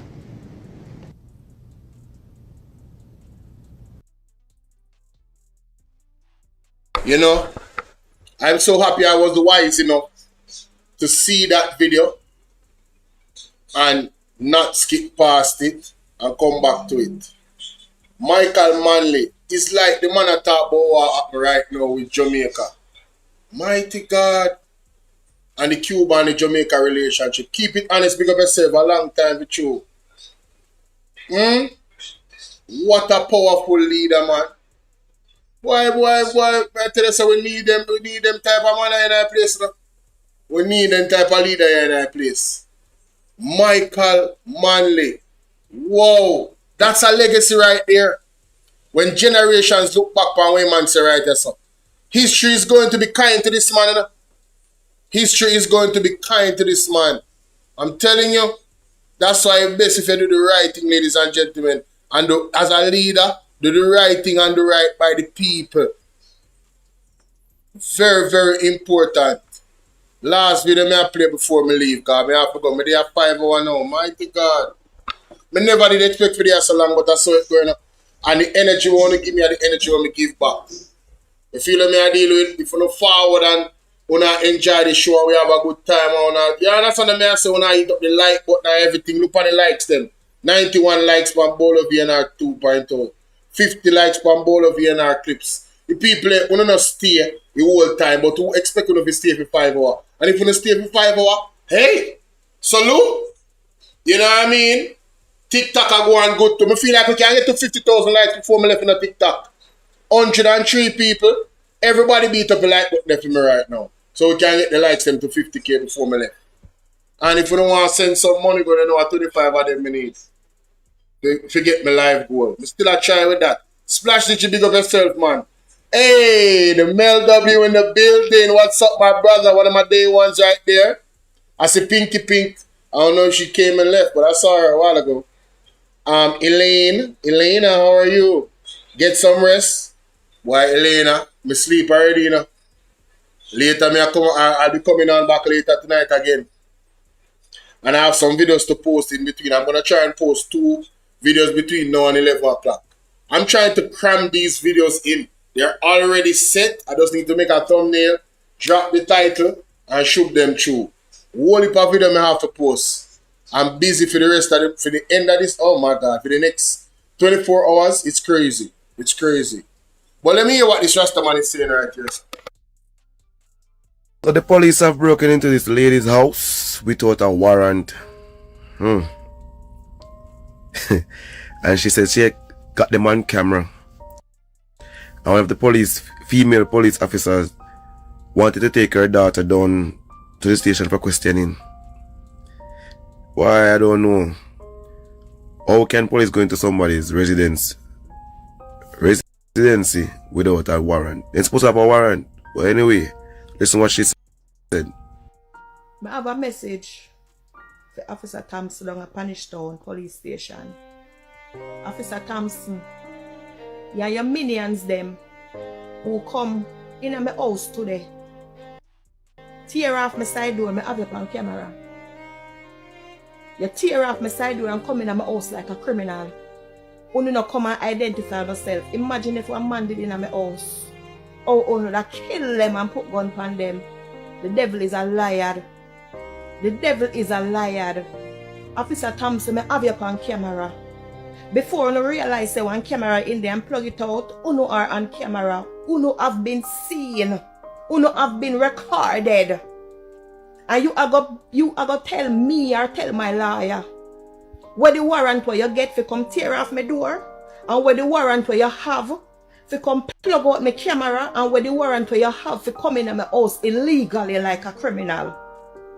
And you see the girl, we are going to intimidate my daughter-in-law, but you carry down a station for question and answer. Go carry your man down a station, girl, for question and answer. You're not too big and dirty. By the sight of your face and the looks of you, you're barren, you never have a picnic from the day you're born. But you're going to carry down a station for question and answer. We're in the last state that you can enter people's house illegally. Unauthorized without warrant. Tear off them door, come in and plug out them camera. I don't think you can go in the upper class area and go do that. And only in a ghetto alone you can go do that. But me I tell you, say Officer Thompson down a Punishtown police station, expect me liar. Because you have to go tell him and tell the court who give you authority to come tear off my door, and who give you authority to come in my house illegally. Come plug out my camera. You no come in my house and look for somebody. You don't know the person who you look for. You don't have no warrant for the person who you look for. You not even have a warrant for coming in my house. But none of you na kill on my pit in Jamaica. Me will lay down 40 days and 40 nights for my belly for you, because you no big and God. All the way you go with down Jamaica. Only no bigger than God. Officer Thompson, down a Spanish Town police station, you come on my yard today, come tear off my door. Me have my daughter and my grandson in there and war, I go on down there and tear off my door. Make sure you can tell my lawyer how my door tear off because I have you on camera, and make sure you can sure warrant with the name and the picture where you come look. Only is a set of dirty drunk down there. Me not stop. Me not stop. Because right now to reach my door and me not stop. You see all you dirty girl with the on camera boy, you go carry my daughter and I go down a station question and answer. You need to go wash your pussy. That may I tell you. It's getting crazy. You know what? I'm gone, ladies and gentlemen. It's getting kind of crazy. So you see the police interaction with the people. Damn. Yo, the people them get angry, bad brother. Jaja. My side, I look more now. Yeah, BOLO TBV. You see the level of support you wanna give me?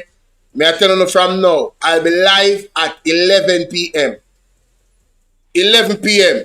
I'll be live. Alright? Late night show. So sooner than here. Big up on yourself. BOLO VNR 2.0, BOLO VNR clips. Thank you guys so much for the continued support. Mel Dub, Pinky Pink, you know what I mean? Big up my day one stands are passing through.